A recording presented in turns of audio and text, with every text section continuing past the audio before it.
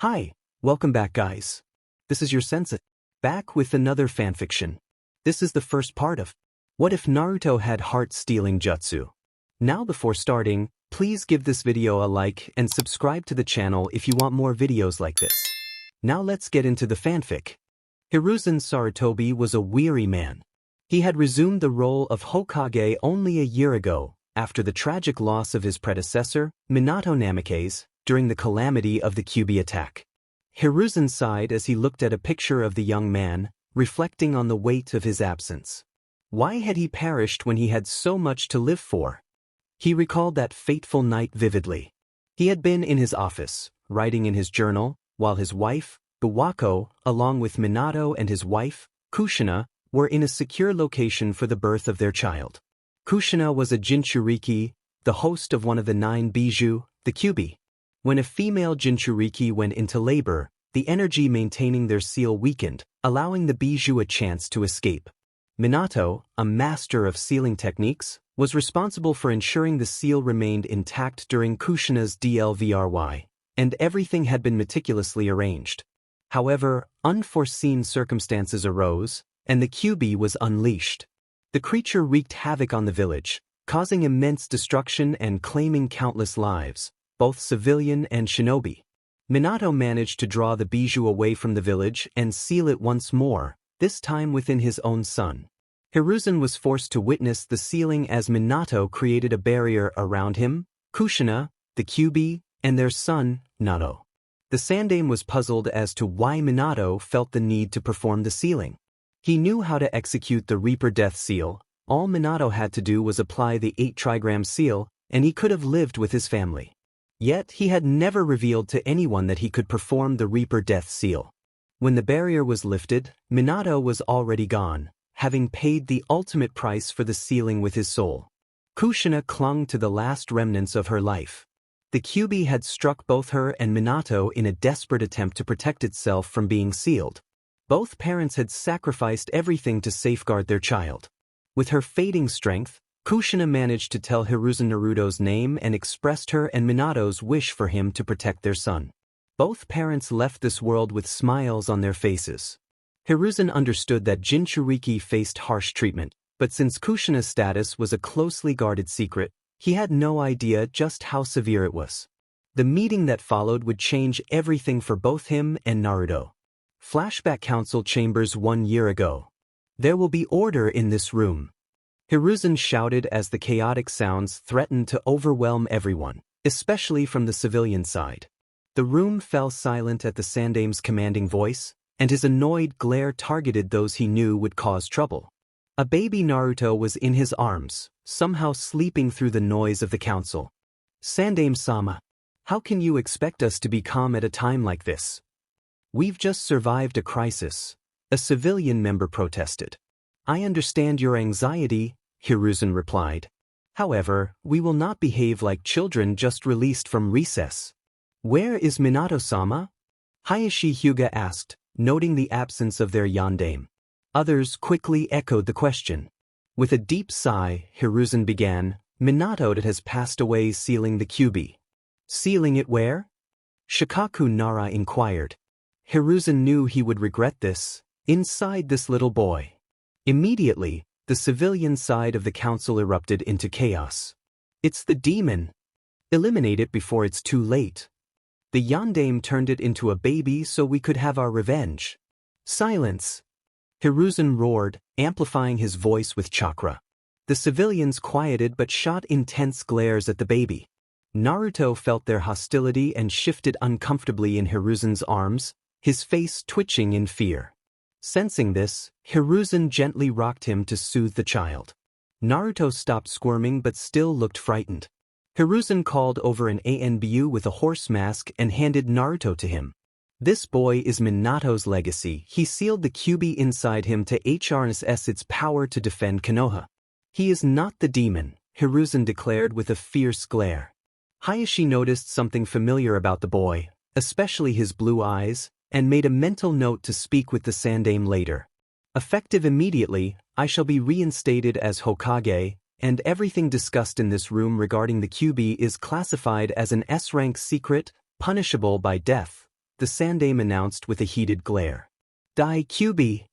While everyone's attention was focused on Hiruzen's declaration, a civilian council member stealthily approached Horse, knocking him down and grabbing Naruto. In a panic, he attempted to harm Naruto, but his trembling hands caused him to miss his mark, leaving a painful cut along Naruto's side. Hiruzen was instantly at the boy's side, using his limited healing knowledge to assist him. Uma swiftly dispatched the councilman, ensuring he could no longer pose a threat. Meanwhile, Naruto cried out in pain, surrounded by a red aura. The civilians began to panic. The demon's going to kill us all. Finish it now, you old fool. Hiruzen barked orders. Bird, evacuate everyone. Hayashi, Shika, Choza, and Inoichi, stay. Rabbit, find me an available medic. Horse, ensure we have no further attacks. Go! The three ANBU sprang into action. Bird ushered the uncooperative civilians out while the clan heads remained silent. Some civilians needed to be threatened with the ANBU's weapons. Rabbit leaped out of the window, racing toward the hospital in search of a medic. Chapter End. Naruto Uzumaki had not lived an easy life. He was largely ignored by the children his age and disliked by most adults. The only ones who showed him kindness were the Hokage and the Ichiraka family, who ran the ramen stand. He never understood why he was so unlikable to so many. He tried to be friendly, but they continued to overlook him. At first, he thought it was because of the strange stitches on his side, but he soon realized it was foolish to judge someone based on that. He learned to hide his sadness, noticing that people seemed to take pleasure in his suffering. So, he wore a big grin with his eyes closed. He kept his eyes shut because he knew that no matter how hard he tried, he couldn't conceal the sadness that would show through. Currently, Naruto was on his way back to the orphanage after spending the day at Ichiraku, enjoying as much ramen as he could without spending all his money. He sneaked back into his room, through a hole before covering it with a small rug. Sighing, he climbed into his rickety bed and closed his. However, before he could drift off to sleep, someone yanked him from his bed. Looking up, he saw the caretaker dragging him by his arm. Hey! Let me go! Naruto cried, struggling, only to receive a sharp blow to the head from the woman. Be quiet, you little troublemaker, she growled, opening the door to the orphanage. She then threw Naruto into the cold winter night. You've overstayed your welcome. Now leave and don't come back. With that, she slammed the door in his face. Naruto sat there in shock, still processing what had just happened. When he realized he had been kicked out of the orphanage, Naruto stood up and began to walk into the dark streets of Konoha. The young Uzumaki kept to the alleyways, knowing it would be unwise to walk out in the open. He wanted to go to Ichiraku's, but he was aware they would be closed at this hour.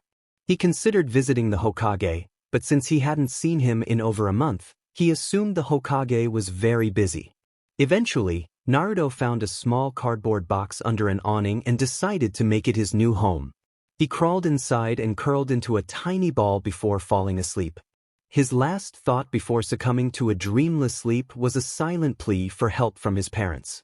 In the Hokage's office, Hiruzen Sarutobi was buried under a mountain of paperwork. Curse this paperwork. Where does it keep coming from? How did Minato manage to finish it so quickly? He thought, trying to complete his task so he could check on Naruto. He hadn't been able to meet with the clan heads since Naruto was just a year old. Those council members on the civilian side are keeping me away from Naruto too much. Hiruzen growled as he finished what he considered the last paper for the evening. He leaned back in his chair, thinking about how lonely Naruto might be. Taking out his crystal ball, he attempted to locate Naruto. First, he looked at the orphanage, but it was surprisingly bare. What? Hiruzen exclaimed as he shifted the view around the orphanage and saw the caretaker throwing all of Naruto's belongings into a bonfire. Hiruzen's heart sank as he desperately searched for Naruto, but the images kept changing to different places in Konoha, and he couldn't find him. This is not good, he said, summoning an Enbyu. Get me Hayashi Hyuga, Shikaku Nara, Choza Akimichi, and Inoichi Yamanaka, Hiruzen ordered. Yes, Hokage-sama, the Enbyu replied before disappearing in a puff of smoke. Several minutes later, the clan heads entered the room, noticing their leader's distress. You called for us, Hokage-sama? Shikaku asked. I wish it were under better circumstances, but I have some grave news, Hiruzen said with a sigh. Naruto's gone missing. The news shocked the clan heads. What happened? Hayashi growled, his concern evident. He had already lost his brother earlier in the year and was determined not to lose his connection to Naruto. I suspect he was kicked out of the orphanage tonight, but I haven't been able to locate him at all, Hiruzen explained. You know Tsunade will be furious when she hears about this, Choza said. Maybe we could blame it on Orochimaru, that might help us, Shikaku suggested, and they shared a brief chuckle before turning serious again. Do you want us to search for him? Choza asked. Hiruzen shook his head. Send your most trusted clan members. It would look too suspicious if you all went out yourselves. We'll leave Tsunade to you, Inoichi said as the clan heads rushed out of the room before Hiruzen could protest. I better start going over my will, Hiruzen thought as he reached into his desk for a scroll.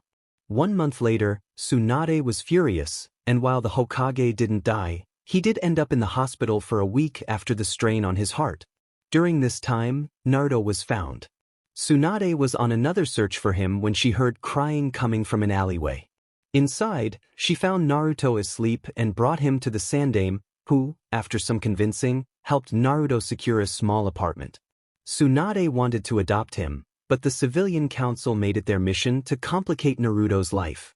Currently, Naruto was asleep in his bedroom. His life had improved somewhat since the Hokage got him his apartment. It wasn't much, but it was more than he had ever had. There were 3 rooms, a bedroom, a kitchen, and a bathroom, all of which he appreciated.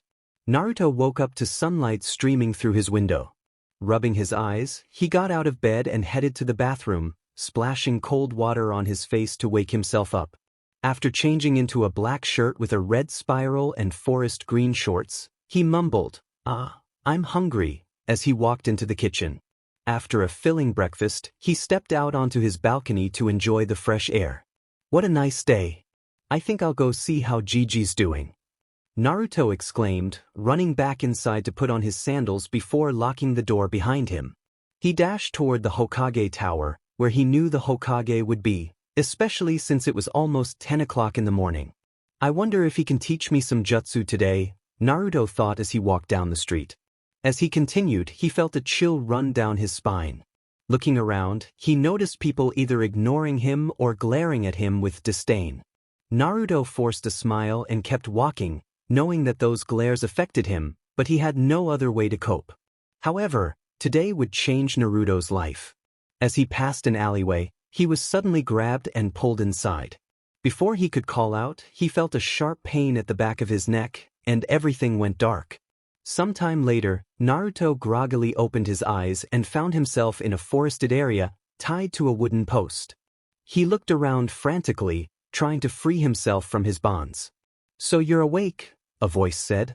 Naruto turned his head to see a young man with black hair and dark eyes. He was dressed in a standard Chunin's attire, blending in with the crowd. What do you want? Naruto asked, a hint of fear creeping into his voice. I want my revenge. You harmed many of my friends, and I will avenge them, the Chunin declared, advancing with a kunai in hand.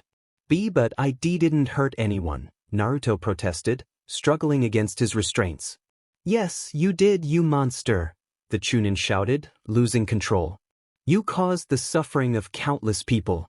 You nearly destroyed the village and its people. I will ensure you never get the chance to do it again. No, please. I'm sorry. Naruto cried, desperation rising within him.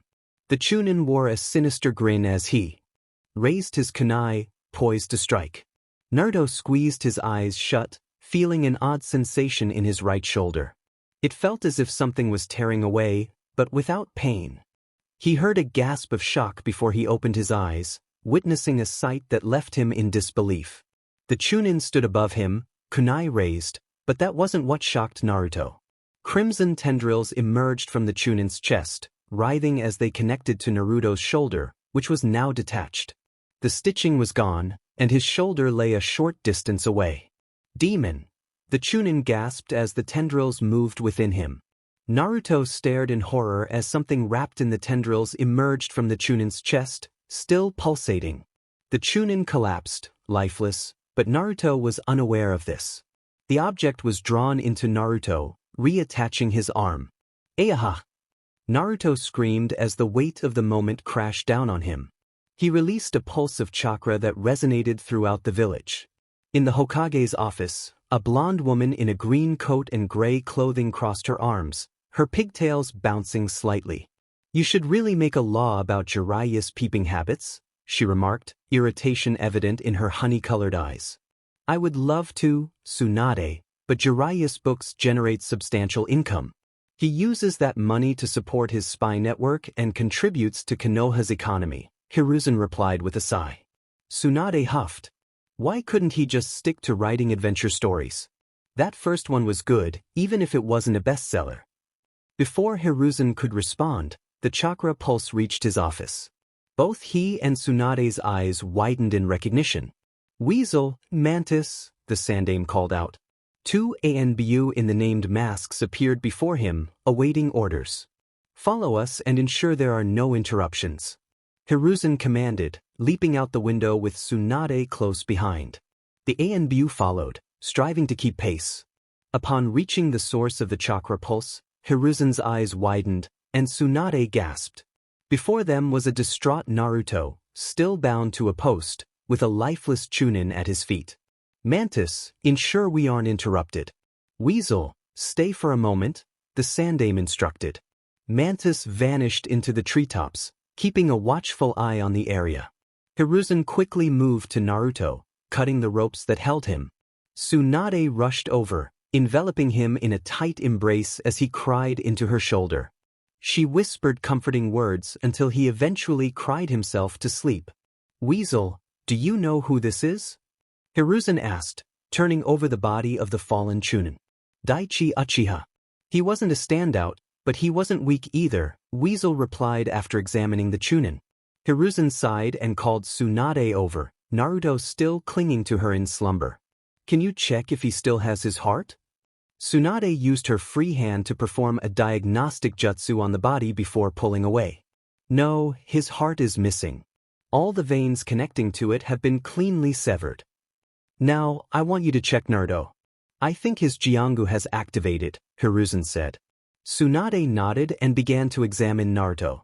After a few minutes, she halted the jutsu and faced the Sandaime. "The threads are moving erratically, trying to relocate the stolen heart to a part of Naruto's body where it will cause minimal discomfort," Tsunade explained. The Sandaime sighed. "Bring him back to my office. Weasel, summon Hayashi Hyuga and Inoichi Yamanaka to my office." "Mantis," he said as the ANBU appeared before him, "if anyone inquires about what happened, tell them a new method for dispelling genjutsu was being tested. Do not speak of the true events here." The ANBU nodded before disappearing. The remaining two then leaped back to the Hokage's office. After a brief wait, Hayashi and Inoichi entered, with Weasel following behind. Weasel closed the door just as Hiruzen activated the privacy seals. Upon seeing Naruto clinging to Tsunade, Hayashi asked, "What happened?" "Daichi Uchiha attempted to harm Naruto after abducting him," Hiruzen began, prompting both clan heads to exude a powerful aura. "Where is that scoundrel? I'll make sure he regrets it," Inoichi exclaimed. Hiruzen shook his head. "He's dead." Naruto's Jiongu activated and took his still-beating heart. Hayashi looked puzzled. Wouldn't his Sharingan have warned him of any attack? "I suspect he didn't have it activated. Daichi only used his Sharingan against opponents he deemed worthy," Weasel explained. "A sleight of luck then," Hayashi remarked. "I assume Naruto is in shock from witnessing the heart being taken?" Inoichi asked. Hiruzen nodded. "Yes, I want you to enter his mind and help him process this. He should never have to endure such trauma at his age." Inoichi nodded, forming a few hand seals before placing his hand on Naruto's forehead and closing his eyes. In Naruto's mindscape, Inoichi opened his eyes to find himself in a dimly lit sewer. "This isn't as bad as I thought it would be," he mused, though the unsettling appearance of Naruto's mind reflected the turmoil within him. His own mind was a serene forest, while his daughter Ino's was a vibrant field of flowers. In contrast, Naruto's mind reflected his loneliness and despair. Inoichi decided to venture deeper into Naruto's consciousness to find him. After what felt like an eternity of walking, he reached a giant cage marked with a piece of paper that bore the kanji for seal. Is this what I think it is? Inoichi wondered as he peered inside, only to be met with a massive red eye that lazily regarded him. You're not my jailer, a booming voice echoed, and Inoichi realized what he was facing. KQB, Inoichi gasped, seeing the bijou fully illuminated behind the bars. He noted that it had only 5 tails and what appeared to be the stump of a 6th. I know what you're wondering, what happened to my tails, right? QB asked, and Inoichi could only nod in confusion. Remember the night I attacked? When your Hokage used that forbidden technique to save the boy, it drew upon my chakra when you and your allies ran out. Let me tell you, I was left with only 2 tails worth of chakra. Why are you being so civil with me? Inoichi inquired. QB snorted and replied, because right now, you're the only one who can ensure that my jailer doesn't become a complete fool. If you want to find him, he's down that hallway. QB pointed a claw in the direction where Naruto's consciousness had retreated. Thank you, Inoichi said as he began walking down the hallway. QB remained silent, watching the Yamanaka as he went to help his Jinchuriki. Inoichi walked down the white corridor until he reached a door. Seeing that it was the only way forward, he opened it and was momentarily blinded by a bright light. When he opened his eyes, he found himself at one of the training grounds. This must be where Naruto was taken before, Inoichi mused, observing the events that unfolded when Naruto was abducted. Suddenly, he was blinded again by a bright light, and he realized the events were repeating endlessly. Having had enough, the Yamanaka had approached Naruto and cut the ropes binding him, halting the memory. Who are you? Naruto stammered, trembling in fear. Inoichi, noticing his fright, knelt down and offered a reassuring smile. My name is Inoichi Yamanaka, and I came into your mind to help you. And me? Naruto was bewildered. This stranger wanted to help him. Most people just despised him for no reason. Yes, I understand that you are feeling very scared right now, Inoichi said gently. IIKK killed someone, Naruto confessed, shaking once more. Inoichi sighed and replied, yes, you did, and it's something you will carry with you. But you must understand, if you hadn't defended yourself, you could have been seriously hurt or worse. Naruto stared at him in shock as Inoichi continued. People never truly get over their first kill, but you have to find a way to move on. Many find hobbies to cope. A person I know is always late to meetings. Do you know why? Naruto shook his head. Because that's how he deals with his problems. I think I understand what you're saying, Naruto said. Inoichi smiled and said, good, now how about we return to the real world? The Hokage is very worried about you, and I know you have questions for him. Naruto nodded, and Inoichi placed his hand on Naruto's forehead, and they both closed their eyes. Sandaime's office. Both male blondes opened their eyes to find themselves back in the Hokage's office. Naruto looked around and saw Hiruzen speaking with the blonde woman who had found him when he was alone, a person with white eyes and a teenager in a mask. We're gone for 5 minutes, and you've already forgotten about us? Inoichi remarked, gaining the attention of everyone in the room. Naruto-kun! Hiruzen exclaimed, appearing next to his surrogate grandson. Hi, Gigi! Naruto said, hugging the old man. After releasing Hiruzen, he noticed the blonde woman, who scooped him up in an enthusiastic embrace. You're all right, the woman exclaimed, nearly squeezing the breath out of him. Breathing. Naruto gasped, his face turning a shade of blue. Realizing her grip was too tight, the woman quickly let go. Naruto took a deep breath, regaining his composure. Hi, pretty lady. I'm sorry I don't know your name, Naruto said cheerfully. Tsunade chuckled and replied, my name's Tsunade. Don't you remember me? I was the one who found you when you were living in the alleyway. Naruto scrunched his face in thought for a moment before saying, I think I remember you. You look familiar.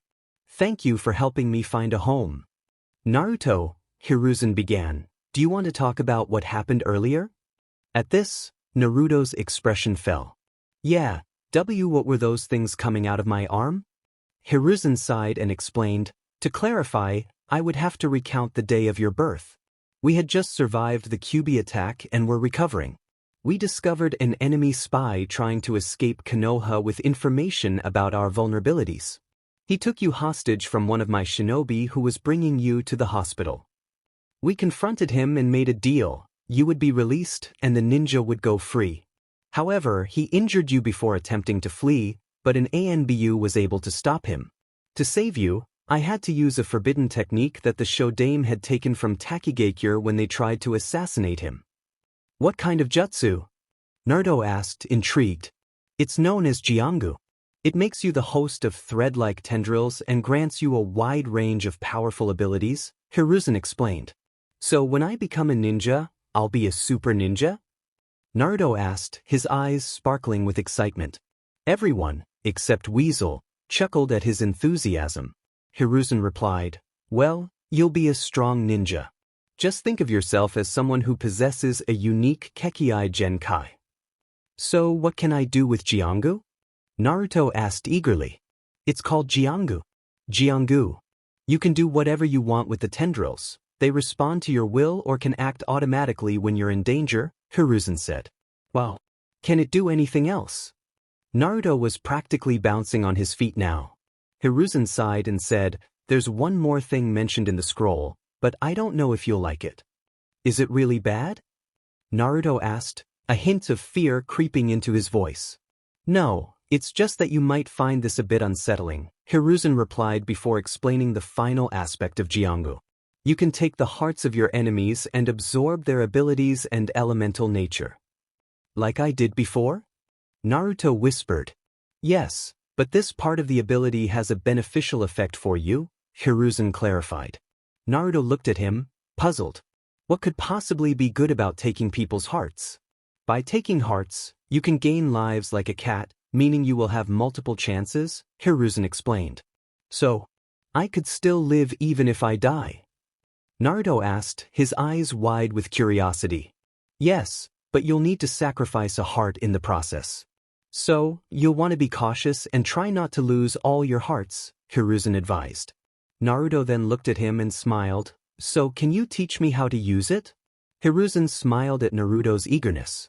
Of course, that was my intention after sharing this with you. And these people in the room will assist you today. Naruto turned and noticed Hayashi watching him. He jumped behind Tsunade and exclaimed, it's another man with those scary white eyes. Another, was the thought that crossed the minds of most occupants in the room. Naruto, when did you see someone with scary white eyes? Hiruzen asked, sending an apologetic glance at Hayashi, who waved it off. It was when I went to the park last week, Naruto began. Ayane-chan was sick, so Ichiraku's was closed for the day. I turned the corner and bumped into a man with those eyes. He demanded that I apologize, and when I said he was the one who bumped me, he poked me in the arm and I couldn't move it. I went to yell at him and his eyes got really big and he glared at me before I ran back home. Well, it seems Naruto didn't have a pleasant first encounter with the Hyuga clan, Inoichi remarked. Hayashi sighed and knelt down to Naruto's level. I hold no ill will against you, Uzumaki-sen. I understand that some members of my clan can be difficult at times. I will address the issue once I find out who it was that confronted you. Naruto stared at Hayashi for a moment before asking, okay, but how are you going to help me with my Jiongu? My clan possesses a Kekkai Genkai called the Byakugan. It allows us to see a person's chakra network and observe far away and through objects, Hayashi explained. What about him? Naruto asked, pointing at Weasel. You may remove your mask, the Sandaime instructed. Weasel reached up and took off his mask, revealing himself to the group. He had dark eyes like Daichi and lines running down the bridge of his nose. This is Itachi Uchiha, a prodigy of the Uchiha clan, Hiruzen introduced. So he's going to use his Sharingan? Tsunade asked. What's that? Naruto inquired, intrigued.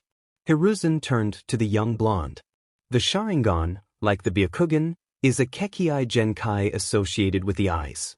It allows the user to see chakra, cast powerful illusions, and predict someone's movements. A notable feature of the Sharingan is its ability to copy any ninjutsu it sees, as long as it isn't linked to another Kekkei Genkai. That sounds almost as cool as Jiongu, Naruto exclaimed. Almost. Itachi raised an eyebrow. Well, if I took the heart of someone with a jutsu you can't copy, that would make me better than you, right? Naruto asked. Everyone was taken aback. He had figured out the one thing he could do that the Sharingan couldn't. Itachi chuckled. Yes, that would make you better than me. Now let's get started.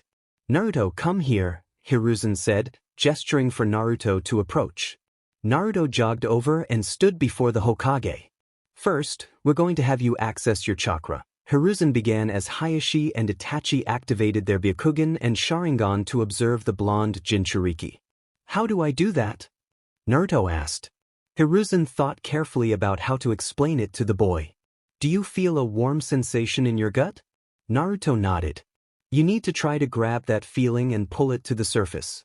It helps if you form this seal. He demonstrated the ram seal. After correcting his mistakes in forming the seal, Naruto attempted to draw out his chakra. He felt that warm sensation as the Hokage described and tried to pull it to the surface.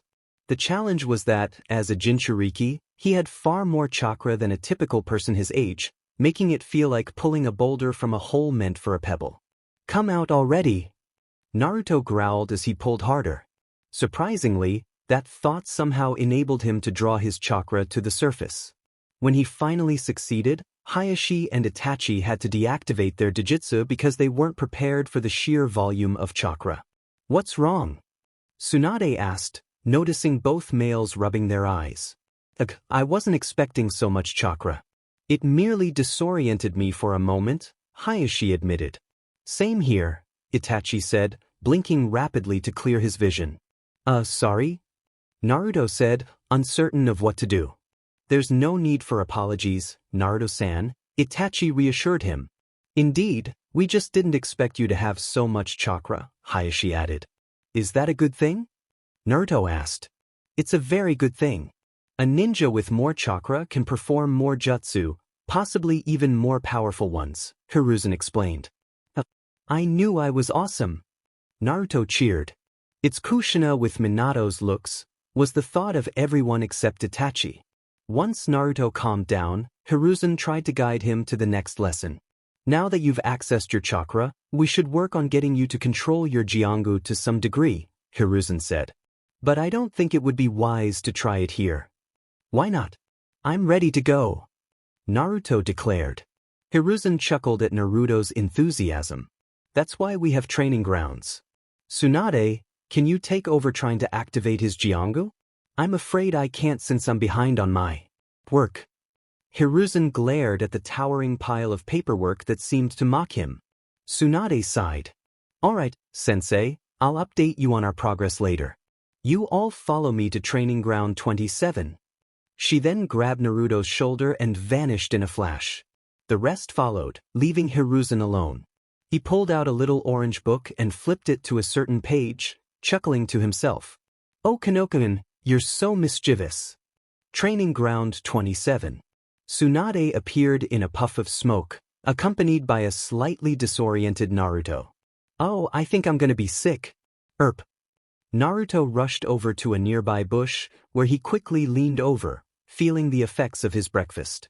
Tsunade's sweat dropped, thinking, maybe I should have just jumped here instead. You alright, Gaki? Why yeah, that was just uncomfortable, Naruto replied, leaning against a tree for support. I remember when Jiraiya-sensei taught us the Shunshin. Minato was the only one who managed to keep his lunch down the longest, Hayashi remarked as he and the others joined Tsunade. So how am I gonna do this? Naruto asked as he began to recover. Well, Tsunade started, pulling out a small scroll and reading from it. First, you need to gain control of the tendrils within you. Just close your eyes and try to feel them as they move throughout your body. Naruto followed her instructions, concentrating for a few minutes before opening his eyes in frustration. I can't feel anything. It's just not there, he complained. Try fluctuating your chakra. Itachi suggested, activating his Sharingan. Naruto gave him a puzzled look, not quite understanding. Realizing his mistake, Itachi clarified, "What I mean is, make your chakra move around wildly to try and get a reaction from the Jiongu." Naruto nodded and closed his eyes again, this time making his chakra move in an erratic manner. He soon felt it start to shift to his right forearm. His arm felt a little numb, and he heard a few gasps. When he opened his eyes, he was amazed to see several tendrils moving in and out of his forearm without leaving any marks. "Awesome!" Naruto shouted, thrilled with his progress. "I didn't expect him to do it so quickly," Inoichi said. "He's just like Minato, able to grasp any technique in just a few tries," Hayashi thought, watching Naruto make his tendrils dance through the air, forming shapes and animals. "I think I've got the hang of this," Naruto exclaimed. "Well, you can use what Sensei wrote down as the basic control," Tsunade said, continuing to read from the scroll. "When you have better control and are a little older, you can start on the more complicated techniques." "Ah, I want to work on it now," Naruto whined. Yet he has Kushina's spirit. Always eager to tackle the tough stuff right away, Hayashi thought, chuckling to himself. "I think you've done enough for today. How about I treat you to some ramen?" Tsunade said, knowing those were the magic words. "Ramen?" Naruto yelled, clinging to Tsunade's leg. "To Ichiraku's." "All right, just get off," Tsunade exclaimed. Now Naruto was beginning his training with the Jiongu, and he had acquired his first heart. Since it was an Uchiha, I think it's safe to say what element it was. If you need me to tell you, then you're not a true Naruto fan. Shame on you. As for Tsunade, this is my story, so I decided to have her and Shizen return to the village earlier, even though we haven't seen Shizen yet. I thought it would make things a lot more interesting in the future. The next chapter will include a short time skip of about a year, and we will introduce everyone's favorite character. Light-on, me. What are you doing here? You're supposed to be reviewing your script for KI. We have a chapter coming up. Later on, I thought I should come over and see how everything's going. Get back to your own studio. We're busy making the next script. Sorry about that. Anyway, as I said, everyone's favorite character is coming next chapter. Hinata. Yes, the Hyuga heiress will make her formal appearance in this story. So be patient. Please review. Kano, 5 years after Kyuubi attack. Naruto sighed as he leaned against the tree he was using as a target. The bark was marked with slash marks and punctures, just like many other trees in the area. He was working hard to master his Jiongu and was developing new ways to fight with it. He had created several new attacks, especially utilizing his new ability. He recalled when the Hokage helped him learn this new aspect of the Jiongu. Flashback, 3 months ago. "Ah, Naru-kun, I was expecting you," Hiruzen said as he saw the blonde walk in. "You were?" Naruto asked, surprised. Hiruzen smiled and replied, "Yes, I was wondering if you would like to learn another ability of the Jiongu." "Don't you know me by now, Gigi?" "Of course I want to learn a new ability," Naruto exclaimed, practically bouncing with excitement. Hiruzen chuckled and said, "Excellent, we'll leave for my personal training area in a few minutes." "But why don't we just go now?" Naruto asked eagerly. "I've been signing a lot of papers today, and my hands are a little numb. I would like to have some feeling in them before we start training," Hiruzen said, glancing at the pile of finished paperwork. "Okay, there was something I had to tell you anyway," Naruto said as he took a seat. "What is it?"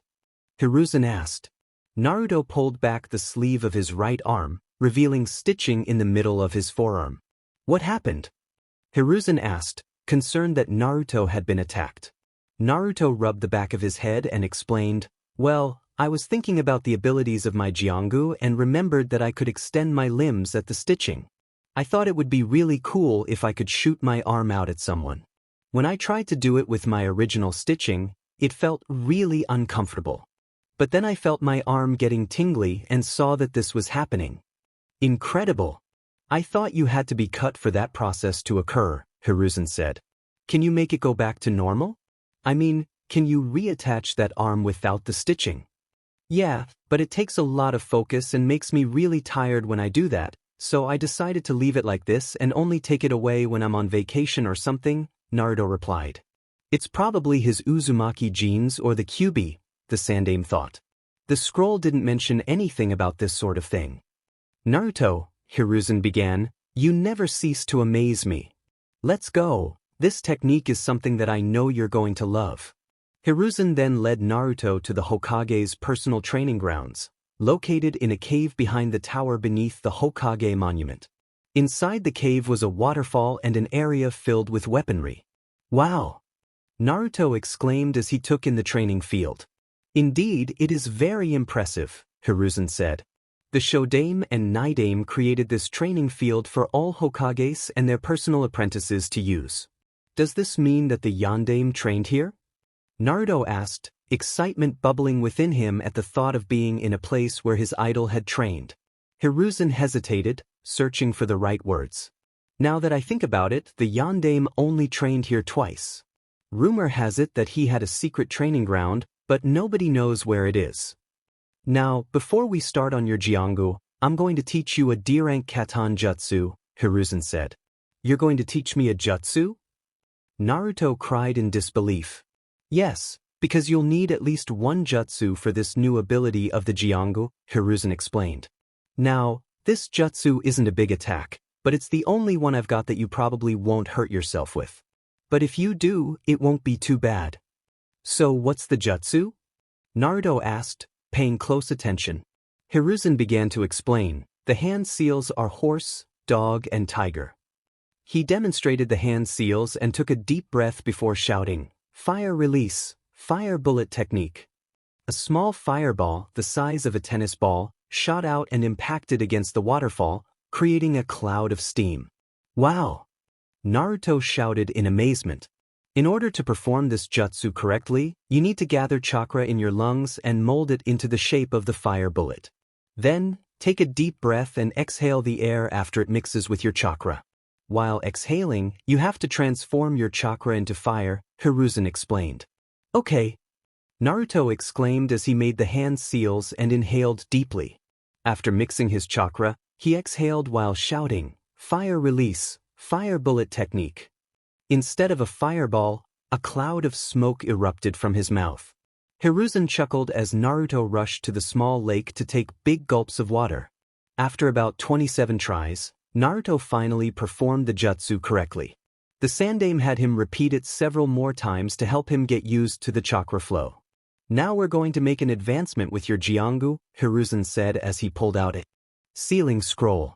So what am I going to learn? Naruto asked eagerly. Hiruzen chuckled at his enthusiasm. You're going to use the Jiongu to make your hearts fight for you. Huh. Naruto didn't quite understand. The Sandaime sighed and clarified, you can make the threads come out and create a body for the heart you stole to fight alongside you. I still don't get it, Naruto said, scratching the side of his head. Hiruzen tried a different approach. Detach your arm and let a bunch of threads come out. Naruto followed the instruction, and a fair amount of threads emerged, forming a sphere the size of Hiruzen's hat. Now, can you feel your second heart? Naruto nodded. Try to move it into that sphere. Naruto closed his eyes and concentrated. He felt the heart within his body and willed the threads to guide it. He sensed the heart as it traveled up his arm toward where it had detached. When he opened his eyes, he saw the heart, still covered in crimson threads, being absorbed by the sphere. The sphere shuddered as it began to detach from Naruto, falling to the floor in a quivering mass. Did I do something wrong? Naruto asked, worry creeping into his voice. No, what you need to do now is place your hand on the threads and guide the heart into a mask after I place it on the threads. I'll explain afterwards, Hiruzen instructed. Naruto nodded and waited for the Hokage to retrieve the mask. Hiruzen opened the scroll and channeled chakra into it, causing a mask to pop out. It was a fox mask with red markings and a movable jaw filled with sharp teeth. Hiruzen placed the mask on the mass of threads, and Naruto positioned his hand next to it. He directed the heart into the mask and removed his hand once he felt the process was complete. Now you should have the threads take the shape of whatever animal you want, Hiruzen said. Though, you should have it take the shape of a fox since that's the mask we used. Naruto nodded again and focused. The threads began to squirm before they started to take shape. After a few moments, a mass of crimson threads formed into the shape of a nine-tailed fox, complete with curved rabbit-like ears and the fox mask placed on it moments before. Wow! I didn't know I could do that. Naruto exclaimed as he watched the construct stand there like a statue. It's a special ability that the Jiongu is capable of, Hiruzen began. You can animate the threads that your stolen hearts reside in so they can assist you in battle. However, it can only use the element of the heart that is inside it. This just makes me even more awesome, Naruto shouted as he ran around his new construct. Though I have to ask, why make it look like the Kyuubi? Hiruzen asked, a hint of concern in his voice. Simple, I want it to look scary. That way my enemies will be too busy being afraid, and I'll be able to beat them. Naruto replied confidently. Hiruzen sighed. He should have known that was the reason. Naruto had learned to perform his jutsu through his construct, though it was challenging. He failed many times before finally getting the technique to work correctly. He currently had the mask stitched to his back, with a long line leading to his right shoulder. Of course, he had to undergo a small wardrobe change because of his new additions. Thankfully, Hiruzen had his personal tailor create new clothes for him. He now wore a specially made vest that left his back bare, allowing his mask creature to emerge quickly. The vest was black with a red swirl on his chest and dark orange flames at the bottom. To cover the mask and stitching, he wore a black trench coat with a belt tied at the waist. He completed the look with black ninja pants and Anbu shin guards, along with his blue sandals. Deciding to take a walk through the forest, Naruto enjoyed the relaxing breeze. As he walked, he noticed some figures in the distance. As he crept closer, he could hear their conversation. So you're a member of the Hyuga clan? A male voice said. Naruto approached cautiously and saw 3 boys about 2 years older than him surrounding a little girl his age. He couldn't see her clearly, but she appeared to have dark blue hair and was dressed in formal robes. Weiss I am, a soft, timid voice replied, likely the girl's. Oh, do you think we're not worthy of your attention? A second boy taunted. And no, I didn't say it. The girl trailed off. Hey guys, let's show her that we're better than her stuck-up clan, the first boy suggested. Yeah, the others agreed. The next thing Naruto knew, they were pushing the small girl around. Stop it, she cried, but her pleas went unheard. That's enough, Naruto said as he stepped into the clearing. The boys stopped their bullying and let the girl fall to the ground. She looked up to see her savior, but Naruto was focused on the bullies for now. Hey, this is the kid my parents said to stay away from, the third bully said. Yeah, mine said he was a demon in disguise, the first one whispered. Demon? But he looks like a regular person, the girl thought as she stared at Naruto. If you have to pick on someone younger than you, then you're really pathetic, Naruto said. This angered the boys, and the leader stepped forward. Come on guys, there's one of him and 3 of us. We can take him. Yeah. You're right. The 3 of them charged at Naruto. Naruto sighed and said, just because there are more of you doesn't mean you'll win. Then he got to work. He grabbed the fist of the first bully that came flying toward him and threw him over his shoulder. He sidestepped the second bully and tripped him before ducking under the third one's punch and elbowing him in the gut, causing him to double over. You're outclassed, get out of here, Naruto said, glaring at them. If I see you bullying anyone else again, we'll have problems. With that, the 3 bullies scrambled to their feet and ran away. Naruto turned to the girl, who was watching him in awe. Are you okay? Naruto asked, his cold demeanor softening to reveal a caring expression. Now that he was sure the bullies had left, he could see her clearly.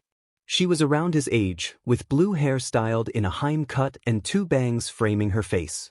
Her lavender eyes reminded Naruto of the moon. Weiss, the girl squeaked, blushing as she snapped out of her stupor. Naruto raised an eyebrow at her reaction before shaking his head and extending a hand. Let me help you up, Naruto said. Oh, thank you, the girl replied as she took his hand, and he gently pulled her up. She dusted off her robes before bowing to him. Thank you for saving me, she said. Naruto waved her off.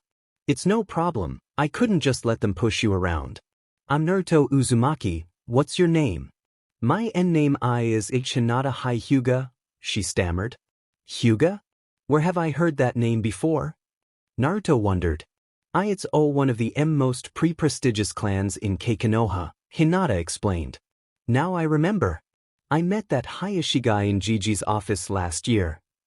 Naruto realized. You met Tusama? Hinata asked, surprised. That was your dad? Wow, small world, Naruto said. I guess so, Hinata replied. Hey, Naruto began, do you want to be my friend? Weiss, I would love to be your friend, Naruto-san, Hinata said with a small smile and blush. Don't call me Sandash, it makes me feel old, Naruto said. Hinata looked down embarrassed. I'm so sorry. Would why you like me to call you Naruto-kun? Yeah, that sounds better. Naruto grinned. Hinata-sama. Get away from him. Just then, a young man with brown hair spiked backward appeared, wearing a black kimono and displaying the bulging eyes of the Byakugan. He approached quickly, and Naruto realized he was outmatched. Seeing the danger, Naruto leapt to his feet and ran away. Kosen, why did you do that?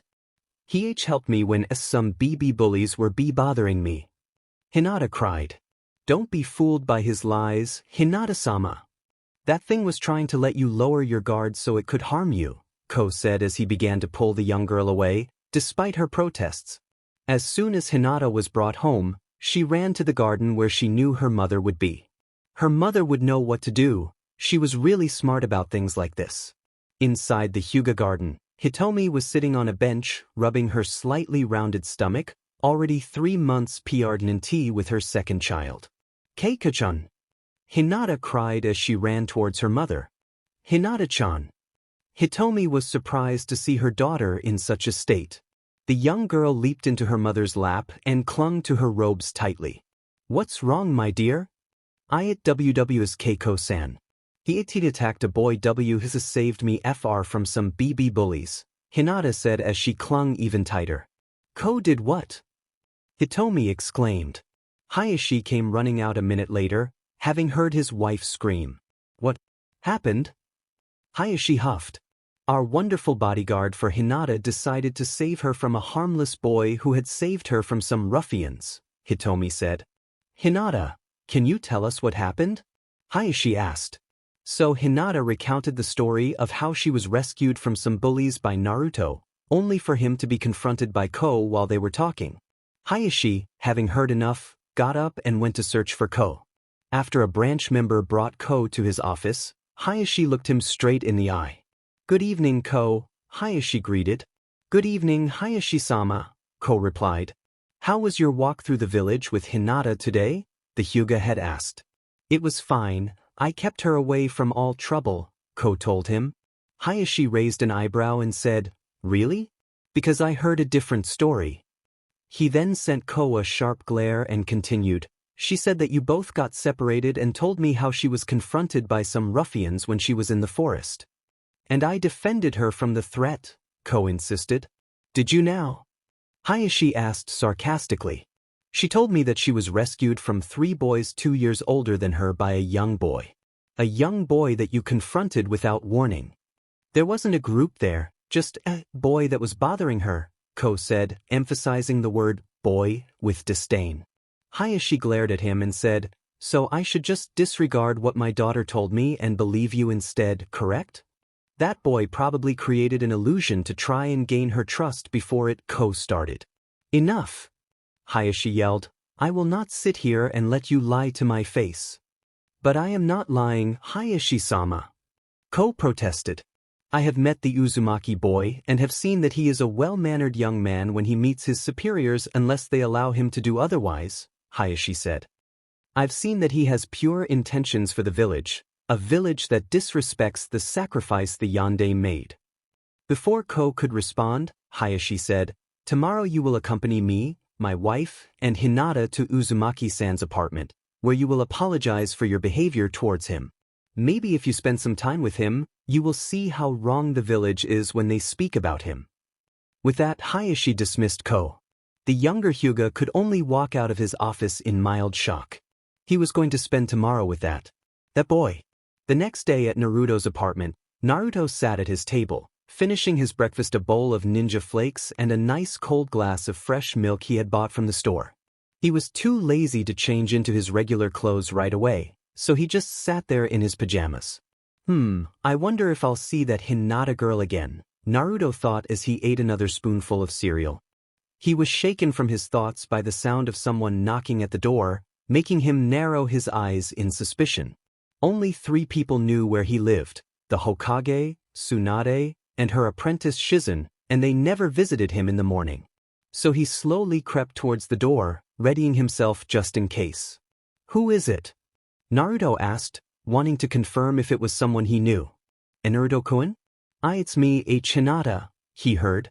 Naruto took a small peek outside through the door and saw that it was indeed the Hyuga girl from yesterday. But behind her were 3 people. He recognized Hayashi and the Hyuga he had met yesterday, but he didn't know who the woman was. Naruto thought that it was Hinata's mother since she had the same hair color as the girl. "Give me a minute," Naruto called out as he rushed back to his room and changed his clothes in record time. After adjusting his trench coat, he returned to the front and opened the door. "Oh, hello again, Hinata-chan, Hayashi-sama, Hyuga team, ma'am," Naruto greeted with a smile. Ko fumed at his new title, but it appeared that nobody else was bothered by it. "You deserve it," Hitomi thought while grinning internally. "Come on in, I was just about to have breakfast," Naruto said as he walked back inside, his guests following him, though Ko was a bit reluctant until Hayashi sent him a look. "Do you guys want anything?" "All I've got is ninja flakes and ramen," Naruto asked as he walked towards his refrigerator. "No, thank you. Naruto-san, we've already had breakfast," Hitomi said. "Oh, okay," Naruto said as he turned around and sat in his chair. "So why did you come over?" "I mean, I'm not the type of person to get so many visitors, especially in the morning." "Ko here has something that he would like to say to you," Hayashi said, giving Ko a look that said, "Be nice or we'll have problems." Ko took a deep breath, unable to believe that he was going to do this. "I am sorry for confronting you yesterday, Uzumaki-san. I thought that you were attacking Hinata-sama, not helping her." Naruto shook his head and said, "It's fine, you were just doing your job, like I was when I saw her being bothered by those jerks." "And what would your job be?" Hitomi asked. "If I'm going to be Hokage one day, I have to make sure that there's no more bullying. It's not a nice thing to do, Dadabayo." Naruto said, "Why you want to be Hokage?" Hinata asked, her eyes wide with admiration. "Yeah. The Hokage is the strongest person in the village, so that's a place for me," Naruto told her. Hayashi thought for a moment before suggesting, "Hinata, why don't you and Naruto take a walk through the village today?" "Are really Tusama?" Hinata asked, surprised that he would allow this. Hayashi nodded and said, "You should take the time to get to know your new friend." Thank you, Tusama." Hinata stammered as she hurried to the front to put on her sandals. Naruto stared at Hayashi for a moment before asking, "Can you lock the door on your way out?" "Of course," Hayashi replied. "Okay," Naruto said as he went to put on his sandals.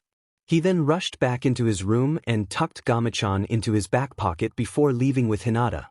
"Ko," Hayashi began, "to help you understand Naruto better, you will follow them and will not interfere unless they are in danger from civilians or drunken shinobi."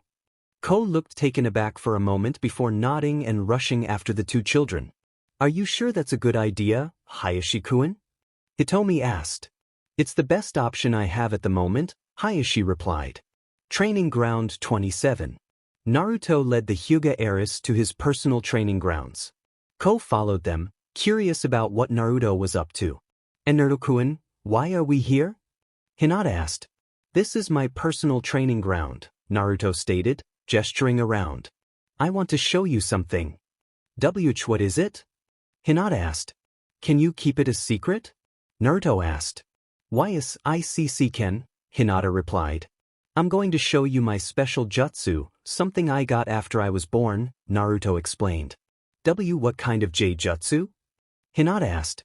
"A kinjutsu," Naruto said, then shared the story the Sandaime had told him when he first discovered the Jiongu. By the end, Hinata was in tears, hugging him and saying that nobody should have to go through that. Can I see it?" Hinata asked. Sure. Naruto replied as he pulled back the sleeve of his right arm, revealing his detachable limb. He then removed his forearm, and Hinata watched in amazement as crimson threads emerged, still connected to the limb. She reached out and took a small amount of the threads into her hands. It's so soft, like silk, Hinata said, fascinated as she examined the material. She giggled as a stray thread danced past her ear, lightly brushing it. What's up? Naruto asked, noticing her laughter.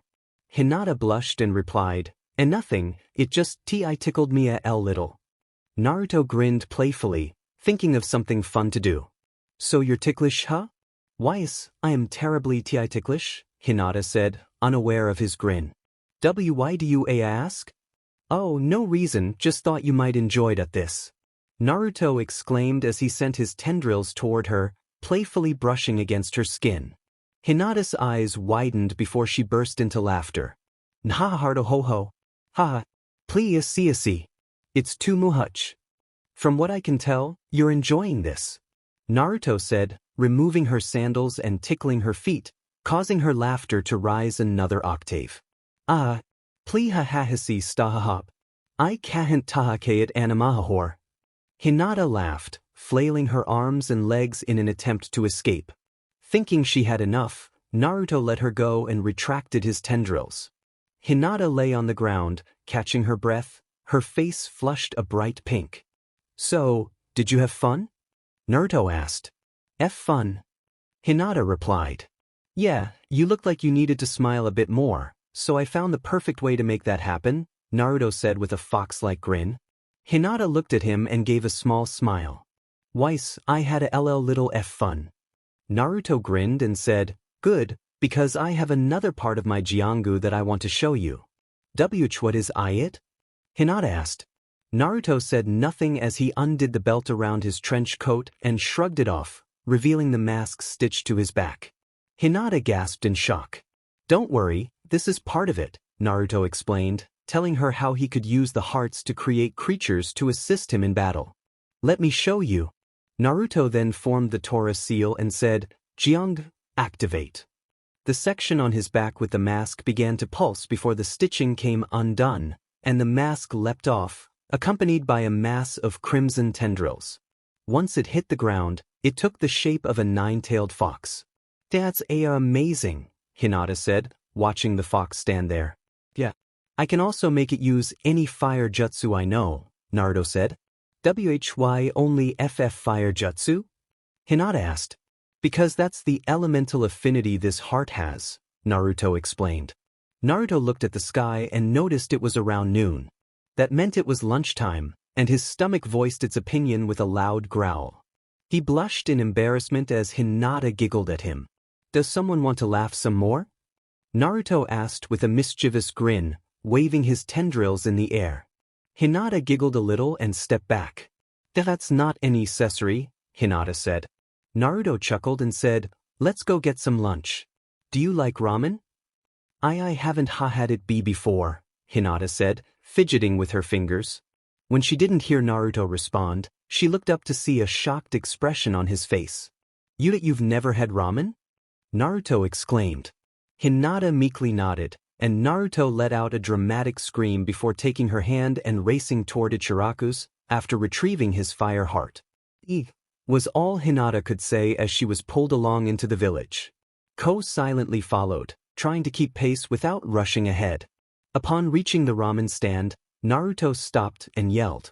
Inside, Old Man Ichiraku. We've got an emergency. Tucci rushed out to see Naruto, panting, with Hinata beside him. What is it? Did the Hokage limit you to only one bowl? Tucci asked, looking alarmed. Worse. Naruto cried. She has never had ramen in her life. Tucci looked at Hinata, astonished. We need a bowl of miso ramen right away. With that, he rushed back into the kitchen, leaving the two kids alone at the booth. After 3 minutes of waiting, Tucci brought out a steaming bowl of ramen and placed it in front of Hinata. She picked up her chopsticks, took a small amount of the noodles into her mouth, and swallowed. Her eyes lit up, and she began to eat more rapidly. This is so delicious. Hinata exclaimed softly. Naruto let out a sigh of relief and said, "Thank Kami, you were really missing out on ramen." I don't think that's a real thing," Hinata replied. "Of course it is. Nobody can survive without ramen," Naruto insisted. "But I haven't eaten ramen and I'm fine," Hinata pointed out. Naruto put on a thoughtful expression and said, "But you can't live without something as delicious as ramen." "Cinnamon buns are delicious to me," Hinata said. "Everyone has their own tastes," Naruto said as he went back to devouring 2 bowls at once. After they finished lunch, Naruto decided to take Hinata back home. She led the way since he had no idea where she lived. Upon reaching the Hyuga compound, the guards kept a watchful eye on Naruto while he and Hinata said their goodbyes. "Hey Hinata," Naruto began, "are you going to join the academy next year?" "Why yes, I'm going to train to become a ninja," the young Hyuga said. "Great. Maybe we'll be in the same class," Naruto said. "I would like that very much," Hinata said as she poked her fingers together. "Well, see you around, Hinata," Naruto said. The young Hyuga walked back into her compound, and Naruto made his way back to his apartment. Ko leapt down from the trees with a thoughtful expression on his face. He entered Hayashi's study, where the man was waiting for him. "I trust that there were no problems?" Hayashi asked. Ko shook his head and said, "No, Hayashi-sama." Hinata-sama seemed to enjoy her time with Uzumaki-san. Hayashi nodded and asked, "Have you seen that the rumors about Naruto-san aren't true?" "Yes, I even saw that he has a unique technique of his own," Ko said. "You must never speak about it until Naruto-san chooses to reveal it to others," Hayashi instructed. "There are people in this village who would do anything to get their hands on him if they knew." "I understand, Hayashi-sama," Ko replied. Naruto had formed a bond with Hinata. She didn't have any feelings for him yet, but that would change in a couple of chapters during their academy years. Naruto jumped out of bed earlier than usual with a big smile on his face. Today was the day he would start attending the academy, a place where he could meet kids his age and hopefully they wouldn't glare at him like the adults did. While he was still friends with Hinata, he wanted to make more friends and expand his social life. Naruto quickly inhaled his breakfast and got dressed in record time. He made sure that his trench coat would hide all his stitches so nobody would ask questions. Before walking out the door, he remembered the conversation he had with the Hokage last week. Flashback Sandaime's office. "You wanted to see me, Gigi?" Naruto asked as he sat down in the chair across from Hiruzen. "Yes, Naruto-kun," Hiruzen confirmed.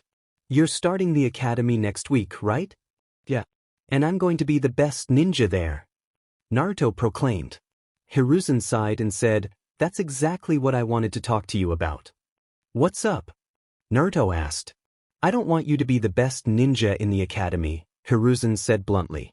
As expected, Naruto exploded. "What? Why shouldn't I be the best? I want everyone to know how awesome I really am." Hiruzen sighed and explained, "That's the thing. If everyone knew how tough you really were, then you wouldn't be a real ninja." Naruto was surprised. "What are you talking about?" "A real ninja hides his skills from his enemies," Hiruzen explained. "A real ninja is deceptive and sneaky, always hiding in the shadows while hunting his prey. If you were to show everyone your abilities, they might find ways to counter them." Naruto thought it over for a moment before saying, "So you want me to be underestimated?" Hiruzen shook his head and said, "I didn't say you should be weak. You should just be an average student. That way, you won't be weak and you won't attract attention to yourself." "Okay, Gigi. I'll make you proud," Naruto said as he got up and left the room. "Besides, if you showed everyone your abilities, I wouldn't be able to protect you." "Not until you become a ninja," Hiruzen thought as he lit his pipe for a smoke. Flashback end. Naruto shook his head and returned to reality as he looked at the clock. He saw that he had a little over an hour to get there. So he tightened the belt on his trench coat and grabbed his aviator goggles. They were a gift from Hinata as a thank you for saving her from bullies months ago.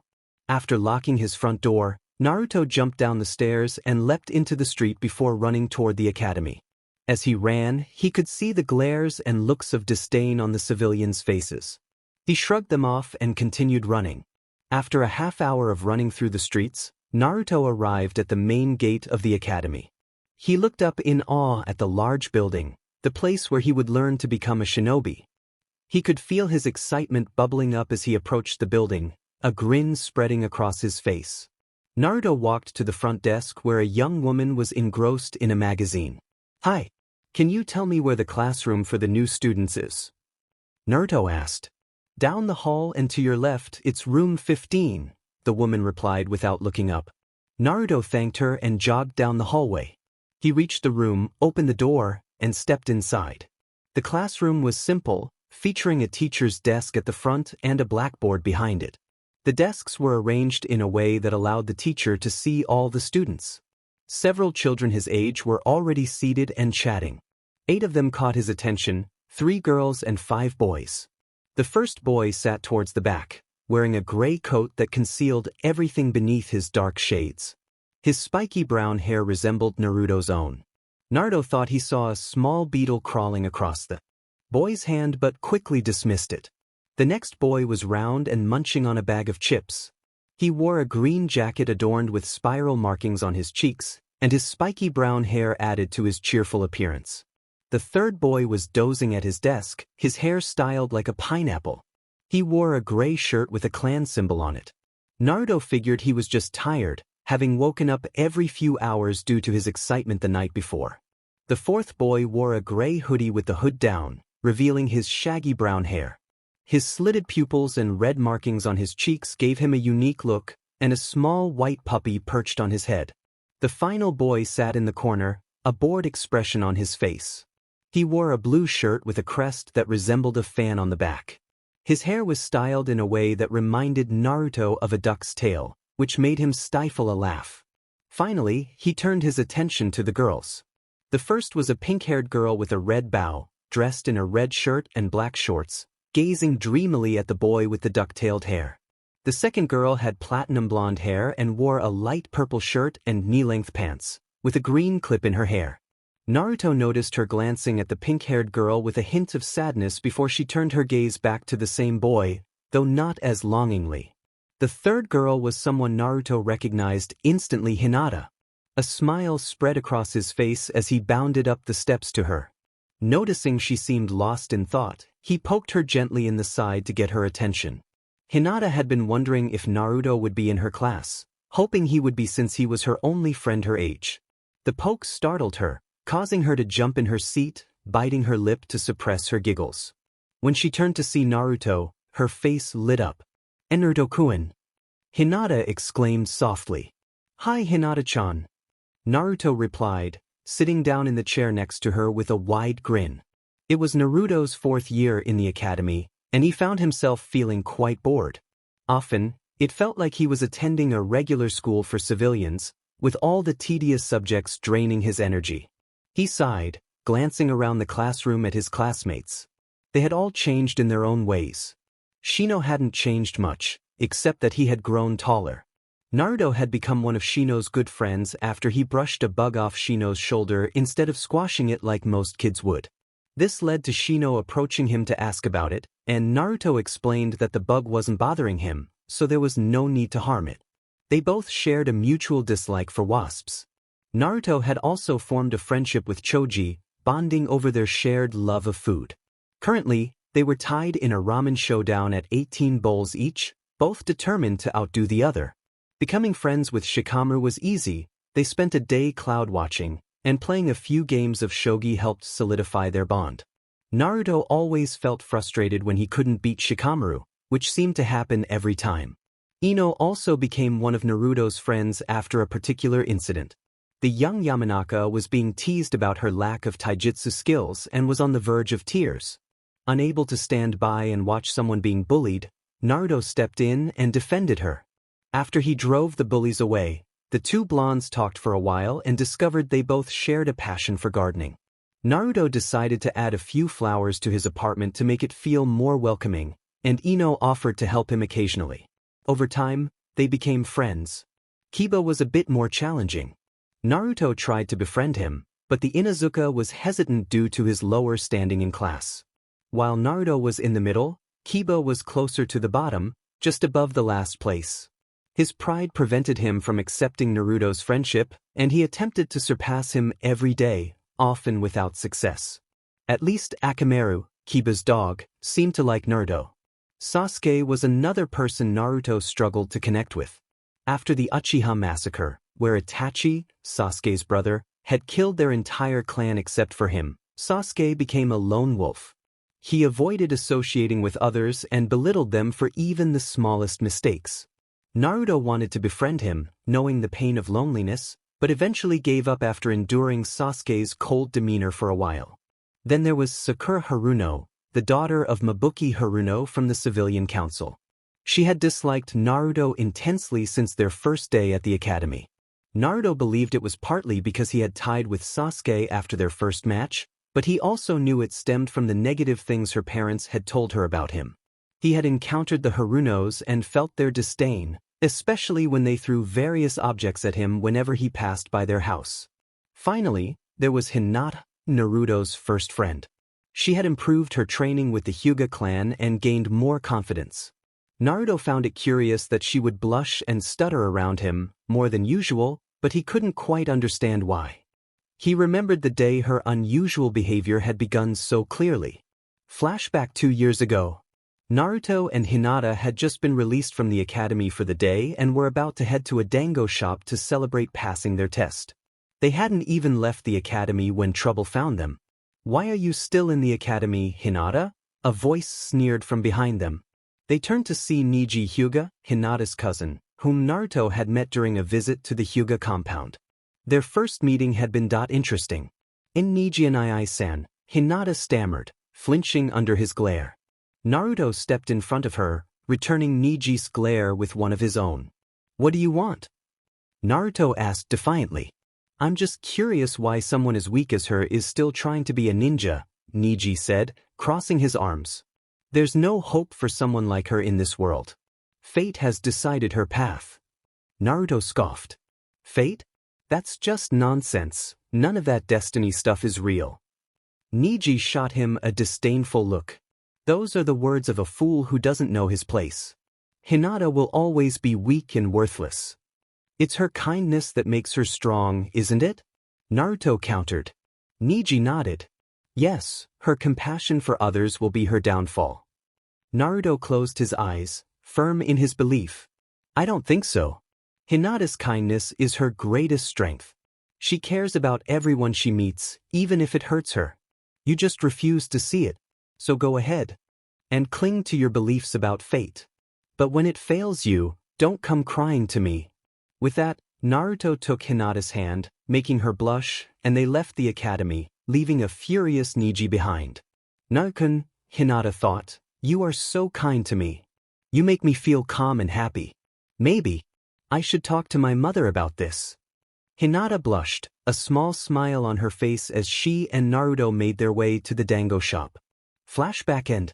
Naruto was pulled from his thoughts when Irika and Mizuki walked into the classroom, both sporting a few faded bruises and shallow cuts. "Irika-sensei, what happened to you too?" Naruto asked. Irika smiled, rubbing the back of his head. "Well, Mizuki and I had a little spar yesterday, and we may have gone a bit overboard."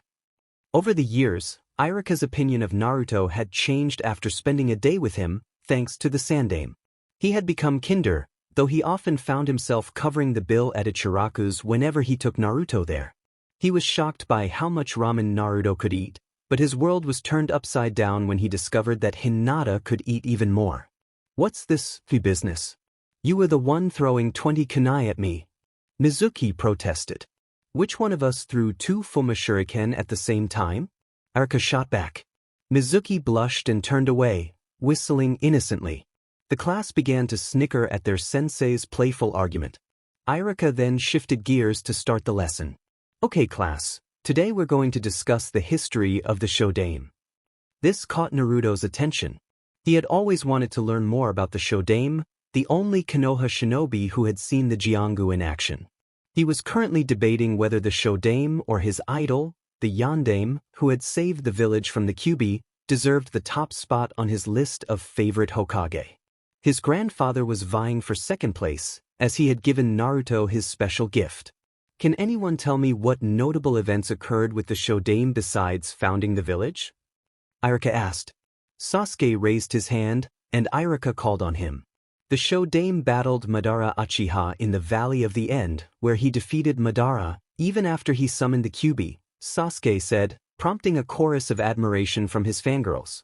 Correct. Now, can anyone tell me what else the Shodaime did? Irika continued. This time, Naruto raised his hand.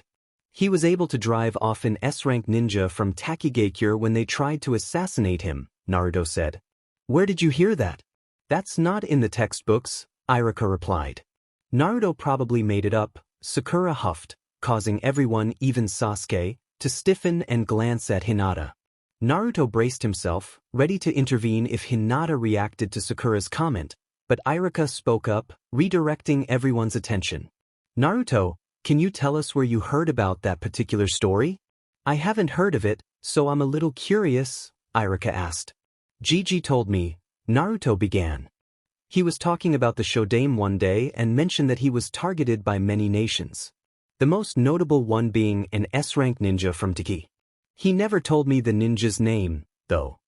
Okay class, I'll go and ask the Hokage about it and tell you all tomorrow, Irika informed them. Later at the Hyuga compound. The academy had let out for the day, and Naruto and Hinata were walking to the Hyuga compound. Hinata's family had invited Naruto over for dinner, and even though he had initially refused, Hitomi wouldn't take no for an answer. Both kids entered the compound, greeted the guards, and headed for the garden where they knew Hitomi would be. True to their thoughts, Hitomi was relaxing in the garden with baby Hanabi in her lap. There had been a big scare when Hanabi was born. Hitomi had lost too much blood and was on the verge of collapse. But thanks to Tsunade's efforts, she had pulled through. She had to take it easy for a while, but she was currently in good health. Hello Kuchan, Hanabi-chan, Hinata greeted. Hina. Nato. Hanabi waved at the two. Naruto sighed. He would never be able to get her to learn to pronounce his name correctly. Hello Hinata-chan, Naruto-kun, Hitomi said as she stood up. Learn my name. Naruto exclaimed at Hanabi, who giggled in response. Nato, she giggled, causing Hinata and Hitomi to laugh as well. Naruto hung his head, feeling a cloud of gloom settle over him. Come on, Nato-kun, why don't you tell us about your day? Hitomi teased. Naruto looked at her in horror while Hinata fell to the floor laughing. Would you like to be called Nato-kun, or Five-Fish-Cake-kun? Hinata asked, trying to hold back her laughter. Not you too, Hinata-chan. Naruto wailed. The women couldn't contain themselves any longer and fell to the ground laughing. Something amusing happen? Hayashi asked as he was drawn outside by the laughter. Tell them to stop making fun of me. Naruto pleaded. Hayashi smirked and said, Now ladies, it's not nice to make fun of Naruto-san's name. All of the women stared at him while Naruto grinned in triumph. Without inviting me to witness it happening, Hayashi finished. Naruto stared at him in shock while the females erupted into laughter again. After everyone recovered, they looked around to see Naruto sulking by a shrub. Sorry Naruto-kun, Hinata said as she noticed the depressed blonde. It's fine, Hinata-chan, Naruto told her as he stood up. I was just playing around with you all. Hayashi sighed and said, I should have known. That prankster side of yours is getting more mischievous each day. What can I say? Pranking is fun. Naruto exclaimed with a large grin. As long as you don't prank my family, meaning me, my wife and daughters, then I give you free rein, Hayashi said. Naruto smiled at him, a mischievous glint in his eye. Next day, Naruto slid into his desk with Hinata on his right, Shikamaru and Choji behind him, and Shino and Ino in front. He had managed to get Shino to become a little more social with the group. It wasn't much, but progress is progress. He also helped Ino overcome her fear of the Aburame, as long as his bugs didn't crawl onto her without her permission. So, Irika-sensei, did Gigi tell you about the Taki shinobi? Naruto asked when Irika and Mizuki walked in. Yes, he did, Irika replied. I must say, you helped me get a good history lesson, Naruto. Irika smiled at the blonde, who pumped his fist into the air in triumph. What did Hokage-sama tell you about that guy anyway? Choji asked while munching on a bag of chips.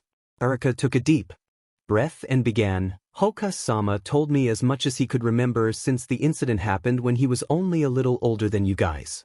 Takigakure had sent an S-rank ninja to assassinate the Shodaime, one who could use the 5 basic elements of ninjutsu tirelessly. The Shodaime defeated him easily and demanded compensation from Taki. Wow, who knew that the Shodaime was such a popular guy? Ino commented. Well, he did create the first hidden village and help establish the basics for the shinobi system, Shikamaru pointed out. Irika nodded and said, very good, Shikamaru. Seems like you've been studying well. Not really, I just remember that particular sentence from one of your boring lectures, Shikamaru said, earning a few laughs from the class. Okay, all of you be quiet, Mizuki ordered, getting everyone to settle down. Now let's get started on today's lesson. What did we have planned again? We're supposed to go over the history of the Senju clan, Irika said as he dug through his desk and pulled out a textbook. Isn't that the clan where the first 2 Hokages come from? Naruto asked. Irika nodded and said, yes, the Senju clan was one of the 2 clans that helped create the village along with the Uchiha clan. So the class spent the rest of the day going over Konoha's history before breaking for lunch and doing shuriken training. Training Ground 27. Naruto had just gotten out of the academy and was currently entering his private training area. He would have gone with Hinata again, but this was one of 3 days he had dedicated to training with the Jiongu. As he entered the training area, he saw that someone else was there. Irika-sensei? What are you doing here? Naruto asked.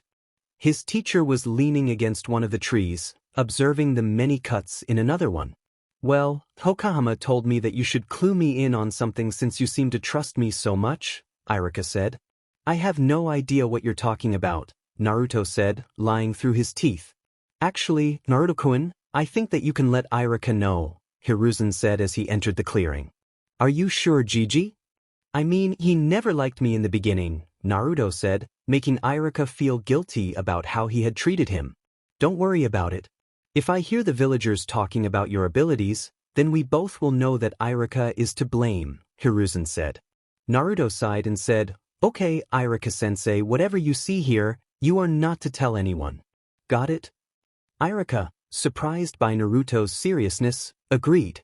Naruto sighed and shrugged off his trench coat, revealing the stitches on both of his forearms and the one that ran down his arm. Irika was shocked, especially when he noticed the mask attached to Naruto's back. What happened to you? Irika exclaimed. Nothing, Naruto replied. This is something that I've had since I was born. He then recounted the story that the Sandaime had told him, causing Irika to look at the Hokage in confusion. The aged leader simply sent Irika a look that indicated he would explain later. So what is this? Irika asked, motioning to the stitches. Naruto grinned and held out his arm. Irika watched in amazement as crimson threads emerged from Naruto's skin and began to wiggle in the air. Naruto then launched his arm at a tree and plucked an apple from a branch. Remember the Taki ninja that attacked the Shodaime? Naruto asked. Irika nodded, so he continued. This was the special ability that he had. But Hokage-sama told me that he was only able to use all 5 elements, Irika pointed out. I did, but that was one of the abilities granted to him by this special power, Hiruzen explained. What do you mean? Irika asked. I can take the hearts of my enemies and use their elemental affinities, Naruto said. But I can only use their primary affinity according to the scroll. That's a little creepy, Irika said. Hiruzen chuckled. Just wait for the next part. You'll probably be in shock. Irika looked at the Sandaime before turning back to Naruto. The boy had placed his hands in the Torah seal and began to concentrate. Jiongu, activate. Naruto shouted as the mask on his back began to move, pulling the skin with it. The stitching along Naruto's back opened up, and his fire heart emerged, transforming into its 9-tailed fox form. Irika felt a surge of panic, but a quick reassuring glance from Hiruzen helped him stay calm. Is this another ability of the Jiongu? Irika asked. Up. I can create bodies for the hearts I get with my threads. Isn't that awesome? Databeo. Naruto exclaimed with a grin. This is a really interesting ability. But can it help you with making a bunshin? Arika asked with a smirk.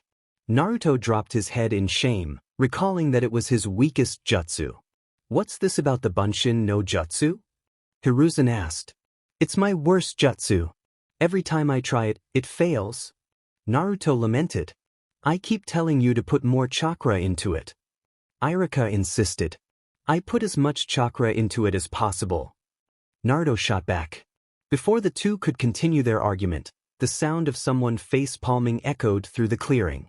They looked over to see the Hokage with a red handprint on his face, looking at them with annoyance. Naruto, instead of trying to put all your chakra into just one clone, try to make many clones, Hiruzen advised. Aim for at least 20.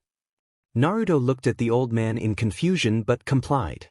He began to focus his chakra as he was supposed to when making clones, but instead of trying to create just one, he concentrated on making at least 20. Bunshin no Jutsu. Naruto shouted as the small clearing was enveloped in a large cloud of white smoke. After a lot of coughing and hacking from everyone who inhaled it, they opened their eyes and gasped in shock. The field was filled with Naruto bunshins. There were bunshins in the trees, hanging off branches, and even bunshins standing on top of one another. As I thought, Hiruzen muttered. But how? He can't even make one. Arika exclaimed. Hiruzen sighed. The answer's simple. Naruto has more chakra than half the village. So when you kept telling him to put more chakra into the jutsu, you were unintentionally making him overload it. I knew I was awesome.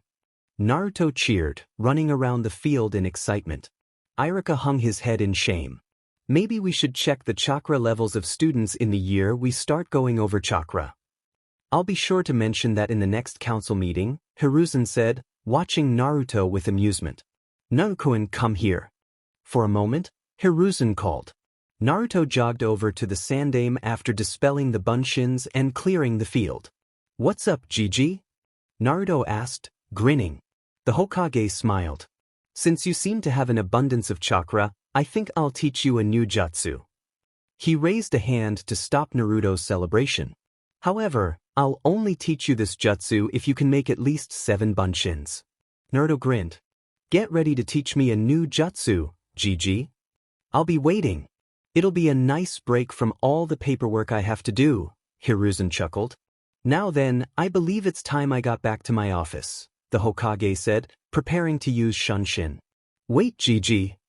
Naruto called, stopping him. Is something wrong? Arika asked, watching the blonde with concern.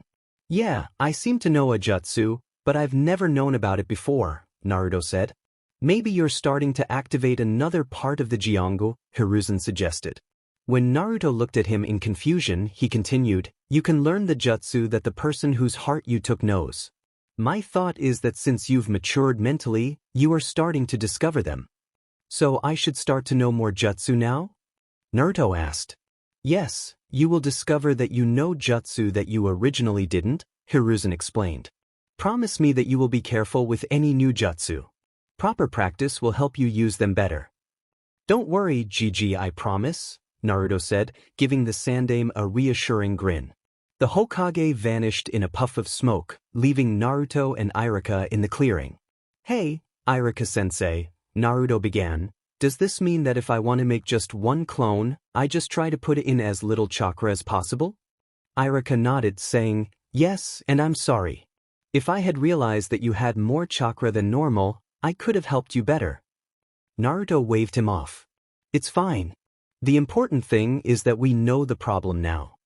You know something, Naruto, Arika started, I envy you. You envy me? Naruto asked, surprised.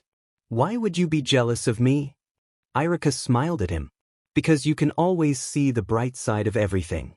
How about I treat you to some ramen as an apology? Naruto's eyes lit up at the mention of ramen.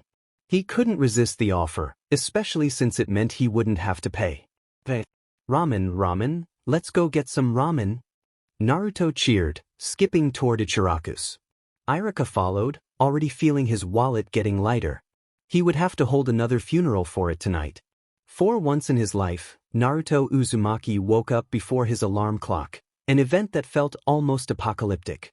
It might have been the excitement of graduating from the academy that day and earning his headband alongside his classmates. Naruto jumped out of bed and ran to his balcony, stretching his arms wide to feel the cool breeze. After taking in the sight of the rising sun illuminating Konoha, he walked back inside to find his breakfast already made, with Fox sitting next to the table. Naruto grinned at Fox. He had finally found a way to give his heart a bit of personality. It had been a challenging process, but Naruto never gave up. He had programmed commands into the threads connected to his heart, making it act like a fox while also having some human qualities, like cleaning. After finishing his cereal, he called Fox back into his body. He had decided to sleep with his heart out because it was uncomfortable when he lay on his back.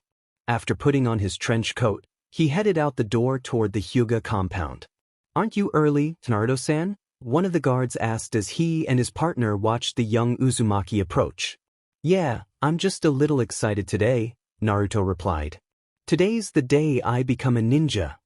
"Good luck then. We hope you make it," the other guard said with a small smile. After passing the gate guards, Naruto waited on the front porch of Hinata's family home. He dozed off for a while, but an annoying tapping on his shoulder woke him. Rubbing the sleep from his eyes, he looked around but saw no one. Boo!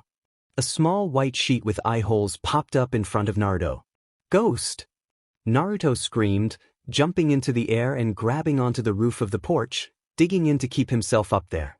Suddenly, the sheet began to giggle before it was pulled away to reveal a smiling Hanabi. "Got you, Naruto-san," Hanabi said, still giggling. Naruto groaned as he separated himself from the roof and landed in front of the laughing girl, sporting a playful smile. "So little Hanabi-chan likes to laugh, huh?" Naruto teased, taking small steps toward her. Hanabi's eyes widened as she started to back up, realizing what Naruto was about to do. However, she found herself unable to move and looked down to see Naruto's threads wrapping around her legs while she was distracted. "And Naruto-san, I'll be a good girl," Hanabi stammered as more threads wrapped around her arms, holding them up. "Naruto-kun, as much as I would hate to interrupt your fun with Hanabi-chan, we really need to go to the academy," Hinata said as she stepped out onto the porch, slightly hiding behind the door. Naruto sighed and retracted the threads, letting Hanabi go as she ran up to her sister and hugged her. "Thank you, Nae-chan. Naruto-san was going to make me too tired for training again." Hanabi exclaimed. "Maybe you should remember that it's not nice to play with people's fears," Hayashi said as he appeared behind the sisters. "Unless it's someone you don't like." Naruto put on a triumphant grin. "Yeah, maybe I'll put on an octopus costume and wait for you to wake up."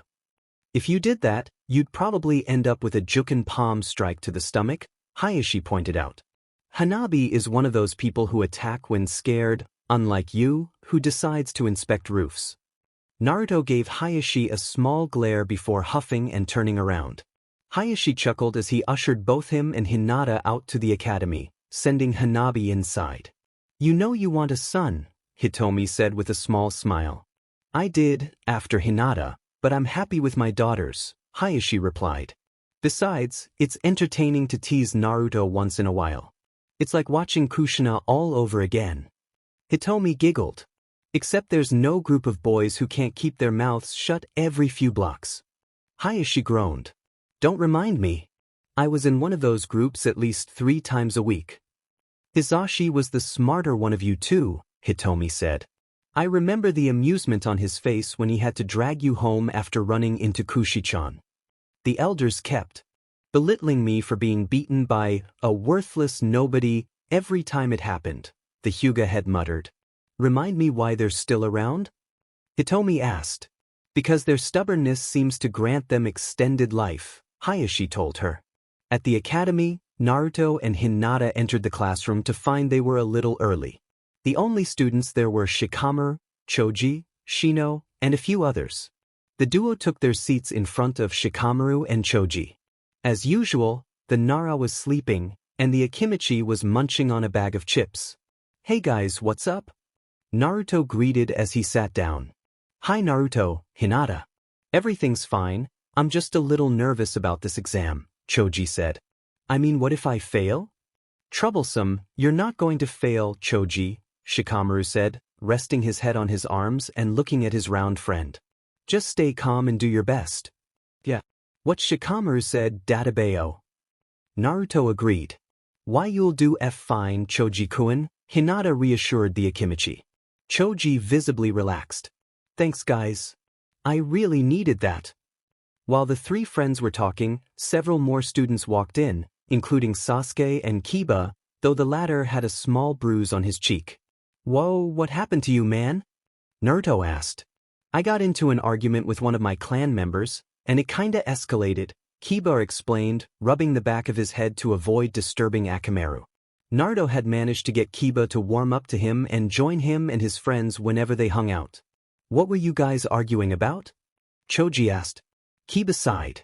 Which dog food would be better for our partners? Really? Fighting over something like that is so troublesome, Shikamaru said, adjusting his position to face Kiba while still lying down. At that moment, the whole building began to shake, causing everyone to grab onto something for stability. What is this? An earthquake? Kiba cried, holding onto the desk for dear life. I don't think so. It doesn't feel like a normal one. Choji yelled, trying to keep steady. How would you know what a real earthquake is? Naruto shouted. I'll tell you later. Choji yelled, catching a flying bag of chips with his teeth. Hinata lost her grip on the desk after another violent shake and was about to hit her head on the floor when Naruto reached out and caught her, holding her securely against him. If she hadn't been so frightened, she might have fainted from the unexpected closeness. First. Suddenly, the door flew open and the shaking stopped. Everyone turned to see Ino and Sakura arguing about who arrived at the academy first, the winner earning the right to sit next to Sasuke. Everyone sighed in relief that it wasn't a real earthquake, though they were annoyed that the two girls had given them a scare. I almost had a heart attack, Naruto sighed. He then realized he was still holding Hinata, who had fainted upon realizing her position.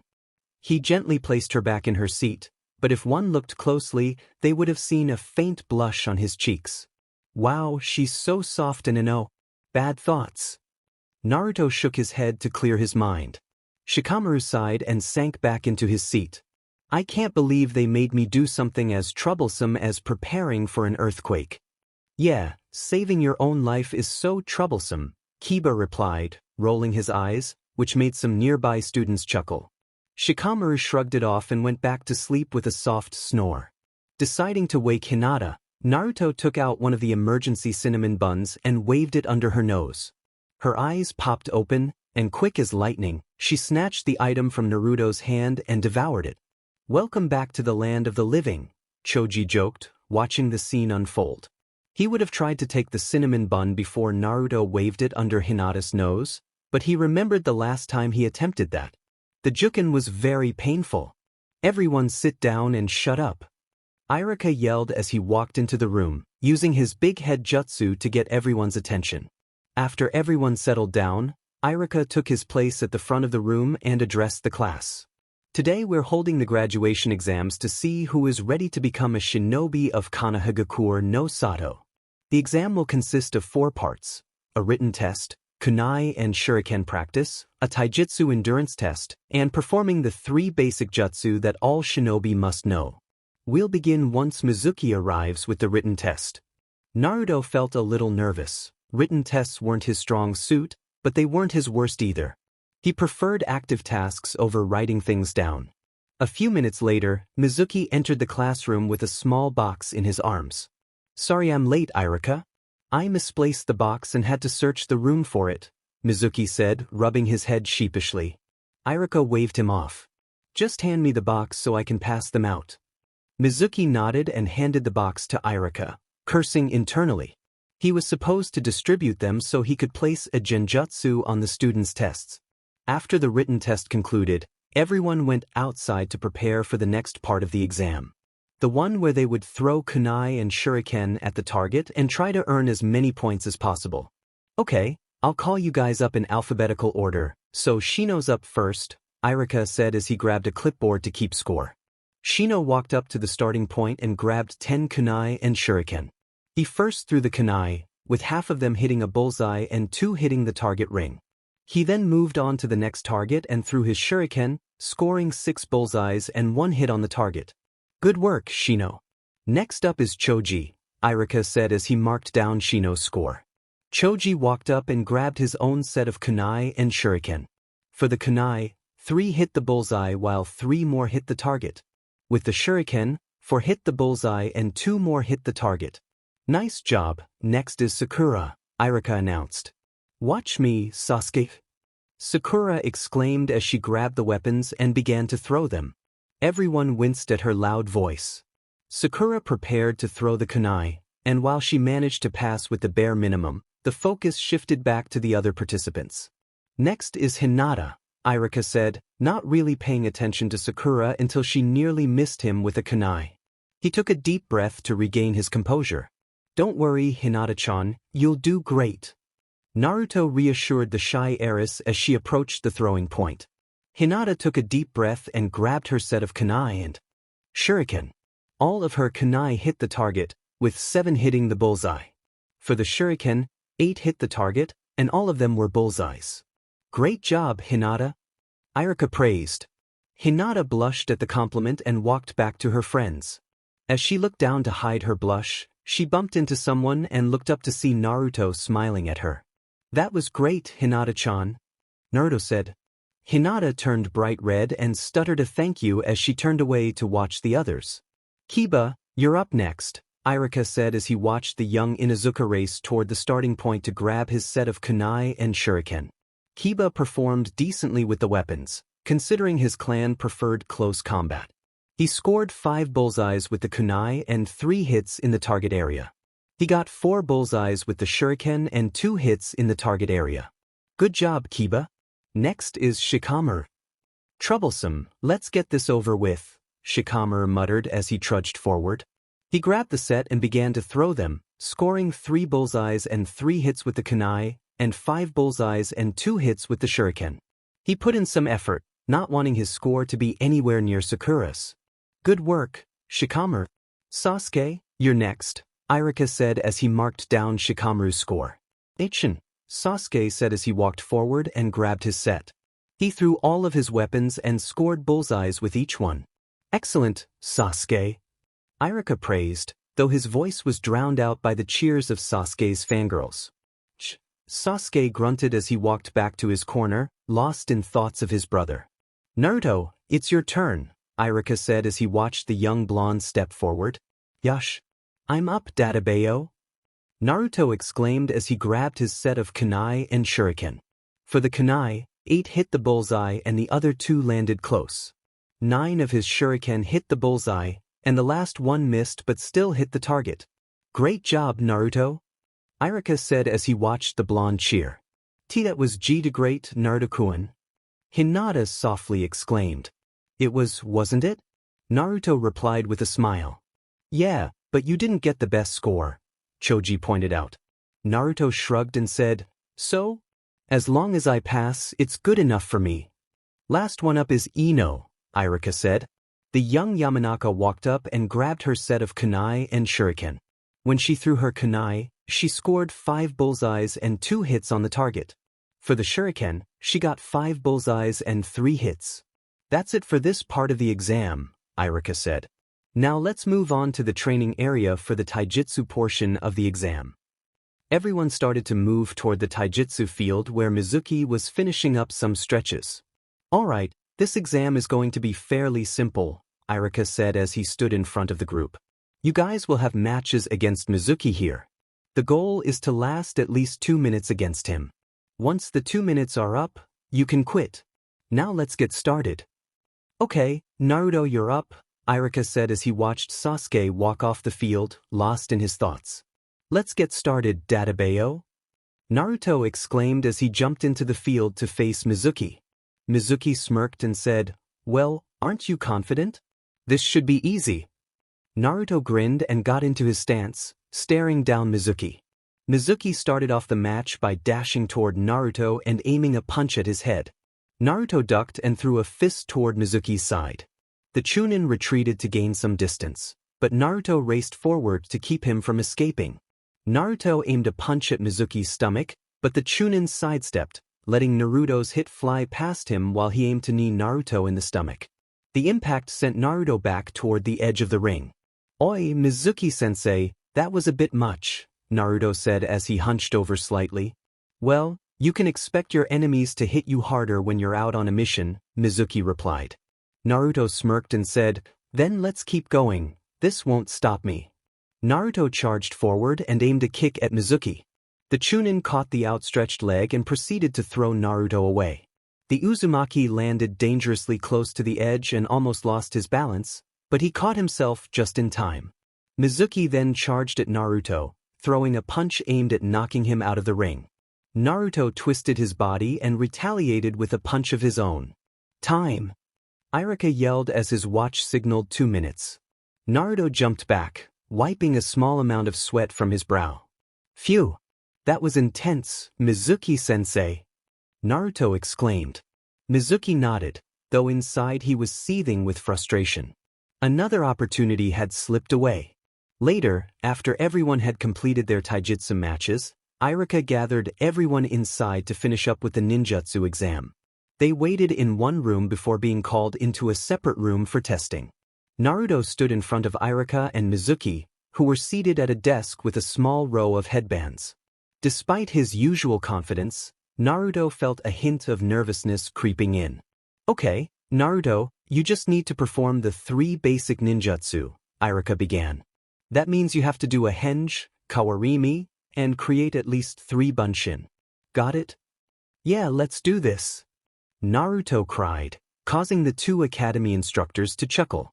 "If only we could grade him on his confidence," Mizuki muttered, maintaining his facade of encouragement. "First, henge into the Sandaime and act like him for a few seconds," Irika instructed. "Got it, henge." Naruto transformed perfectly into Hiruzen Sarutobi, looking down at the 2 instructors.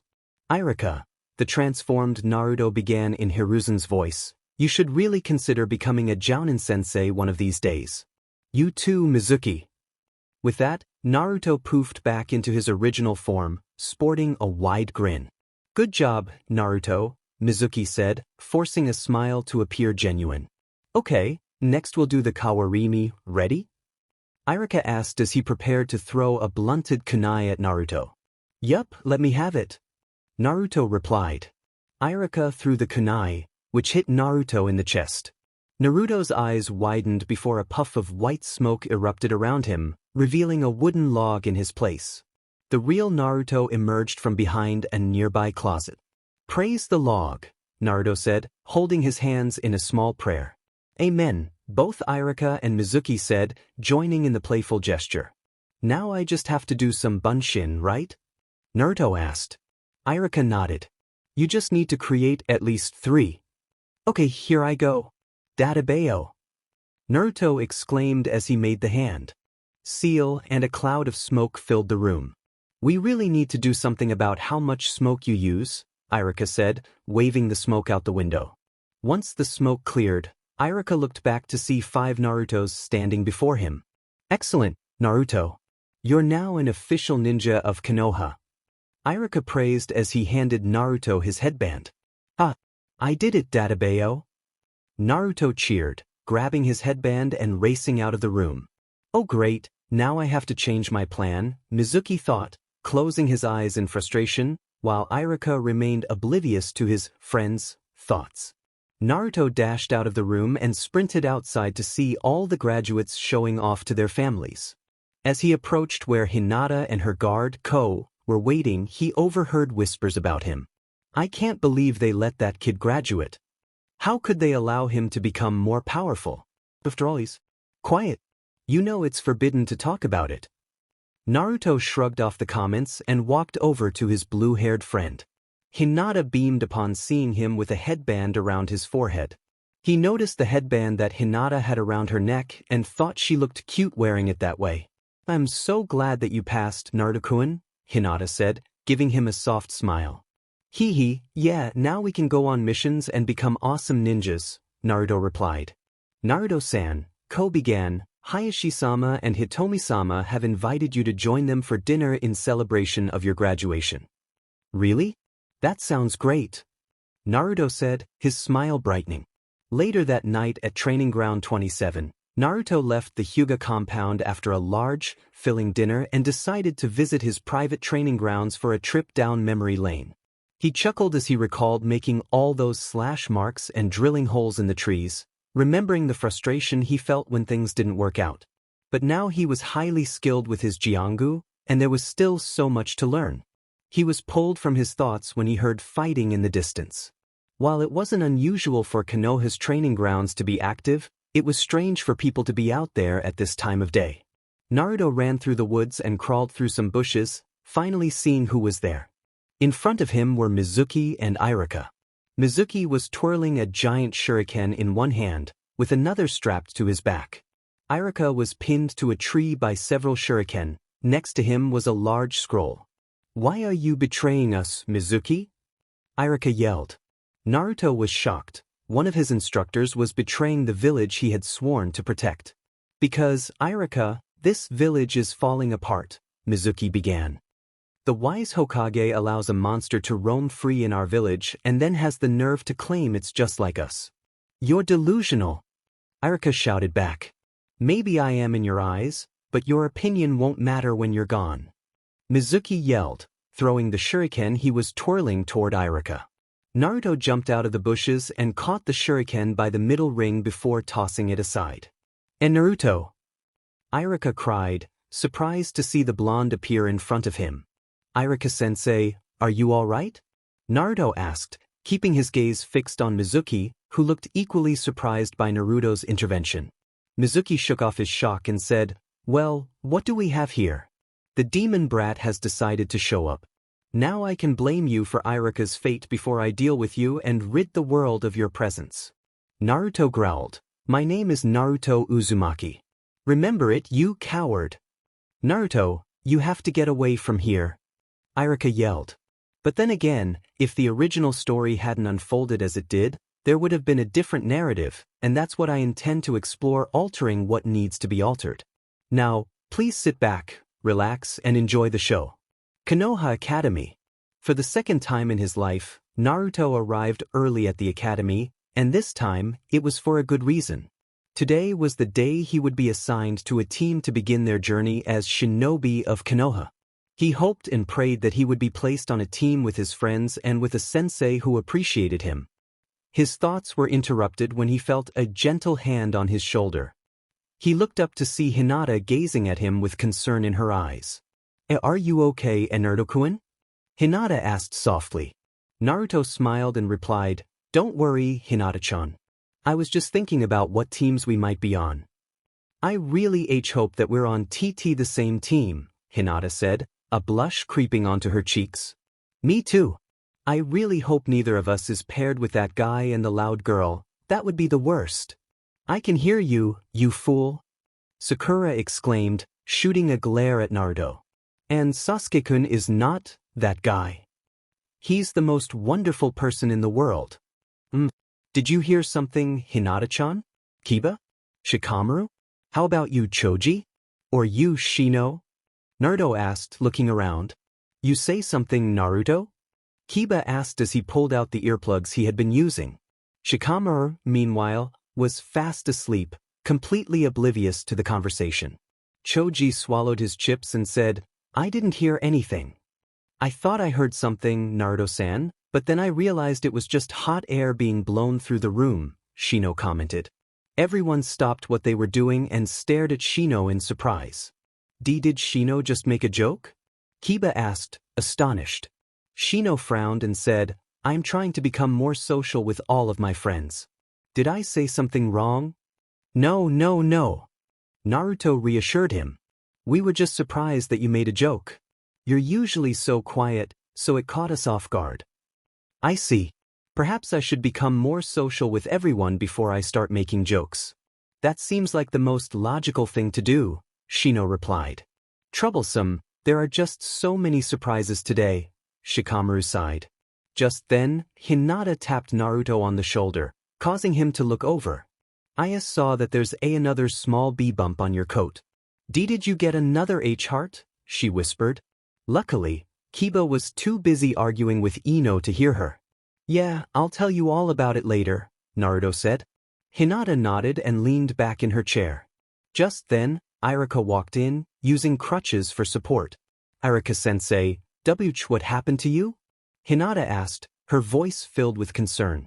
There was an incident in the village a few days ago, and I got hurt in the process, Irika explained. But if there was a problem, why didn't they have Sasuke-kun help? Asked, prompting eye rolls from most of the class at her unwavering devotion to the Uchiha.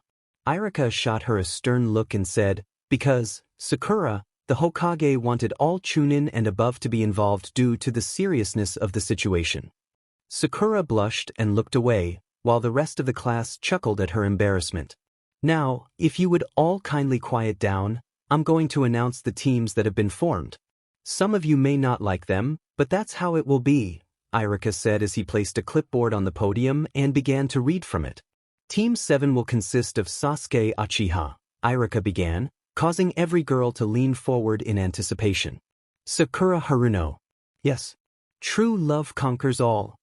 Sakura yelled, jumping up in her seat. Sasuke internally cringed, already dreading how annoying this would be. Why does Forehead get to be with Sasuke-kun? It should be me. Ino protested. Shut it, Ino pig. Sakura shot back. Heh, I pity the guy who gets stuck with them, Kiba said, leaning back in his chair. And Kiba Inuzuka. Your sensei will be Kakashi Hatake, Irika concluded. What? Kiba shouted, falling out of his chair in shock. Akamaru jumped from his partner's lap and landed in Hinata's, where she began to comfort the whimpering pup. Naruto patted Kiba on the back and said, Good luck, man. I hope you survive. I'm doomed, Kiba lamented, sinking to his knees. Akamaru howled in agreement. I really feel bad for Kiba, but there's not much I can do except hope for the best for him, Irika thought as he observed the scene. Team 8, Irika continued, will consist of Shino Aburame, Hinata Hyuga. Please let Naruto-kun and me be on my Hinata-chan's team, Hinata and Naruto thought simultaneously. In Naruto Uzumaki. Your sensei will be Kurenai Yuhi, Irika finished, silently grateful that these friends would remain together. Naruto grinned upon hearing that he would be with his friends. He turned to Hinata and flashed her a fox-like grin, which made her blush but also smile softly in return. Yash. Let's become the best ninja team ever, Hinata-chan, Shino. Naruto declared. Both of them nodded in agreement. Team 9 is still active from last year, so we'll move on, Irika said. Team 10 will consist of Choji Akimichi, Shikamaru Nara, and Ino Yamanaka. Your sensei will be Asuma Sarutobi. Why am I stuck with these two lazy bums? Ino wailed, slamming her head on the desk. Irika looked at all the students in his class and said, You'll meet your Jounin senseis after lunch. So be sure to come back here later. It's been a pleasure teaching you all, and I hope to hear great things about you. With that, he hobbled out of the room, leaving everyone to their own devices. Jounin Lounge. Kurenai Yuhi was a newly promoted Jounin and was already being assigned a team. She was a young woman with light skin and a slender build. Her long black hair reached her shoulders and was kept out of her face by her headband. She wore an outfit that seemed to be made of bandages, with only her right arm covered. Her hands and upper thighs were wrapped in bandages. She sighed as she recalled the events that had unfolded in the Hokage's office earlier that day. Flashback, Sandaime's office. Hokage-sama, I believe there is an issue with the team assignments, Kurenai said as she stood before the Hokage, accompanied by another Jounin. He was a tall man with silver, spiky hair, dressed in the standard Jounin outfit, complete with a vest. The lower half of his face was concealed by a mask, and his forehead protector covered one eye while he casually read an orange-covered book with the other. I must agree with her, Hokage-sama, the Jounin added. Hiruzen sighed, having anticipated this. What seems to be the problem, Kakashi, Kurenai? I formally requested a team consisting of Hinata Hyuga, Shino Aburame, and Kiba Inuzuka. Instead, I received Naruto Uzumaki in place of Kiba, Kurenai explained. I wanted the Uzumaki kid instead of the Inuzuka, Kakashi replied. Hiruzen rubbed his temples. If you had received the team you wanted, both of your teams would have been highly unbalanced. Kurenai looked puzzled. Could you please explain, Hokage-sama? She asked. If you had gotten Kiba instead of Naruto, your team would be significantly underpowered. While the Inuzuka clan excels in taijutsu, Naruto has the endurance to last longer in a fight.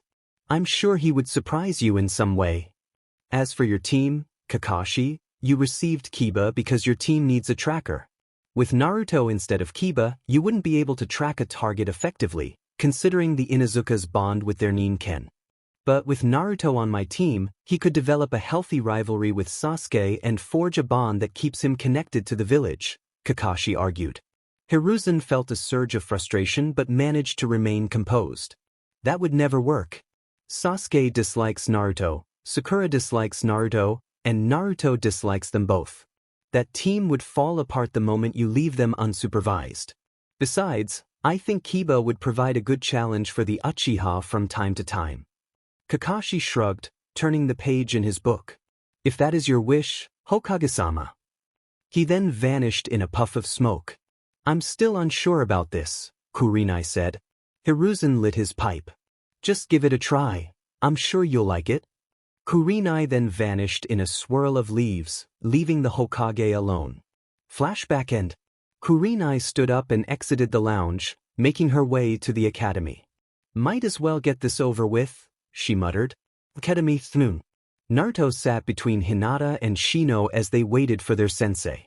Behind them were Kiba, Shikamaru, and Choji. So when are they going to be here? Naruto asked. Possibly any moment now, Shino replied, observing a beetle crawl across his hand. I hope they get here soon. I'm almost out of chips, Choji said, popping another into his mouth. Team 10, a voice called out. Everyone turned to see a tall man in a standard Jounin uniform with his hands in his pockets. He had black hair and a slightly pointed beard, with a cigarette hanging loosely from his mouth. Shikamaru, Choji, and Ino stood up, though Ino was reluctant, and began to walk out the door.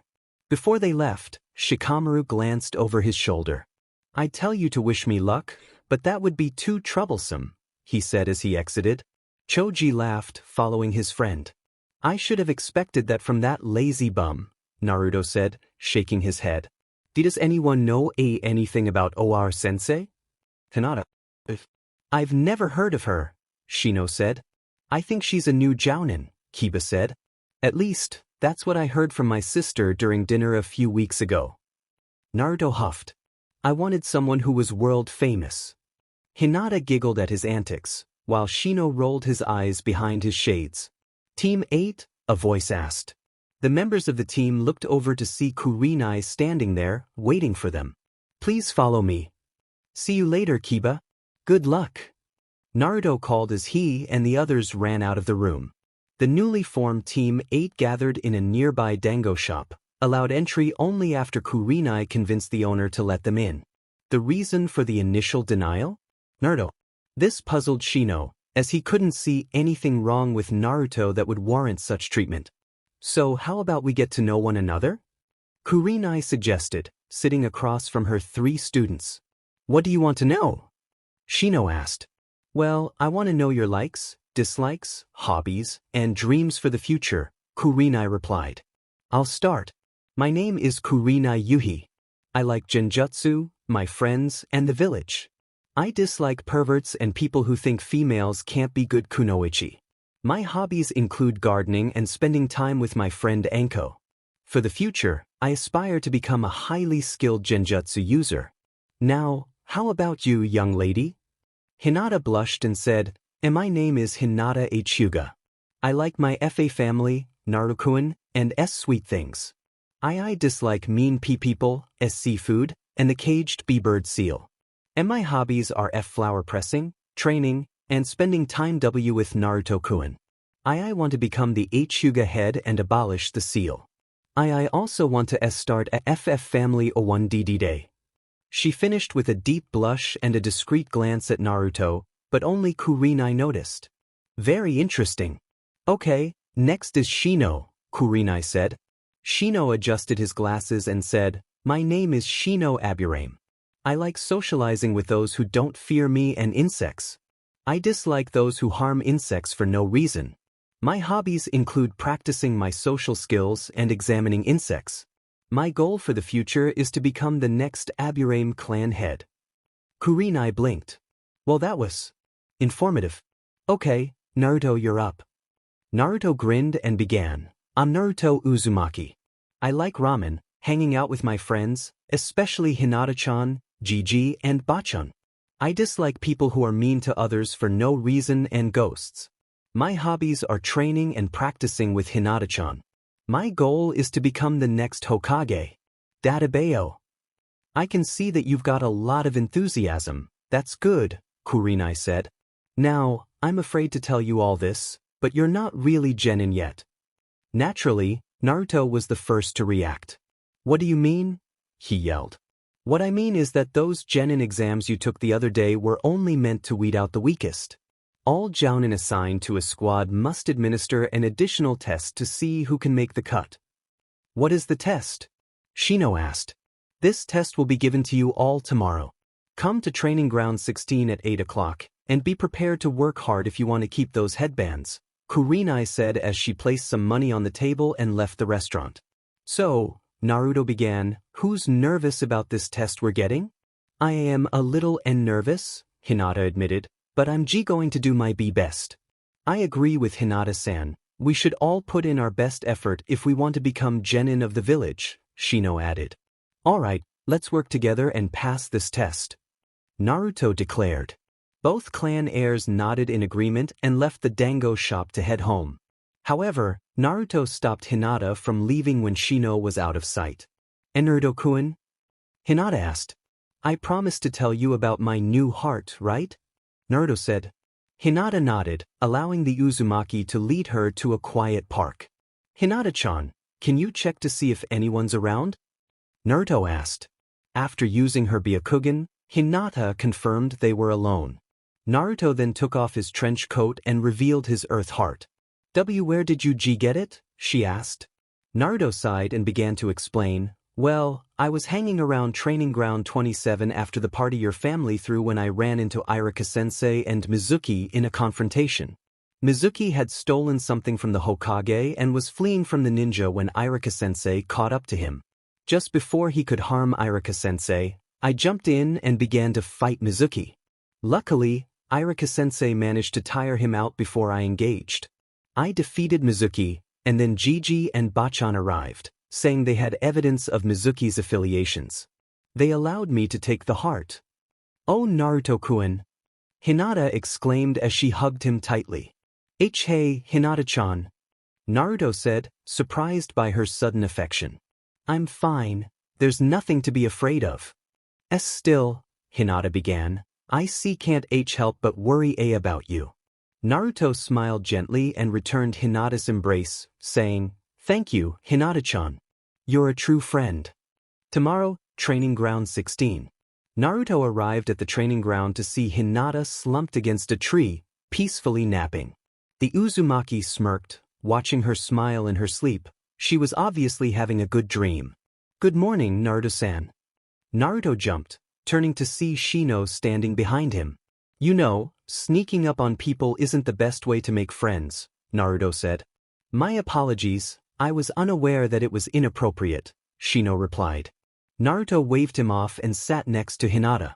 Shino settled on the other side of the Hyuga girl, closing his eyes as a gentle breeze flowed through the area. Do you know how much time is left before she gets here? Naruto asked. Shino thought for a moment and said, I believe we have about 5 minutes until Kurenai-sensei arrives. More like 5 seconds, Kurenai said as she dropped down from a tree. Hello everyone, are we ready to begin? Naruto nodded and said, let me wake Hinata up first. But before he could do anything, Shino grabbed his shoulder. You're not going to shout that there's a cinnamon bun being sold, are you? He whispered. No, of course not, Naruto said, pulling out a small scroll with the kanji for emergency written on it. He opened it and unsealed a cinnamon bun. I brought one, he finished, holding the cinnamon bun near Hinata. Her head turned toward the sweet treat as he waved it gently. Everyone, except Shino, struggled to hold in their laughter when Hinata's head followed the movement. Then, in the blink of an eye, the cinnamon bun was gone and... Naruto felt a small sting on his fingers. She bit me, he thought as he watched Hinata's eyes flutter open, taking in her surroundings. What is it? Hinata asked as she slowly stood up. Nothing, Naruto said quickly, perhaps a bit too quickly. Hinata stared at him suspiciously but decided to put it aside as she stood up to face her sensei along with her team. Shino adjusted his glasses and asked, "What do we have to do in this test?" Kurenai smiled and said, "It's very simple. The primary function of this team was to be a tracking team. So you're going to use your tracking skills to locate and subdue me before this timer runs out." She then pulled out a clock and set it down on a nearby post. "Seems simple enough. Anything else we need to know?" Naruto asked, adjusting the belt on his coat. "If you want to catch me, you need to come after me with the intent to subdue," Kurenai said. "That means you all need to use everything you know if you want to catch me." But what if Yuji get hurt?" Hinata asked. "Don't worry about me," Kurenai reassured. "You need to work hard if you want to pass this test." "So when do we start?" Naruto asked. Kurenai smirked and said, "Right now." She then vanished in a swirl of cherry blossoms. "This was a genjutsu," Shino noted. Naruto sighed. "Great, I hate genjutsu." "Then I guess you'll dislike the fact that our sensei is known as the genjutsu mistress of Konoha," Shino informed him. Naruto groaned in response. Where do we start looking?" Hinata asked. "Allow me, my insects can already detect a small trail of chakra that matches Kurenai-sensei," Shino said as he raised his arms. A small cloud of insects flew out and began to move in one direction. The trio of genin quickly followed the bugs as they ventured deeper into the forest. After a half-hour of running, the three friends reached a small clearing where the insects buzzed around, seemingly lost. "Is she here?" Naruto asked. "This is where the trail ends," Shino said. "So, logically, she must be in this area." "I'll see if she's here," Hinata said as she stepped forward. She made several hand seals and said, "Be a Kugen." Her vision expanded, allowing her to see her teammates behind her and their chakra. Shino's chakra was being drawn into one section of his body at a slow rate, most likely where his insects were. Naruto was bright and energetic, and she could sense the two other sources of chakra on his back. She then looked elsewhere and noticed a faint amount of chakra in the trees above them, behind their current position. "There!" Hinata exclaimed, pointing to the source of chakra, and her teammates sprang into action. Shino sent a swarm of insects toward the indicated area, while Naruto leaped into the trees, the bugs surrounding him like a protective shield. "Kage Bunshin no Jutsu!" Naruto shouted, forming a cross seal with his hands, and created 10 clones that jumped into the bushes with him. Kurenai emerged and clashed with the nearest Naruto, kunai in hand. Another Naruto dropped down from above, attempting to slam his foot into the jounin. Kurenai skillfully threw the Naruto she was fighting into the one attacking her, watching as they both vanished in a puff of smoke. 2 more Kage Bunshin, accompanied by a swarm of insects, leaped from the trees to attack Kurenai. She dispelled them with 3 swift strikes and ducked just in time as Hinata charged in, her palm outstretched and glowing with chakra. Kurenai found herself engaged in a taijutsu battle against the Hyuga, blocking 2 of her chakra points in her left arm before knocking Hinata away. However, she had to dodge the last 5 of Naruto's Kage Bunshin as they all attacked simultaneously. "You guys are impressive," Kurenai said, jumping back and throwing a kunai at the feet of one of the Kage Bunshin. "But you still need to improve." The kunai exploded, dispelling the Bunshin and knocking the real Naruto out of the tree. "She's getting away," Hinata shouted as she watched Kurenai flee. Shino helped Naruto to his feet, and the genin began to chase after her. "Hinata-chan, can you see her?" Naruto asked as he and his teammates jumped in the direction their sensei had gone. "Ichai. Follow me," Hinata replied, leading her friends through the forest. The trio followed her for several minutes until they reached another clearing, where Hinata paused to look around. "Did you lose her?" Naruto asked. She was here and then she disappeared," Hinata said, scanning the area. "There's something in the air that is disturbing my insects. I'm of no use here," Shino said, attempting to send out another swarm. Meanwhile, Kurenai was hiding in the trees, applying a special genjutsu that concealed her from the Byakugan. Next to her was a small pile of leaves that released a scent neutralizing the insects used by the Aburame clan. I wonder how you plan to track me down, Naruto? Kurenai thought, observing the genin from her hiding spot. Maybe this part of the test is for you, Naruto-kun, Hinata suggested as she deactivated her Byakugan. I have to agree with her, Naruto, Shino added. Naruto closed his eyes for a moment before opening them and saying, all right, but I need you both to stay calm when I do this. After receiving their confirming nods, he stepped forward and stood in the middle of the clearing. Naruto then slammed both hands on the ground, and hundreds of threads raced out in all directions. Shino was startled but kept his composure, while Hinata was accustomed to seeing Naruto's threads. In the trees, Kurenai was astonished by Naruto's ability and didn't notice when the threads began to climb up the trees. When she finally did, several threads brushed against her sandals. Naruto smirked as he felt his threads send him a message, indicating they had located his sensei. He sent another command to his threads and waited. Hinata and Shino watched in awe as all the threads suddenly stopped moving before shooting toward a specific tree. Kurenai jumped out, wide-eyed and filled with adrenaline. What are you waiting for? Get her! Naruto shouted, coordinating his threads to wrap around the kunoichi jounin. This snapped Hinata and Shino out of their stupor, and they jumped after their sensei while she was distracted. 8 trigrams air palm. Hinata cried, sending a concentrated wave of air at Kurenai. The jounin was struck in the stomach and transformed into a wooden log, revealing it was a substitution technique. Behind you! Shino warned as he saw their sensei appear behind Hinata. Kurama quickly kicked Hinata's side, sending her flying before jumping away as crimson threads pierced the area she had just occupied.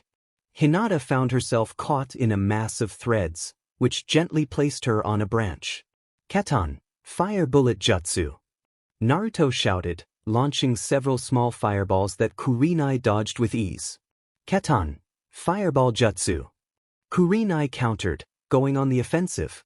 Naruto quickly created a wall of threads that shielded him from the flames as the fireball impacted against it. Shino then leaped toward Kurenai and threw a punch, which she easily dodged. But before she could counterattack, Hinata descended from above, attempting to strike her sensei's shoulder with her chakra-coated fingers. Kurenai made several hand seals and declared, Megan, hell viewing technique. A whirlwind of leaves surrounded the trio of genin, and they immediately felt lightheaded. Shino and Hinata easily broke free from the genjutsu due to their clan abilities. However, Naruto nearly succumbed to the genjutsu when he felt his chakra momentarily halt, jolting him back to reality. I guess the Jiongu can break me out of genjutsu, good. Naruto thought with a smirk. Kurenai was shocked that he had managed to break free, considering he lacked abilities like the Sharingan or Byakugan, and he hadn't even caused himself pain. It must be those threads, Kurenai realized. They probably disrupt his chakra to help him. Naruto-kun, W can't catch her at this R rate, Hinata said, still recovering. There's no need to worry, Hinata. I already have a plan in motion, Shino replied. We just need to keep her busy for a while. Naruto grinned and said, I think I know what your plan is. Let's hope it works. Naruto then threw a fist at Kurenai, even though he was 20 feet away. Everyone, except Hinata, watched in shock as his forearm shot out toward Kurenai. The jounin narrowly avoided it, watching as his fist embedded itself into the tree trunk. Maybe they're taking the whole, come at me with the intent to kill, thing a little too far, Kurenai thought as she jumped away from a swarm of insects, only these were armed with stingers. Jiongu, threading needles. Naruto shouted as he unleashed a wave of threads at Kurenai. She attempted to dodge them, but one thread wrapped around her leg and pulled her to the ground, where several more threads ensnared her until she was cocooned. Shino sent a swarm of insects to surround the jounin, while Hinata pointed 2 fingers at the spot where her shoulder would be. Hee, looks like we win, Kurenai-sensei, Naruto said, placing his hands behind his head. Kurenai sighed and replied, yes, you all pass. Now can you please let me go? Naruto complied, retracting his threads as Shino and Hinata stepped back to stand beside him. How did we do, sensei? Hinata asked. You all did better than I expected, Kurenai said, standing before her team. Your tracking skills were impressive, and you fought with a fierceness that surprised me. So, are we officially a team now? Shino asked. Kurenai smiled and said, Yes, you are now officially members of Team 8. After Naruto cheered happily, Kurenai gathered her team's attention. So, Naruto, care to tell me about this ability of yours? Kurenai asked.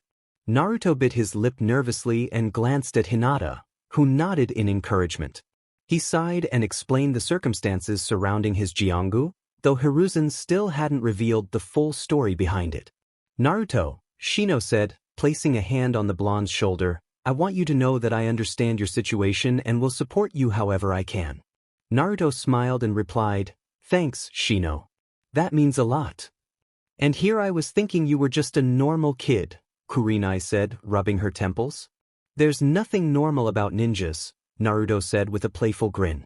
Kurenai chuckled for a moment before looking at her team. Come on, let's go get some lunch to celebrate. Team 8 then left the training grounds and walked toward the village.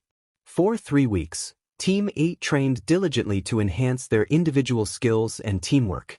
They met at the training grounds at 8 o'clock in the morning and followed this schedule. 8 to 9 o'clock warm-ups. 9 to 10:30 teamwork exercises and chakra control. 10:30 to 12 o'clock sparring. 12 to 1 o'clock lunch break.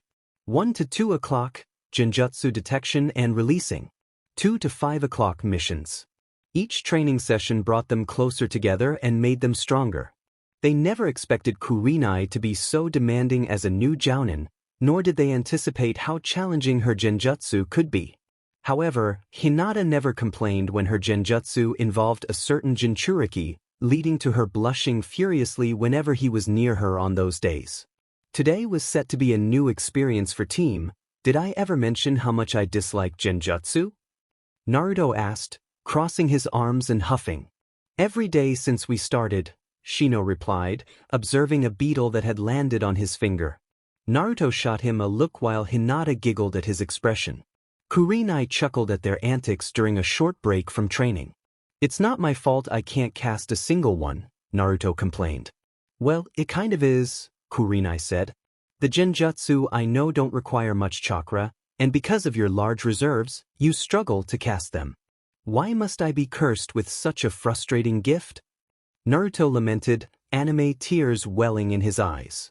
Kurenai considered sending him to a psychiatrist before shaking the thought away. Naruto-kun, it's not tea that bad, Hinata said, trying to console her secret crush. I know, Hinata-chan, it's just really frustrating, Naruto replied, detaching his arm to grab an apple. He handed it to Hinata, who blushed bright red before accepting it and smiling as she took a bite. All right, now let's, Kurenai began, but was interrupted when another person entered the training grounds. She had light brown eyes and purple hair styled in a spiky ponytail, wearing a mesh shirt that reached down to her thighs and an orange skirt that barely covered her knees. A tan trench coat hung loosely on her. What are you doing here, Anko? Kurenai asked. Hey, Kure-chan, you're needed in the Hokage's office for a small mission, Anko replied, munching on a dango stick. But I'm training my team, Kurenai protested. What do you want me to do about it? I'm no teacher, Anko said. Kurenai grinned and made a hand seal. Well, now you are. With that, she vanished in a puff of smoke, leaving Anko and her 3 genin in the training grounds. Anko stood there with a blank expression as she processed the information. How could she leave me with these kids? Anko exclaimed, gripping her hair in frustration. Something tells me we won't enjoy this, Naruto said, glancing at the purple-haired ninja. Anko then ceased her wailing and turned to Team 8 with an unsettling smile. Upon seeing her expression, Hinata instinctively hid behind Naruto, who had decided to take cover behind Shino, who was grateful for his jacket and shades, which concealed his anxious demeanor.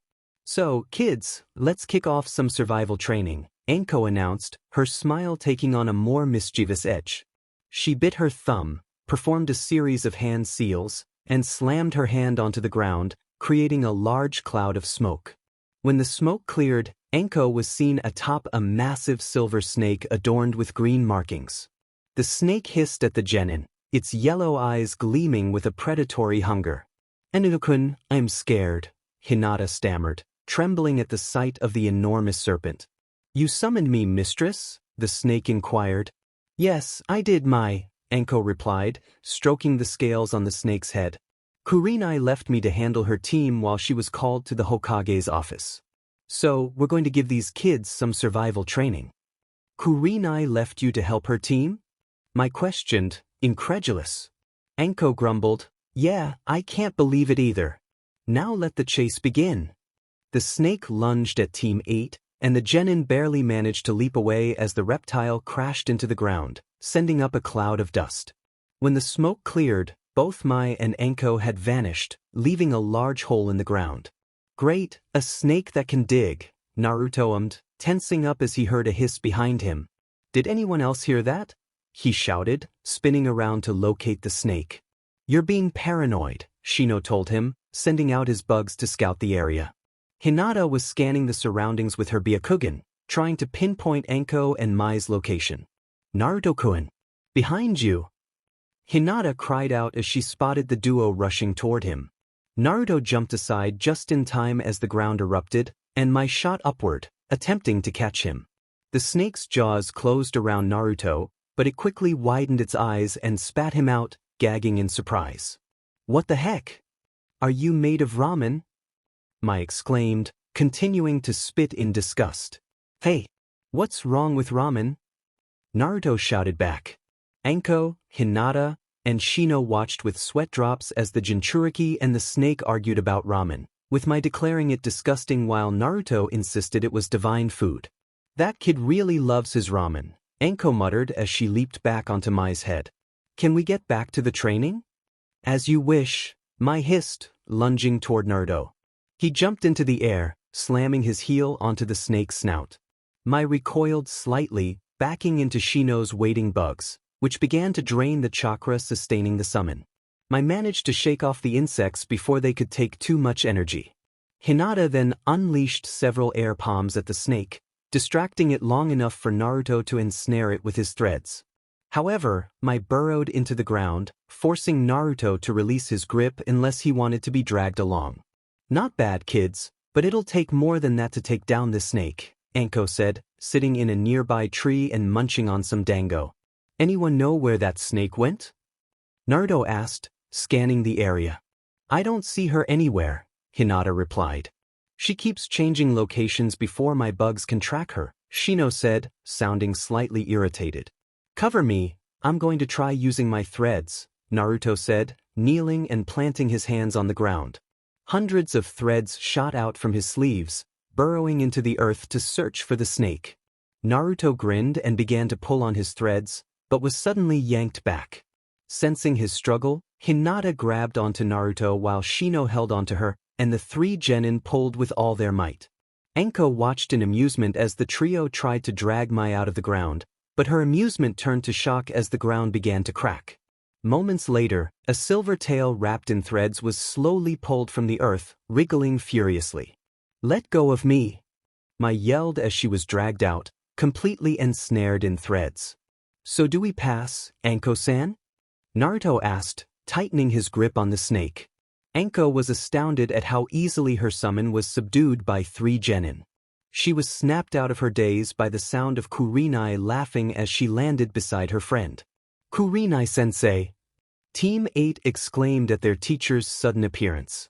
"I thought you had a mission?" Naruto asked. Kurenai chuckled and replied, "This was a little test my friend Enko wanted to give you after I bragged about how well you've grown. So we created a little ruse so you wouldn't think I was nearby." "Very elaborate, I never expected it," Shino commented, adjusting his shades. "That was quite mean, Kurenai-sensei," Hinata said, looking a bit disappointed. "Well, I suppose I could have just told you straight away," Kurenai admitted, rubbing the back of her head. Naruto waved her off, saying, "It's fine, sensei. You were just trying to do what you thought was best."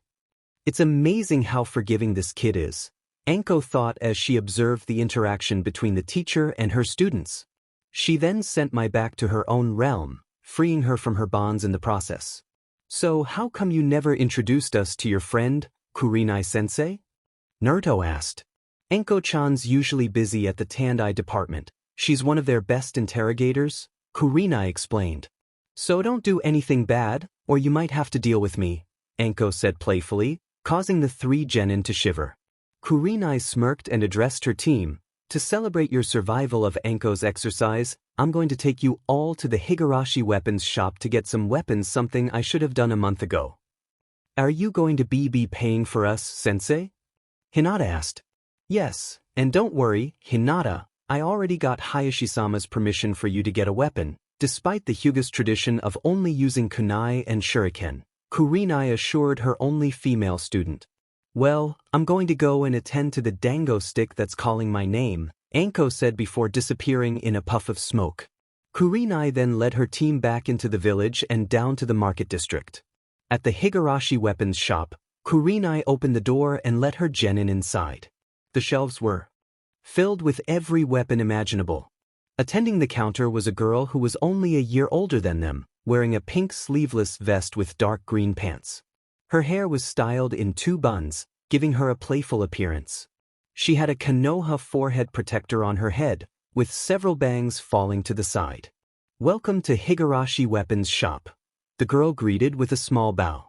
Kurenai returned the gesture and said, Hello, I'm Kurenai Yuhi, leader of team. I was wondering if you could help my team find some weapons that suit them. The girl grinned and walked around the counter, saying, Of course. My name's Tenten Higurashi, by the way. She then grabbed Hinata and pulled her forward, causing the Hyuga heiress to squeak in surprise. Tenten began to circle the younger girl like a curious cat. You don't have a lot of muscle in your arms. Despite being a Hyuga, you seem like someone who would prefer not to harm your enemies, Tenten noted as she observed Hinata. You can tell all that just by looking at a person? Naruto asked in disbelief. It's one of the skills my father taught me, Tenten declared proudly. She then disappeared into one of the aisles for a few minutes and returned with a bow and a quiver of arrows. These are special, Tenten began. The quiver has multiple storage seals inside, allowing you to carry a larger number of arrows. You just reach back, and the sensor seal will release an arrow into your grasp. The bow has a connection seal that alerts you when you have less than 20 arrows. You can also infuse your chakra into the arrows to shut down your opponent's tenketsu since you're a Hyuga. Thank you very much, Hinata said as she bowed. I'm surprised. After being Niji's teammate, I expected every other Hyuga to be cold and unapproachable, Tenten remarked. Wait, you're on a team with Niji? Naruto asked. Tenten nodded, and Naruto immediately grabbed her hand, saying, I feel so sorry for you. You're stuck with that guy every single day. Everyone, except Hinata and Tenten, sweat dropped, thinking that Naruto was exaggerating. I can give you some lessons on using these sometime, Tenten offered. I can't accept that, Hinata declined. Tenten shook her head. I'm free every Thursday, so there's no need to worry about wasting my time. After some encouragement from her team, especially Naruto, Hinata accepted the training offer. Now for you, Tenten said, turning her attention to Shino. She began to circle the aburame, making several notes about her observations. Like most aburame, you rely on your insects for long-range attacks. Your clan doesn't emphasize taijutsu, so you could be considered the opposite of a Hyuga in that regard. I think I have something that you'll like, Tenten said as she retreated back into the store. This time, she returned with 2 katanas that appeared to be slightly shorter than usual. Just plain katanas, Tenten-san? Shino questioned. Tenten shook her head and explained, these katanas are made of chakra metal, allowing you to conduct your chakra through them for added effects based on your chakra nature. They might be a little long for you, but I think you'll manage. I appreciate this very much, Shino said, bowing gratefully to the older girl. I believe I can get my cousin Shika to give me some lessons. She also uses a sword along with her insects, Shino mentioned as he examined the blades. Tenten waved him off and approached her last customer. She took her time observing Naruto, making him slightly nervous under her scrutiny. Hinata reminded herself that Tenten was just doing her job and not looking at Naruto in any other way. You're really unique. I'm having a hard time figuring out what weapon might suit you, Tenten said as she walked around the blonde. Your muscles suggest you like to fight up close, but something tells me you can extend your range. Naruto slightly flinched but continued to listen. You don't seem like the sword type, but I think I have something that you'll really like. Tenten then retreated into the store once again, leaving the group alone for a few minutes. When she returned, she set a box down on the counter. These are something that Konoha has recently been making, and they just seem to fit you, Tenten explained as she tore off the tape and opened the box. Inside were 2 metal gauntlets with pointed metal fingers and a larger area around the wrist that held a spinning dial with 4 blank spots. Wow! These things look so cool! Naruto exclaimed as he picked one up and began to examine it. You didn't even hear about the features yet? Tenten said with a grin. The fingers are made of a specialized metal that allows you to perform hand seals without any issues. This spinning dial is for writing storage seals on the 4 blank spots, making it a great place to store anything you need to carry. It's also made of chakra metal, Tenten explained. Who came up with this type of weapon? Kurenai asked. Toussan mentioned that one of the Shinobi Council members brought it up in a meeting, and the Hokage wanted to see if it would be a good weapon for our ninja, Tenten recalled. I really like these things, Naruto said as he tried on the gauntlets. They felt comfortable and fit him perfectly. True to Tenten's word, the fingers were flexible yet durable, allowing him to perform every hand seal he knew with ease. Alright, how much do I have to pay? Kurenai asked, bracing herself for the answer. Tenten walked back to the register, pressed a few buttons and cheerfully announced, $40,000.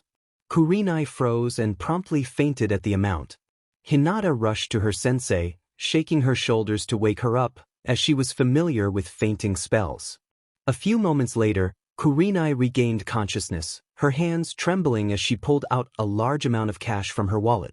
Tenten happily accepted the money and placed it in the register while Kurenai mourned her wallet's loss.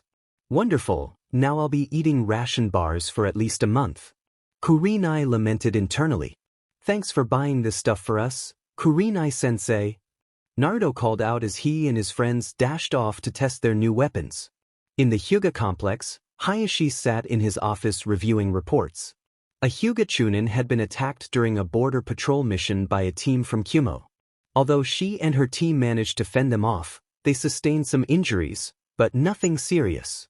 This news troubled Hayashi deeply. It was the 3rd attempt Kumo had made for the Byakugan this month. He had hoped they would cease after the incident on Hinata's 3rd birthday, but he was mistaken. The attempts had resumed 2 years ago. Thankfully, they only occurred when any Hyuga was near the Konoha-Kumo border, but it still weighed heavily on him.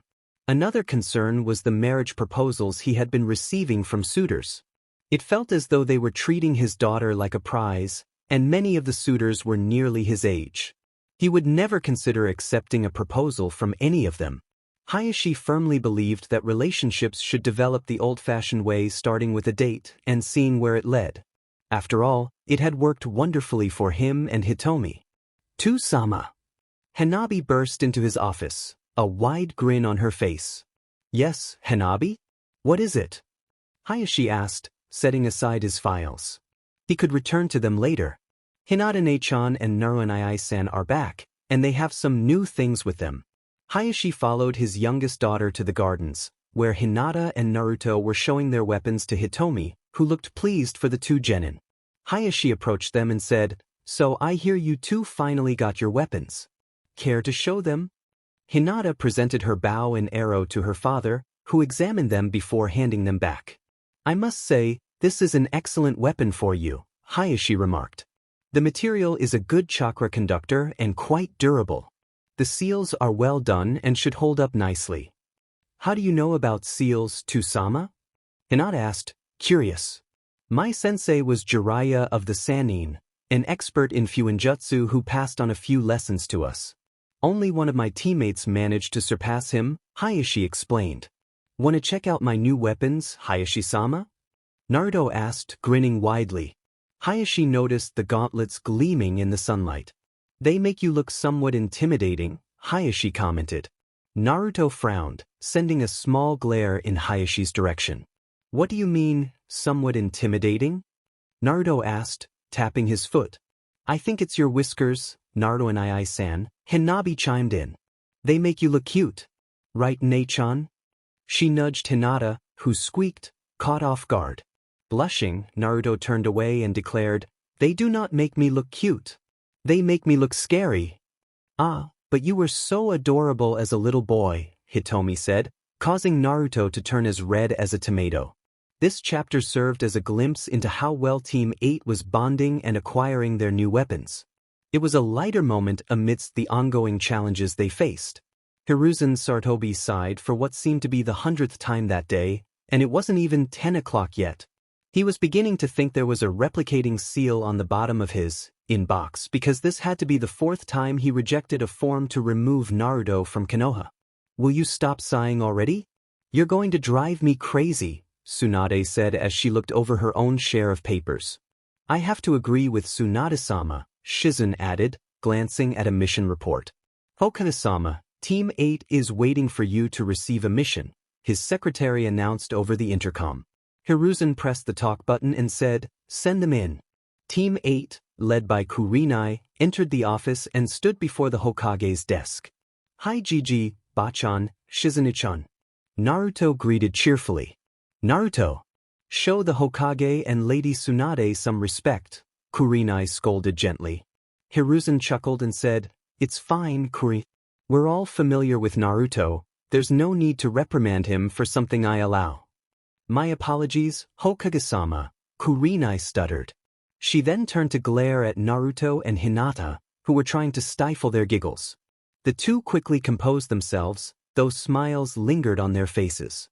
Kurenai sighed and returned her focus to the Hokage. I've decided that we're ready for a C-rank mission, Hokage-sama. Yada! No more chasing that troublesome cat. Naruto cheered. Hinata and Shino cheered quietly in agreement. Kurenai chose not to reprimand her student, recalling her own similar experiences as a genin. She shivered at the memory of Tora's antics whenever she had to retrieve the cat. The older shinobi in the room shared a collective shiver, recalling their own encounters with the daimyo's wife's cats. Hiruzen shook his head and said, Yesterday it was Kakashi and Team 7, now you and Team I wonder if Asuma and his team will come in tomorrow? As predicted, Naruto exploded. What? You mean Sasuke team got a C-rank mission before me? Before anyone could respond, the office doors burst open, and a small brown pug ran in with a scroll on its back. For hidden Anbu jumped into action, surrounding the pug with their weapons drawn. It's me, Hokage, the dog spoke. If you're really packin', you know which volume of Ika Ika Paradise Kakashi loves the most, Hiruzen stated, observing the dog closely. Packin huffed and replied, Kakashi loves Ika Ika Paradise 3, which features his favorite female character, Tsunade Senya. It's Packin, only a select few know about that little fact, Hiruzen confirmed. The ANBU withdrew their weapons and retreated back into the shadows. Why does that name sound familiar? Naruto wondered aloud. Tsunade felt a wave of anxiety. Only she and Shizen knew where Jiraiya got the inspiration for Tsunade. Somehow, she had missed him during her time at the hot springs. Maybe I'm imagining it, I've never heard that name before, Naruto said, and Tsunade mentally sighed in relief. While this was happening, Hiruzen read the scroll that Packin delivered. When he set it down, a troubled expression crossed his face. Team 8, Hiruzen began, you are to travel to Nami to assist Team 7 in their protection mission. They have encountered two Chunin Nukenin known for their connections to Zabuza Momochi. Hokage-sama, wouldn't it be wiser to send a more experienced team? Kurenai asked. Hiruzen sighed and said, the recent influx of missions from the Land of Wind has left us with fewer men than usual. You are the only team that can be ready to leave as soon as possible. After a moment of contemplation, Kurenai said, Team 8 accepts this mission, Hokage-sama.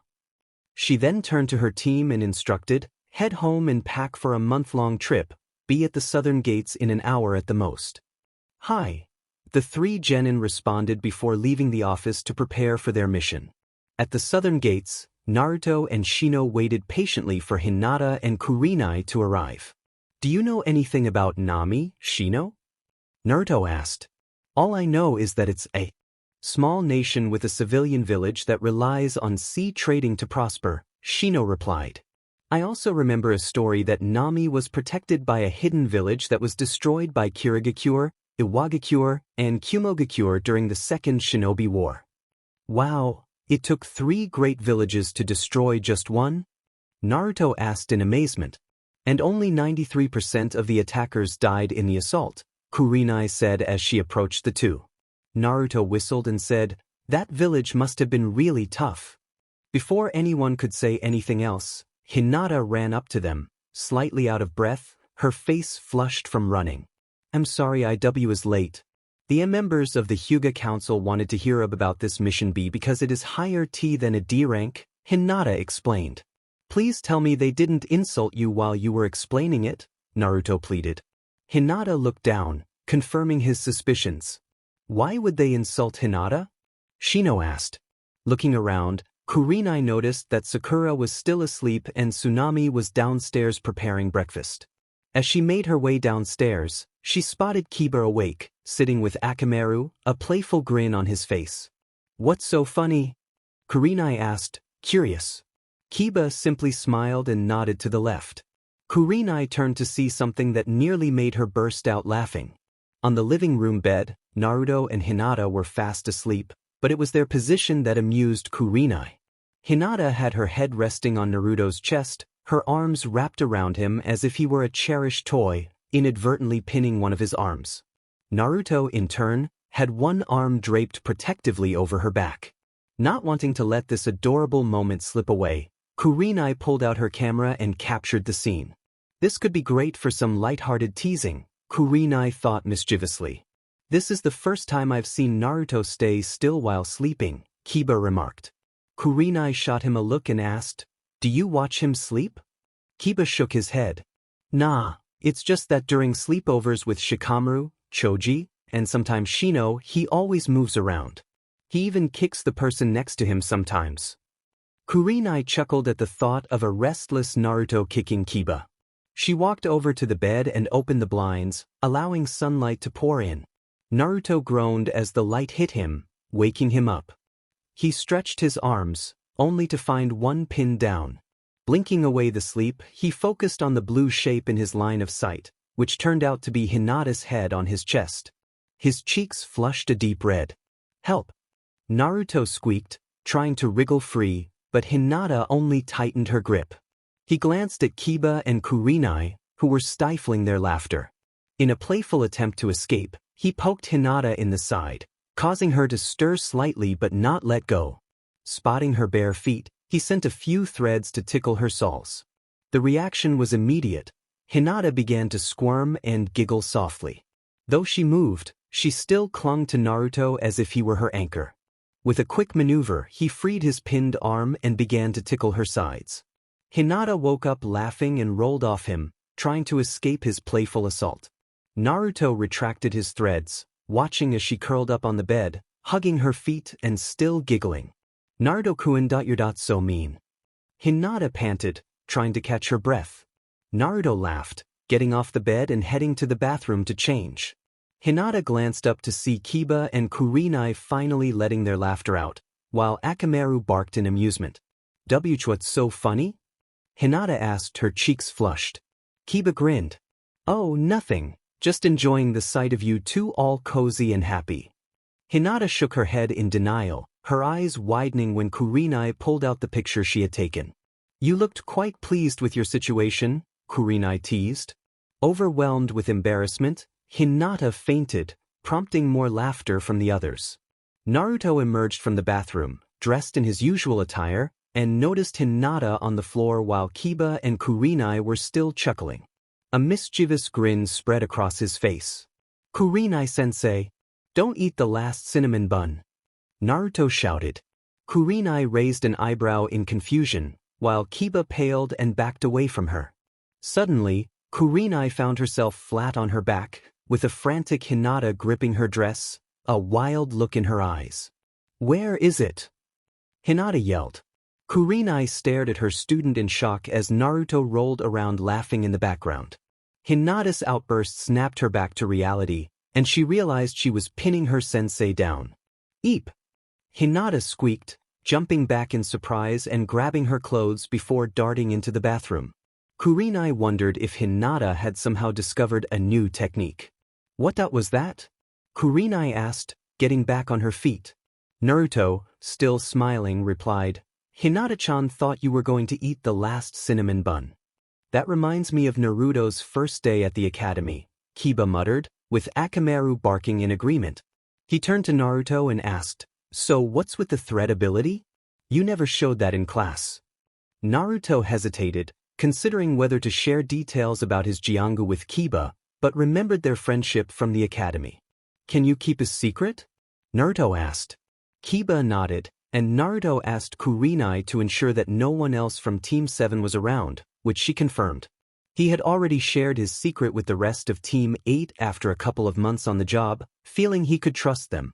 Naruto then explained his Jiongu and its abilities to Kiba and Akamaru. Kiba whistled in admiration. "That's a cool ability, it makes you a formidable ninja. Though the whole extra hearts fighting thing is a bit unsettling."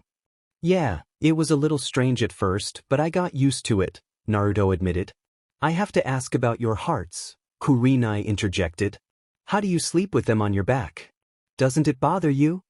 Naruto grinned and snapped his fingers. Suddenly, Fox and Titan, his constructs, entered the house through the front door. They walked over to Naruto and reattached themselves to his back beneath his coat. "I let them out when I sleep," Naruto explained. "I discovered on the first night I put the heart in the mask that it can be a bit uncomfortable." "Leave it to Naruto to find a solution to a problem," Kiba laughed. Kurenai shook her head and went to help Tsunami with breakfast. Just then, Hinata emerged from the bathroom, dressed and still blushing. Kiba grinned and teased, "Any reason I'm smelling something sweet this morning?" Hinata's face turned a bright red as she rushed into the kitchen, leaving Kiba laughing uncontrollably. Later, everyone except Kakashi gathered in the kitchen for breakfast. It wasn't anything special, just some steamed rice and grilled fish. "So what are we going to do, Kurenai-sensei?" Naruto asked.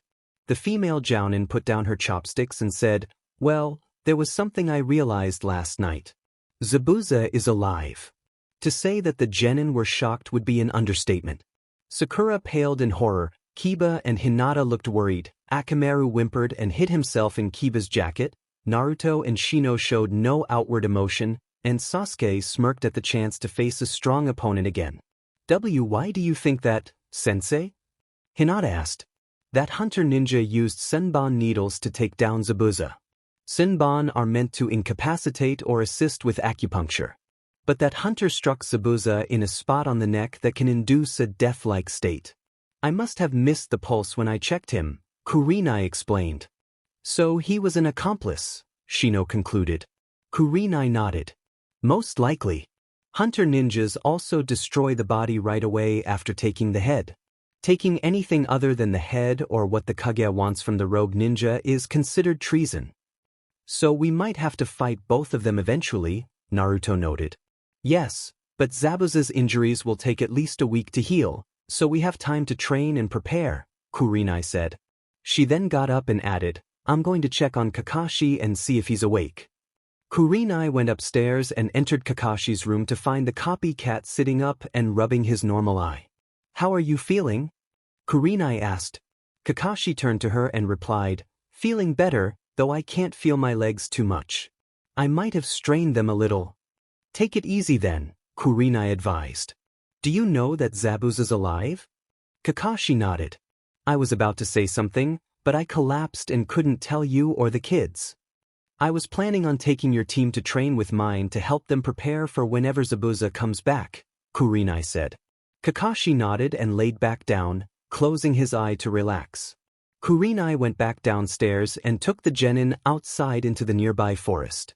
She led them to an area with a nearby lake and large, thick trees. "What are we doing here?" Sasuke asked, annoyed that it was an area where he couldn't practice any of his fire techniques. "We're going to work on your chakra control, but first, I need to know what Kakashi's been teaching you, Kurenai told him. We've been working on teamwork exercises, Kiba replied. Kurenai raised an eyebrow. And? That's it, Kiba said. Kurenai sighed and tossed a kunai to each member of Team 7 before having them face a tree. Since Kakashi seems to have forgotten how to be a proper teacher, you guys are going to learn how to climb trees. But we learned how to do that in the academy, Sakura protested. Kurenai sent her a sideways glance and walked up to a tree before effortlessly walking up its trunk. The members of Team 7 stared at her in awe. How did you do that? Kiba asked. You gather chakra in the soles of your feet and use it to climb the tree. But be careful, if you use too much, you'll go flying off, and using too little won't allow your feet to stick to the tree, Kurenai explained. Use the kunai to mark your progress. And what are they going to do? Kiba asked, motioning to Team. We already know this exercise, so we're going to learn the water walking technique, Hinata said. Sasuke glared at them with jealousy, seeing that they already knew something he didn't. Kurenai popped in a soldier pill and created a shadow clone to watch Team 7, then took her team to the nearby lake. Now then, water walking is similar to tree walking, but instead of just letting out a set amount of chakra, you have to constantly adjust it because of the moving water, Kurenai explained. She then focused chakra into her feet and walked onto the lake, just like Kakashi and Zabuza had done during their battle. Hinata, I want you to use your Byakugan and tell me what you see, Kurenai instructed as she faced her students. Hinata nodded and activated her Byakugan, closely examining Kurenai's feet as they expelled chakra. You're sending out chakra at stronger points when the water shifts to maintain your balance, Hinata observed. Kurenai nodded and said, Very good. Now I want you all to try this, but you should remove your jacket so you don't get cold. Naruto nodded and took off his trench coat, revealing his masks. He then released them and had Fox and Titan hide in the trees in case Sasuke or Sakura came by. Shino hesitated for a moment before taking off his coat, revealing a black shirt with mesh armor underneath. Hinata had the hardest time as she was quite nervous about taking off her jacket.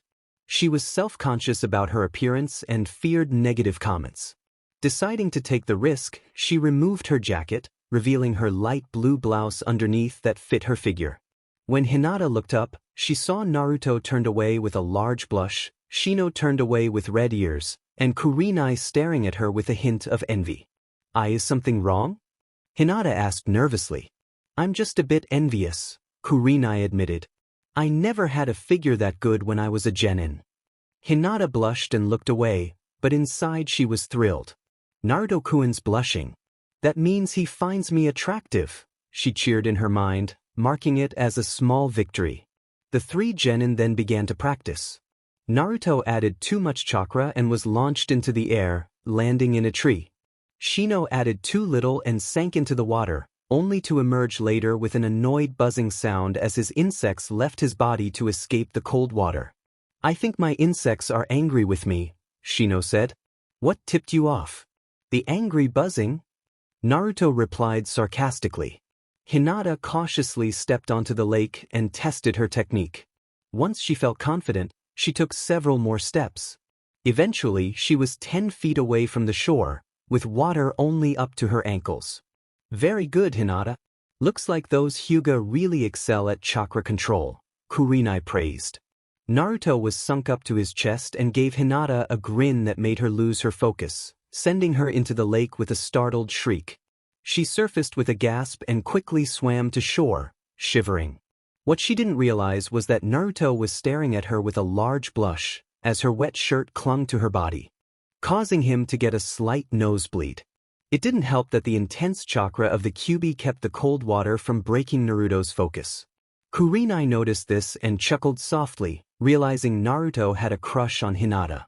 Next day bridge. Naruto was keeping an eye on Tazuna, as it was his turn to watch over the construction site. Kakashi was recovering and could assist his team, but he was currently using crutches. Naruto perched on a beam, observing Tazuna and the few workers he had. Tazuna was welding metal together when one of the workers approached him. Yes, Gishi? What is it? I'm sorry, Tazuna, but I can't keep doing this, Gishi said. Gato will make everything worse if we continue. Gishi, you can't do this. If you leave, it will take longer to finish the bridge. Do you want this country to remain poor and suffering? Tazuna implored. Gishi shook his head. I just can't keep risking my family's safety like this. Tazuna sighed and continued working. Then go. I have no need for cowards on this crew. Gishi walked off the bridge, and Tazuna turned to Naruto. It's been like this for a while. People are getting scared of Gato and are leaving to protect themselves. So you need workers? Naruto asked, hopping off the beam to stand before the elderly man. Then I've got you covered. Shadow Clone Jutsu. Instantly, 100 copies of Naruto appeared. Just tell them what you need done. Tazuna stared at the large group in disbelief before shaking his head. You're just the kind of person I need. Let's get to work. Meanwhile, in town, Hinata and Kiba accompanied Tsunami through town as she picked up groceries. Kiba managed to stay on a tree for 10 minutes, while Akamaru held on for 7, allowing them to join Tsunami since Shino was watching the house. Man, it's so gloomy here, Kiba remarked, looking around. Buildings were crumbling, surrounded by debris, and the townspeople wore tattered clothes that looked hastily stitched together. It's all because of Gato that the town is like this. Before he came, it was a lively and happy place, Tsunami explained. It's so sad, Hinata whispered. Suddenly, she felt a tug on her jacket and turned to see a little girl holding out her hands with a hopeful smile. Realizing the girl wanted food, Hinata dug into her pockets and pulled out a few pieces of candy, handing them to the girl. The girl's smile widened, and she gave Hinata a quick hug before running off. Tsunami smiled at the scene. We need more people like you around here. Kiba grinned and added, yeah, Hinata's one of the kindest people in Konoha, and the only girl in our class with common sense. Why do you say that? Tsunami asked, raising an eyebrow.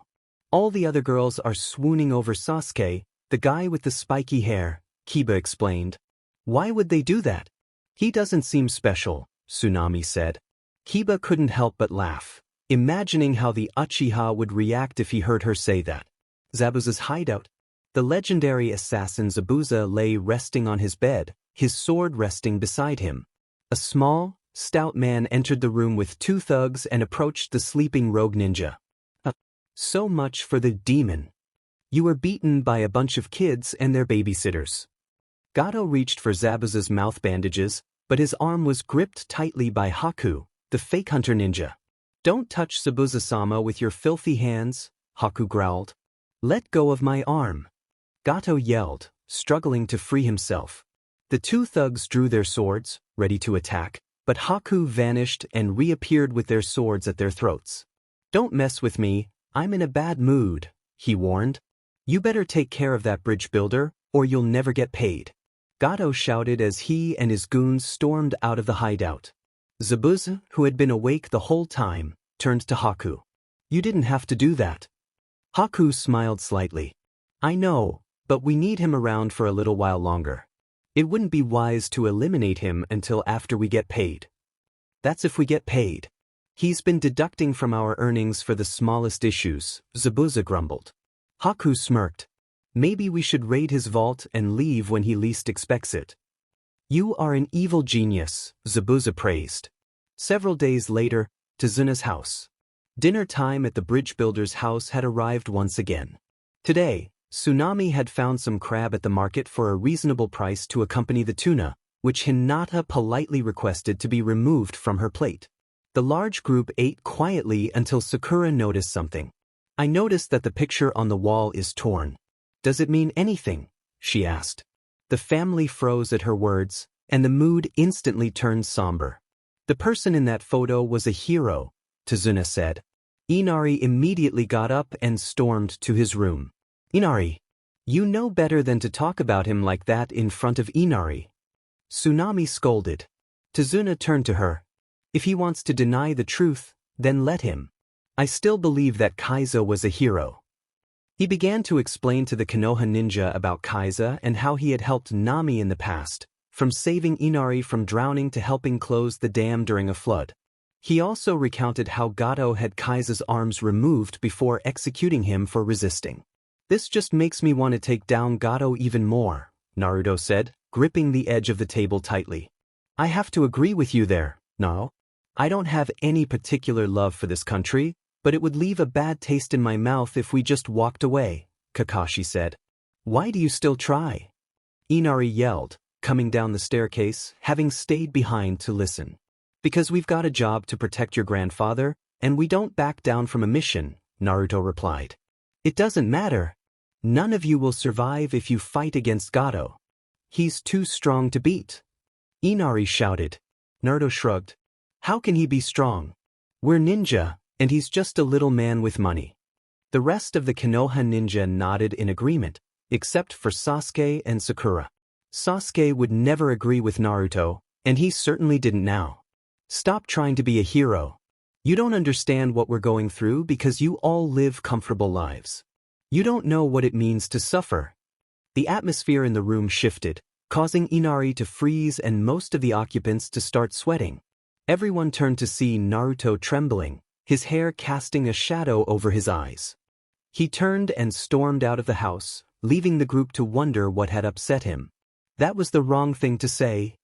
Kakashi remarked. What do you mean, sensei? Kiba asked. Kakashi sighed and began. Naruto was alone for the first 4 years of his life and was kicked out of the orphanage at just 4 years old. The only people who cared for him were the Hokage, the Ichiraka family, and Tsunezama. Even then, he still felt isolated until he met his first friend, Hinata. The young girl was surprised to learn how much of an impact she had on Naruto's life. You say that Naruto doesn't understand suffering, but he goes home to an empty house every day while you still have your mother and grandfather. You think I don't understand suffering? Let me tell you something. My mother died giving birth to me. My father took his own life after being shunned by the village for failing a mission. Both of my best friends died right in front of me, and my sensei, who I considered a father, sacrificed himself to save the village, Kakashi told Inari. So you tell me, do I know suffering or not? He then walked upstairs to his room. My family was killed all in one night, Sasuke said as he walked off to brood. Most of the village avoids my clan because of our special abilities, Shino added. And most of my C-clan hates me because I want to change tea tradition, Hinata whispered. Inari said nothing and ran off to his room, slamming the door behind him. The next morning, Naruto was asleep in a clearing, having worked off his anger by throwing himself into training. He was surrounded by trees that bore the marks of his efforts. Haku entered the clearing with a basket, searching for herbs to help Zabuza. Spotting Naruto, Haku knelt beside him, contemplating whether to take action. After a moment, Haku decided to wake him. I'm too soft, Haku thought as Naruto stirred awake. Ugh. 5 more minutes, Bachan. Naruto mumbled, rubbing his eyes. When he opened them, he saw a pretty woman standing over him. Naruto jumped to his feet, blushing as he introduced himself. My name's Naruko Uzunako, Naruto Uzumaki. She's almost as pretty as Hinata-chan. Wait, where did that come from? Nice to meet you, my name is Haku. What were you doing out here? Haku asked. Not much, just training, Naruto replied. Are you a ninja? Haku inquired, setting down the basket. Naruto grinned and said, yeah, I'm aiming to be one of the best there is. Oh, but aren't you strong already? Haku asked, curious about Naruto's ambitions. The Jinchuriki shook his head and replied, I need to be stronger so that I can help everyone I care about. So you fight to protect your precious people.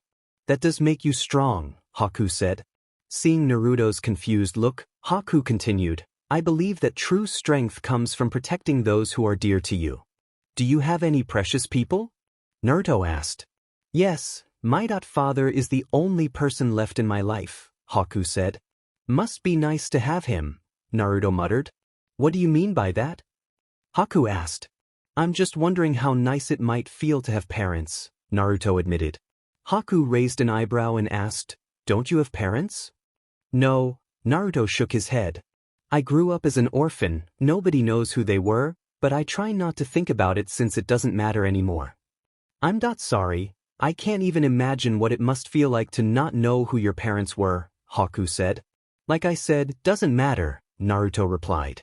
Well, it was nice speaking with you, But I should get back to my father in case he starts to worry, Haku said, standing up and grabbing the basket. Just before leaving the forest, Haku added, "By the way, I'm a boy." Naruto stood there, stunned. It's impossible for a guy to be almost as pretty as Hinata-chan. There it is again. In Konoha, Hiruzen sat at his desk with a black eye, courtesy of Tsunade for not informing her about what Hummingbird found right away. Considering he received the news late at night, she had only given him a light reprimand. He was fortunate that Tsunade understood she couldn't be part of the mission, as stealth was never her strong suit. The Sandaime stared at a map of route headquarters that Tenzo had drawn from memory, marking potential entry points while jotting down notes. "Hoka-sama, everyone's ready," Hummingbird announced as he entered the room. Hiruzen nodded and stood up, following the ANBU member into a separate room where 6 other ANBU members awaited: Tenzo, Falcon, Boar, Deer, Chameleon, and Wolf. They were all top members of the route surveillance squad. "Hokage-sama," the ANBU members stood to address their leader. "Please be seated," Hiruzen ordered. ANBU complied, and the Sandaime took his place at the head of the table. He opened the files in front of him and said, "I'm sure you all know about the mission you're going on, but I'll repeat it in case anyone forgot. Our mole within route has discovered that Danzo has been keeping 2 very important people captive in his base in an attempt to create the ultimate shinobi. One of them is the result of that experiment but is considered a failure due to not developing as quickly as Danzo had hoped. I need you to infiltrate the base and rescue them." "Hokusama, wouldn't it be easier to just storm in and demand them like you did for me?" Tenzo asked. Hiruzen shook his head and replied, "It only worked for you because Kakashi already knew of your existence and informed me, and because I argued that your abilities could subdue Naruto should he ever lose control in the village. Because nobody has made official contact with them, it would be nearly impossible to get Danzo to hand them over." "What are the chances of running into any route?" Wolf asked. "Not very high. The prisoners are kept in an abandoned part of the facility where other failures are housed. So, there isn't much chance of encountering anyone," Hiruzen replied. Deer then asked, "Are we to make it look like a breakout to avoid any suspicion? If you can manage it, then do it. Any more questions?" Hiruzen asked. Falcon then inquired, "Do these 2 have any connection to you-know-who?" "That question will be answered when Tsunade gets a look at them. Until then, we aren't absolutely sure." The Sandaime then stood up and told the group, "The mission will commence when Hummingbird deems it necessary." Shino had just closed the door to his room after laying Naruto on the bed. The blonde had worked himself to exhaustion trying to perfect a secret technique. The bug user walked downstairs where everyone else was waiting. "He's in bed," Shino said. Kurenai nodded, and Kakashi said, "This is most likely when Zabuza and his accomplice will attack, so everyone is going to the bridge to help protect Tazuna. But I'm going to have to ask that you stay here, Kiba." "But I can help," the young Inuzuka protested. "With Akamaru still hurt, your attacks will be less effective, and I have a feeling that Gato might send some of his thugs here to take Inari and or Tsunami hostage," Kakashi explained.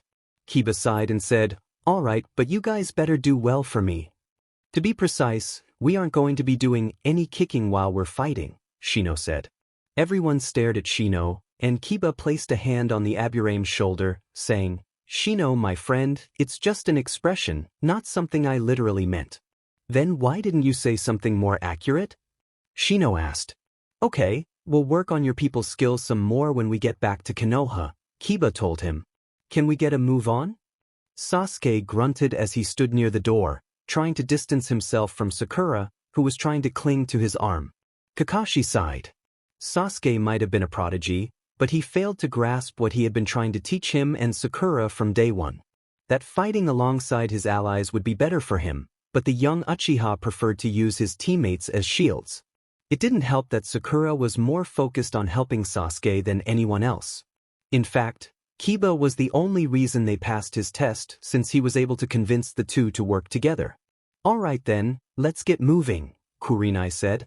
Zabuza's hideout. The Kirigakure no Kijin crushed an apple with his hand and grinned beneath his bandages. He stood up and swung his mighty sword until it rested on the magnet attached to his belt. This time he was wearing a shirt. Once again, you've outdone yourself with your medicine, Haku, Zabuza praised as he adjusted his mouth bandages. It was nothing, Zabuza-sama. Are we going to attack the bridge builder today? Haku asked. Zabuza nodded, and the door opened, revealing Gato, his 2 bodyguards, and another figure. He was about 26 years old, wearing a gray sleeveless vest and black pants with armored shins. He had black fingerless gloves and black shinobi sandals. The most noticeable part about him was his bandana, which bore the emblem of Kumogakure no Sato, but with a slash through it, indicating he was a rogue ninja. Who's this? Zabuza asked. This is Ren Naruto, another criminal I hired to ensure that you two eliminate the bridge builder, Gato told him. We don't need a babysitter, Zabuza said, glaring at the diminutive figure and his thugs. Don't think of me as a babysitter, think of me as an acquaintance. Once this mission is over, we won't see each other unless we're after each other's bounties, Ren replied. Zabuza's caution heightened at these words, as rogue ninjas rarely discussed their bounties unless they were in a ceasefire zone, which this most definitely was not. Haku gave Zabuza a sideways glance through his mask, not trusting Ren at all. The name Boruto sounds somewhat familiar. Perhaps Zabuza-sama knows. Zabuza sighed and said, Fine, but don't get in my way. Or you'll find out how painful it is to be cut in half. Rin gulped and began to sweat a little. Later bridge. The Konoha ninja and Tazuna arrived at the bridge to find a thick fog enveloping the area. As they ventured further, they noticed that the workers were either unconscious or incapacitated. What happened? Tazuna asked, stepping back in alarm. Everyone get ready, Zabuza is here, Kakashi said as he drew a kunai. Perceptive, aren't you, Kakashi? Zabuza's voice echoed through the mist. Everyone tensed, trying to locate the rogue ninja.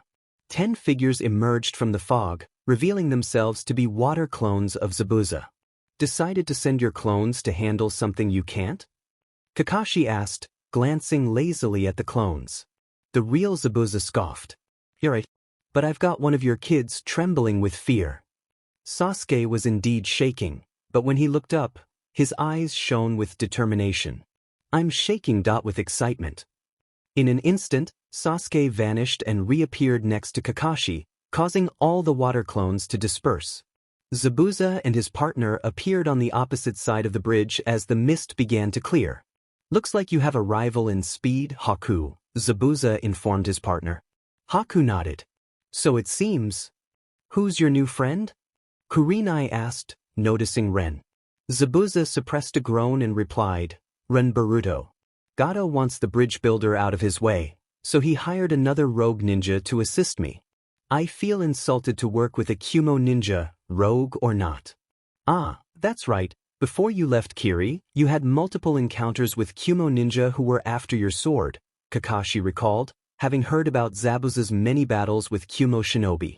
Hinata shivered at the mention of Kumo ninja. Shino noticed and placed a reassuring hand on her shoulder. She relaxed and offered him a small smile in gratitude. Why does the name Boruto sound familiar? Kurenai wondered. I don't know, but we don't have time to think about it right now, Kakashi replied. Sasuke, I want you to handle the fake hunter ninja. Your speed should match his. Sakura, stay with Tazuna, Kakashi ordered, and his students nodded in agreement.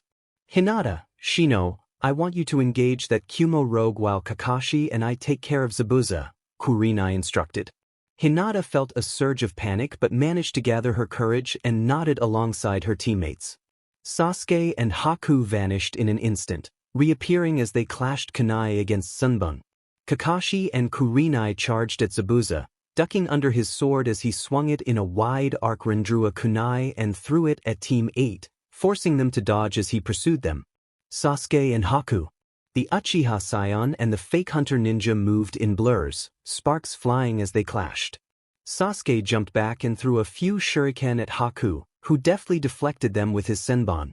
I must admit, your speed is impressive, Haku remarked as they clashed again. But I'm 2 steps ahead of you. 2? Sasuke inquired. Yes, first, we're surrounded by water, and second, I have one of your hands occupied, Haku explained. He then raised his other hand and began forming a series of one-handed seals. One-handed seals? But that's impossible, Sasuke thought, snapping back to reality when Haku slammed his foot on the ground, causing water to rise and surround them. Sensatsu Suisho, Haku declared as the water transformed into 1,000 ice needles, all aimed at Sasuke. Just before the needles struck, Haku jumped back, only to dodge a shuriken that flew at him. He looked up to see Sasuke descending upon him, kunai drawn. Haku narrowly avoided the blow but couldn't evade the kick that followed, sending him skidding across the ground. It seems I'll have to use that after all, Haku murmured, making a unique hand seal and focusing his chakra, which swirled around him like a chilling wind. His chakra, Sasuke thought, it's so cold. He heard a cracking sound behind him and turned to see an ice mirror forming. He looked back at Haku, only to find himself surrounded by a dome of mirrors. 12 mirrors were at ground level, 8 angled downwards above them, and 1 above the dome, facing down. Haku entered the mirror in front of him, his reflection visible in every mirror. Makio Hyosho, Haku declared. Moments later, Sasuke's scream echoed through the air. Hinata, Shino and Ren. The trio of fighters were at a stalemate. Hinata and Shino were surrounded by the Aburame's bugs, which acted as a shield, preventing the rogue ninja from attacking.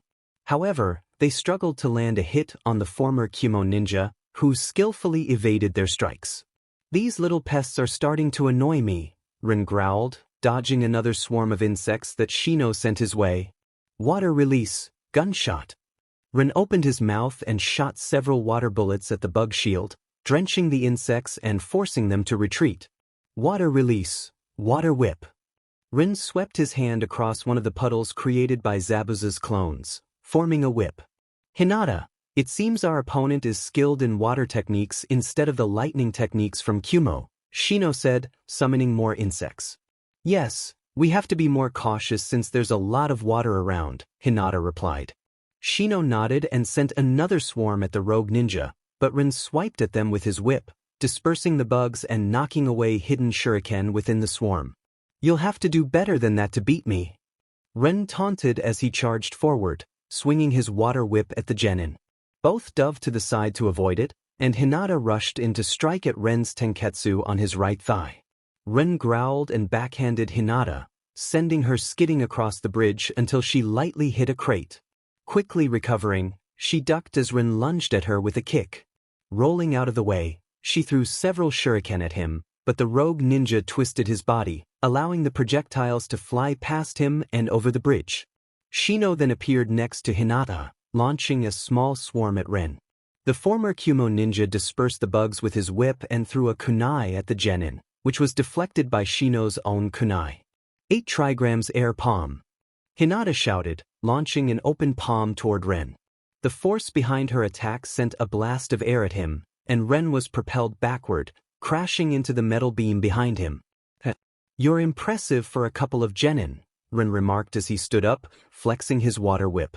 But you won't defeat me. It's time I got serious.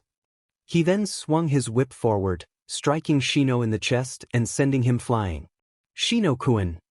Hinata cried out, watching her teammate get hit. In an instant, the water whip wrapped around her wrist, pulling her toward Ren, who grasped her wrists with his other hand. Now I recognize you. You're the Hyuga heiress that my brother tried to kidnap years ago, Ren exclaimed. Hinata's eyes widened in shock and fear as he continued, Yes, my brother Arashir Baruto attempted to kidnap you under the guise of forming a treaty in Konoha. But your clan killed him and sent us a fake body as an insult. If I bring you back to Kyumo, I'll be hailed as a hero for achieving one of our long-time goals. Hinata struggled in Ren's grip, her mind racing. Drawing inspiration from Naruto, she decided to do something unexpected. She reared back her leg and executed a swift kick, targeting Ren's sensitive area. The move caught him off guard, and he dropped her, clutching his groin in pain. Hinata turned to run toward Shino, but suddenly felt a sharp sting on her side, causing her to cry out and fall to the ground. She glanced back to see Ren glaring at her, his water whip in hand, having struck her with a shuriken that tore her jacket and grazed her skin. You think you can get away? If I didn't need you alive, I'd finish you off right now. Ren snarled, raising his whip again and striking her side, drawing another cry of pain from her. But I don't think Kumo would need you unharmed, Ren added with a sinister grin. Hinata's fear escalated, but before he could act further, something hard struck his chest, sending him flying.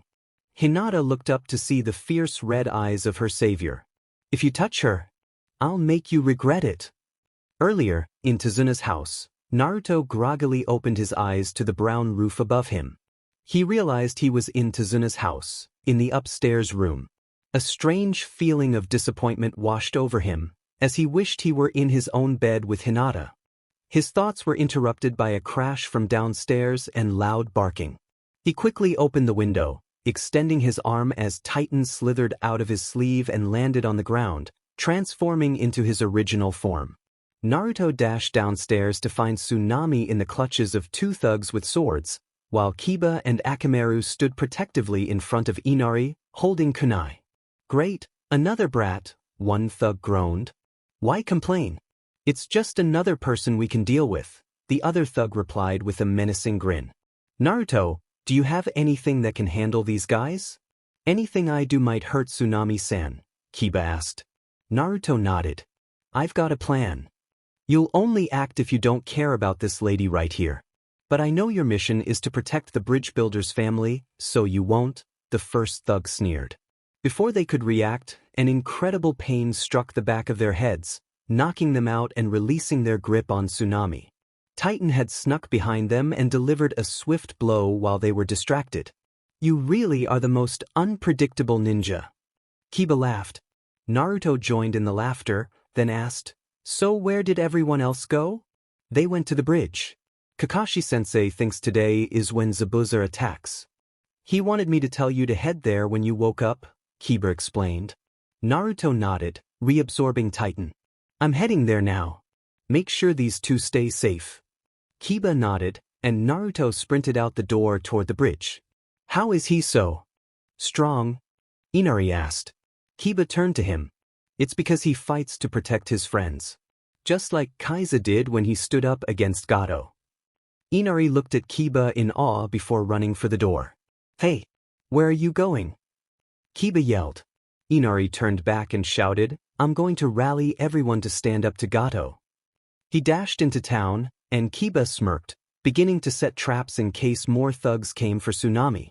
On the outskirts of Konoha, in the western forest, a group of ANBU gathered around a metal hatch disguised as a tree stump.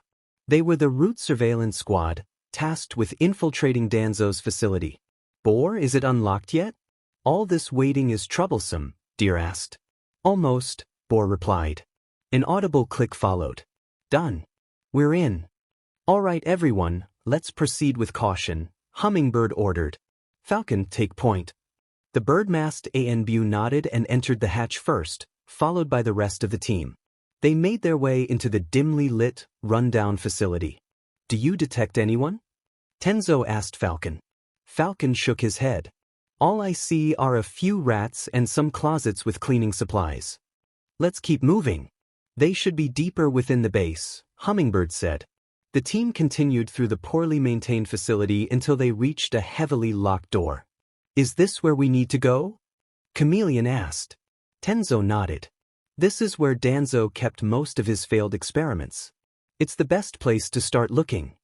All right, Boar, start unlocking this one. Tenzo, help him. The rest of us will provide cover in case any Root members come by, Hummingbird ordered. The team took their positions as the two ANBU began to unlock the door. Hey, Tenzo, Boar said, focusing on the sealing matrix that held the lock shut. Is it true that some of Danzo's experiments were worse than those found in Orochimaru's bases? Tenzo paused for a moment before responding. When I was a member of Root, I thought those experiments were just like any other. I had no real perspective until I met Kakashi. Now that I can distinguish right from wrong and understand our morals, I can say for certain that Danzo's experiments were, at times, worse than Orochimaru's. The team members absorbed this revelation, reflecting on the true nature of the councilman. Hoka-sama suspects that Danzo played a role in turning Orochimaru into what he is today, Chameleon stated. What makes you think that? Falcon inquired. Chameleon turned to him and explained, Hoka-sama believes that Danzo exploited Orochimaru's desire to uncover the world's secrets, manipulating him into conducting many atrocious experiments for his own benefit. This way, none of it could be traced back to him. What would lead Hokage-sama to think that? Bor wondered as he removed the seal. Tenzo then inserted a small piece of wood into the lock. It's because Danzo often met with Orochimaru back when he was a Konoha ninja, Hummingbird clarified. It's unlocked, Tenzo announced as he pushed the door open. Let's keep moving, Hummingbird ordered. Naruto arrived at the bridge to find a dome made of mirrors crafted from ice. Each mirror reflected the fake hunter ninja facing the center of the dome. On his knees, Sasuke glared at the reflections, his eyes beginning to show a hint of red. For some reason, Naruto felt a strange warmth in his stomach at the sight of Sasuke's eyes, accompanied by an unsettling sensation that quickly faded. He glanced over to see Kakashi and Kurenai locked in a fierce battle with Zabuza. The Jounin senseis were employing their unique abilities to outsmart the rogue ninja. Kakashi attempted to use his Sharingan, but Zabuza either kept his eyes closed or avoided direct eye contact. Kurenai, not being a taijutsu or ninjutsu user, struggled to ensnare him in a genjutsu. The young Uzumaki scanned the area but couldn't spot anyone else, assuming Sakura and the rest of his team were protecting Tazuna somewhere in the mist. He decided to assist Sasuke, knowing he stood little chance against a ninja of Zabuza's caliber. Yo, Sasuke, need any help? Naruto called as he approached the dome, stopping just before the edge. Sasuke turned to him, noticing how much clearer Naruto appeared. He would have responded, but he was too focused on anticipating the next volley of needles. Attack the dome from the outside. He can't hit you from there, Sasuke instructed, pulling a sunban from his arm to regain some feeling in the limb. You can try, Haku warned them, but my mirrors can't be broken or melted. Just surrender, and I will spare your lives. Let's hit one mirror with a fire technique from both sides, Naruto suggested, forming several hand seals. Sasuke, seeing what he was doing, mirrored the actions. Fire style, great fireball technique. Both genin shouted, unleashing fireballs that struck a mirror. Haku was fortunate to be in a different mirror at that moment, as the one they attacked began to melt and lose its perfect shape before the flames extinguished, leaving the two genin gasping for breath. Impressive. No one has ever melted my mirrors to this degree before. But I'm afraid your skills won't save you here, Haku said, appearing behind Naruto and kicking him into the dome before he could react, sending both boys crashing to the ground. Haku then stepped back into the mirror, his reflection reappearing everywhere. So, what can he do in this place? Naruto asked, pushing himself to his feet. He can throw sunban from every mirror, Sasuke explained. Naruto was momentarily startled but then grinned, forming a cross seal. 20 shadow clones appeared, surrounding them. What is this? These clones are solid, Sasuke thought, observing the 20 trenchcoat-clad blondes around him. That won't help, Haku said. A moment later, all the clones exploded, and both Sasuke and Naruto were struck by countless sunban. They cried out in pain as they tried to shield themselves, but many needles found their marks on their backs, arms, and legs. Naruto was grateful that his threads could push out the needles, but it still hurt. Sasuke felt frustrated, unable to land a hit on the hunter ninja since the dome had been created. I've got to stay calm and focused. Observe everything about this jutsu and act, Sasuke thought, watching Haku's reflection. Haku raised his arms, and Sasuke's eyes widened as he jumped away just in time to avoid sunban that struck the spot he had just vacated. What? Haku was confused, as was Naruto. Sasuke had been unable to dodge the sunban before. Looked up, both of them could see his red eyes. His right eye had one tomo while his left had two. The Sharingan? He activated it, Naruto thought. With Sasuke's Kekkei Genkai active, the battle would become easier. He groaned, realizing it would only make Sasuke more insufferable. Naruto might as well have been a psychic. With these eyes, I can never be defeated, Sasuke boasted. Naruto slammed his face into a nearby mirror and groaned. Haku leaned over Naruto and asked, Is this his normal behavior? Naruto looked up and replied, "No, it's worse now. My friends and I have been dreading this day because this would happen." Haku patted his head sympathetically before retreating into the mirror and throwing a sunban at Sasuke, interrupting his thoughts of vengeance against Itachi. "Those eyes don't make you all-powerful, you know," Haku stated. "Shut up. You're powerless against an Uchiha with their Sharingan." Sasuke growled. Naruto slammed his head against the mirror again, already feeling sorry for Kiba and Akamaru. He would have to send them a gift later. Behind the mask, Haku rolled his eyes. He threw several more senbon in areas that left Sasuke with no room to dodge, causing him to wince as they grazed his skin. "If I was powerless, then how was I able to land several hits on you just now?" Haku taunted. Sasuke, filled with frustration, grabbed a kunai with an explosive tag and hurled it at a random mirror. Before it could hit, Naruto dashed forward, snatching it from the air and tossing it over the bridge, where it detonated harmlessly over the water. "You idiot! Are you trying to endanger us all?" Naruto yelled. "Get out of my way! I'm the only one who can defeat him!" Sasuke shouted back. Naruto growled, but before he could respond, a sunban zipped past their faces, forcing them apart. "Please surrender, I do not wish to hurt you," Haku said calmly. Sasuke took this as an insult and unleashed another fireball jutsu, which fizzled against the mirrors, causing them to drip slightly.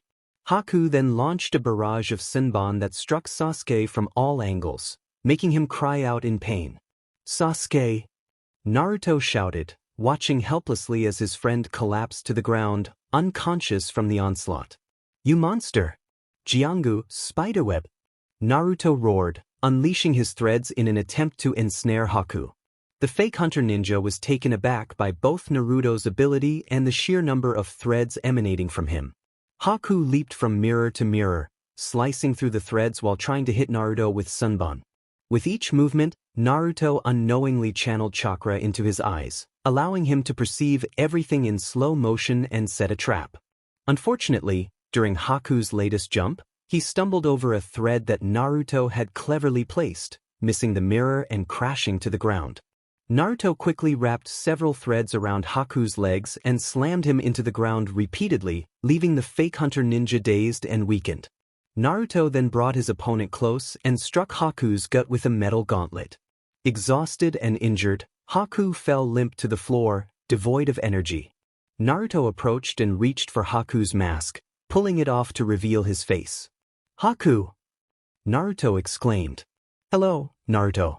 I'm sorry you had to find out like this," Haku replied softly. "But why?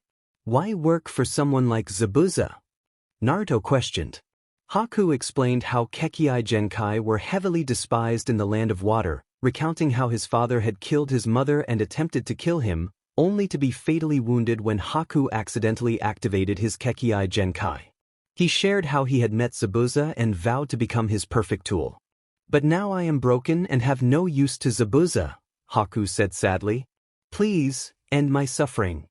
Naruto shook his head. "I'm not going to kill you, Haku. You're my friend." "But that I have no value anymore," Haku protested. "That's not true." Naruto replied firmly, giving Haku a determined look. "With your abilities, you're far from worthless. You're a powerful person with incredible skills, so don't underestimate yourself." Before Haku could respond, a scream pierced the air, one that Naruto recognized. "Hinata!" he cried, sprinting into the mist toward the source of the scream. Haku, feeling all energy leave his body, closed his eyes and succumbed to unconsciousness. Naruto plunged deeper into the mist until he spotted three figures, one taller than the others. He recognized Hinata and Shino on the ground, the latter unconscious while Hinata clutched her side in pain. Rin loomed over her, a sinister grin on his face. Unbeknownst to Naruto, he tapped into the Kyuubi's chakra, deepening his whisker marks, elongating his canines, and transforming his eyes into crimson orbs with red slits. He charged forward at incredible speed, slamming his gauntlet into Ren's chest and sending him flying. "If you touch her, that'll make you regret it." Naruto snarled, glaring at Ren and unleashing a powerful aura. On the other side of the bridge, the three jounin were engaged in combat when they felt a malevolent energy wash over them. This feeling it's like that night. Kakashi realized. Did the seal break? Kurenai asked, concerned. Zabuza felt similarly unsettled, recalling two individuals who could emit a similar aura, albeit on a lesser scale. This is worse than either Yagura or Utakata. It has to be someone stronger than 6. Zabuza thought, a shiver creeping up his spine. As the mist lightened slightly due to Zabuza's distraction, Kakashi focused his Sharingan on the source of the energy. He saw a blurred image of Naruto standing protectively over a wounded Hinata, facing off against Ren, crimson chakra coursing through him. He glanced to the other side to see Sasuke and Haku unconscious. But what truly caught his attention was a large gathering of chakra on the unfinished side of the bridge. Called for some reinforcements, Zabuza?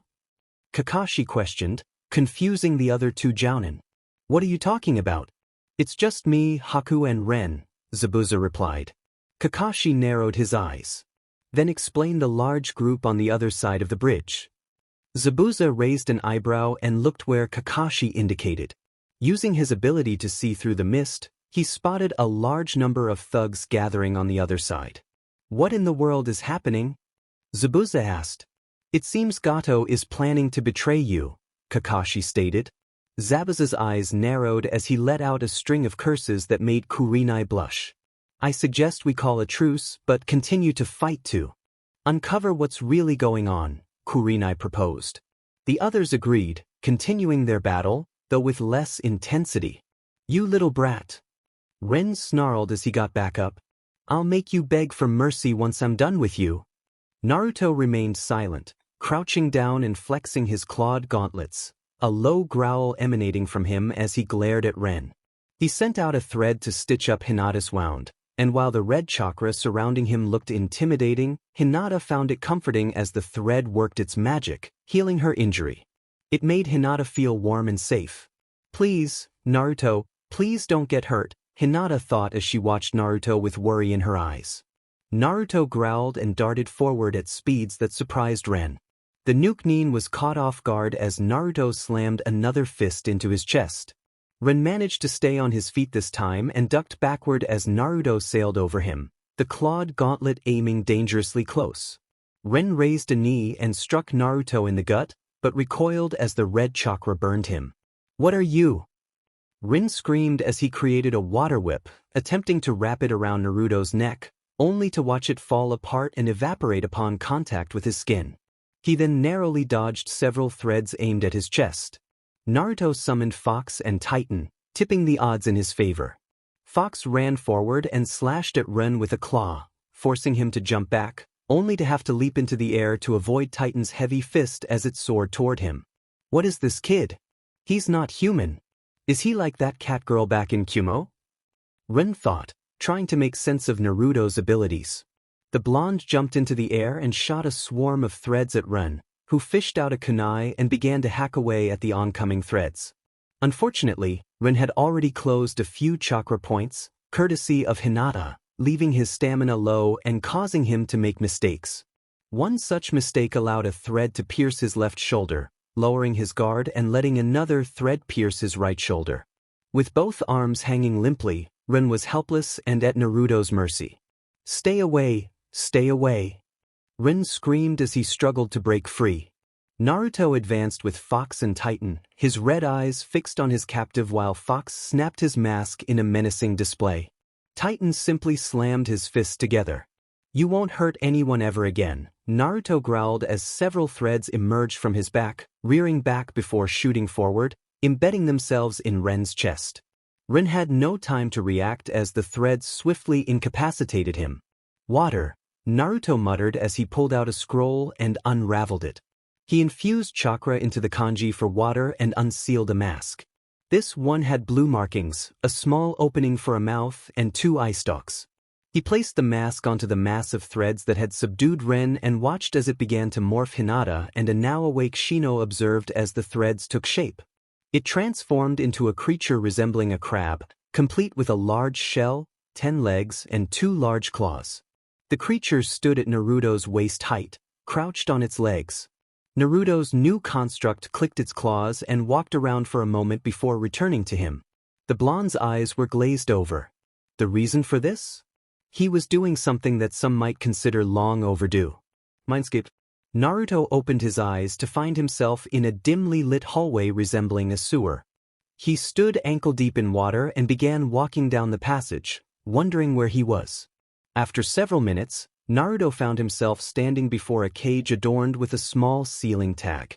"So my jailer finally appears to talk to me," a deep voice stated as two red eyes with black slits opened and observed Naruto. "I guess the third time really is the charm. Judging by the fact that you called me your jailer, I can only guess that you're the QB, correct?" Naruto asked, already knowing the answer. The shadows within the cage shifted, revealing a bright orange fox that towered over him. Rabbit-like ears adorned its head, and 9 tails swished behind it. "Interesting, I expected you to either be trembling or yelling at me," the QB mused. "But nonetheless, I am the QB no Kitsune. Pray tell, why aren't you angry with me?" "I want to be angry with you, honestly I really do," Naruto began. "But something inside me tells me that it's not entirely your fault for attacking Konoha." The QB raised an eyebrow and replied, "I admit, I attacked Konoha all those years ago. The details of that night are blurry, but I believe that with time, I'll be able to remember everything. However, I do recall feeling as though my actions were being compelled." "You're very different from how the stories portrayed you," Naruto noted. "Well, no one ever wanted to know me, they just believed I was a wild beast that did nothing but destroy," the QB explained. "However, I did destroy villages for a good reason in the past." "How can destroying villages have a good reason?" Naruto asked. The QB chuckled and explained, "Simple, those villages harbored a great amount of evil. If that evil were left unchecked, it would have led to catastrophic events in the future." "Well, I guess that's somewhat of a reason," Naruto replied, rubbing the back of his head. "But I can't really complain about something that's already happened." "Now you really interest me," the QB said as it lay down on its giant paws. "Why don't you hate me? I made your life a living nightmare." Naruto shook his head and replied, "It's not really your fault that the villagers can't tell the difference between a kunai and the scroll it's sealed in. I just have to prove to them that I'm not you. Last time I checked, I look nothing like you." The QB's eye twitched, recalling a similar insult from a certain redhead with a fiery attitude. "They're so similar, it's unsettling," the QB thought. "Then you must be angry with me for attacking your village." Naruto gave him a look and said, "Didn't you say it wasn't your fault? That you felt controlled?" Seeing the QB nod with a confused expression, Naruto grinned and added, "Then there's no need for me to be angry with you.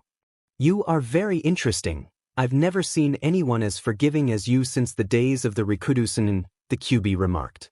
"I think you should go now. I can sense a large number of people gathering on the bridge, and none of them seem to be on your side."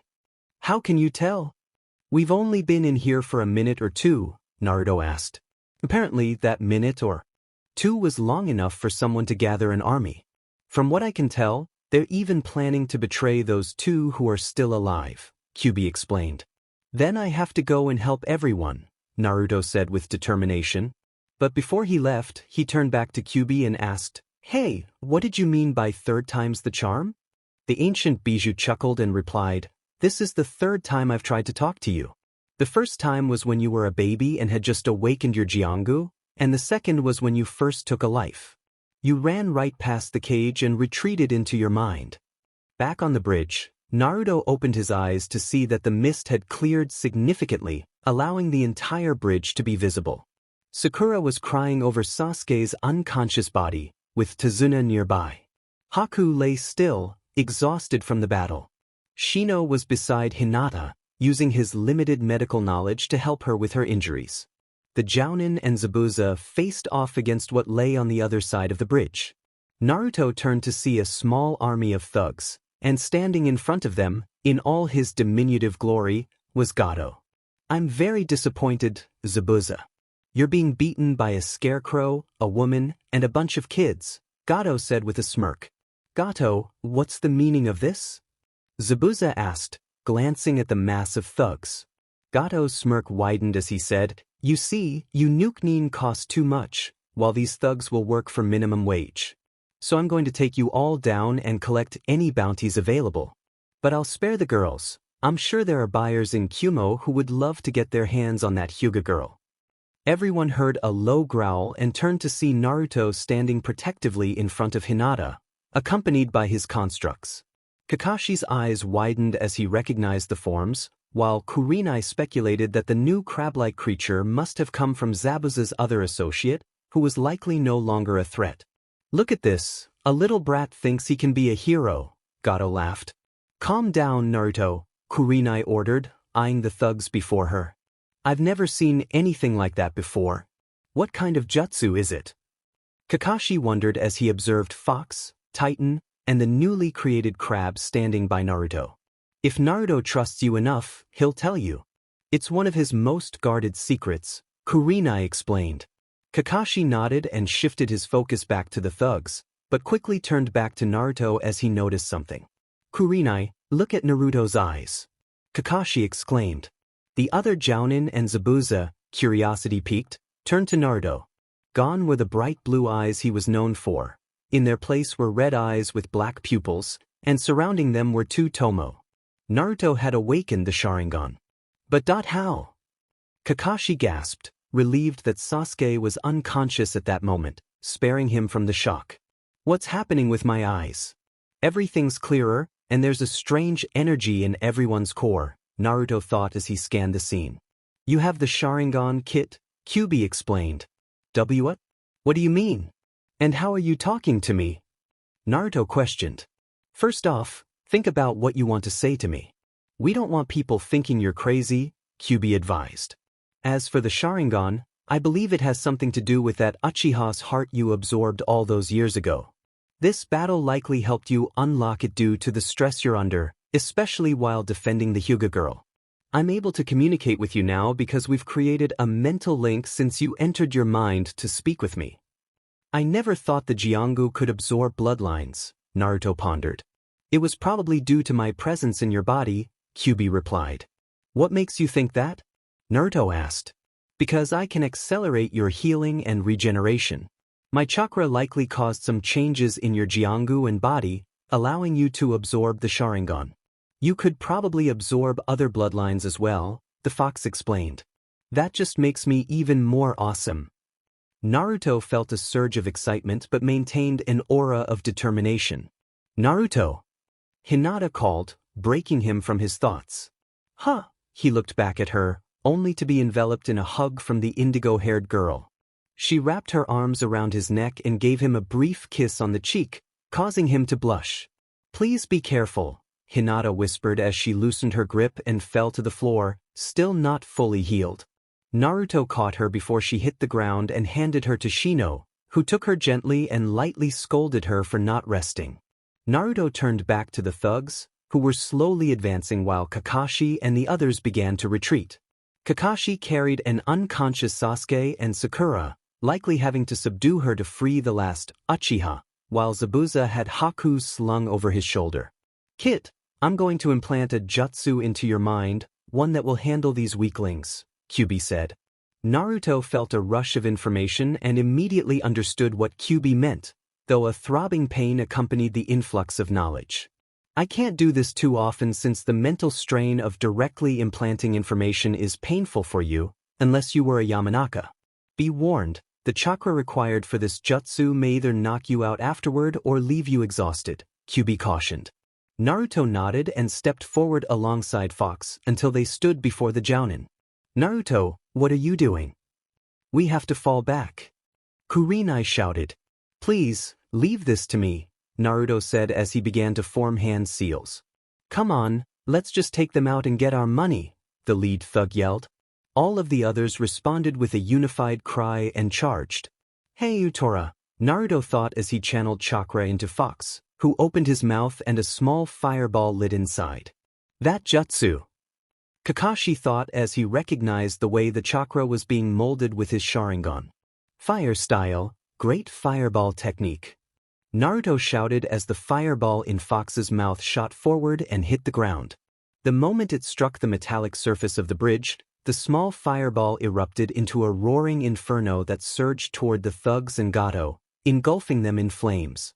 When the fire cleared, only ashes remained as evidence of the small army that had been there.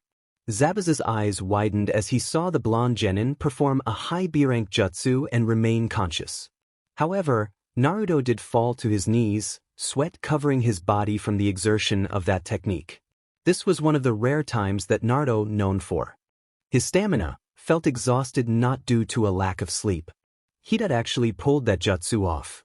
Kakashi muttered as both his students fell from his grip and landed face first on the ground. Zabuza-sama. Haku ummed as he tried to move.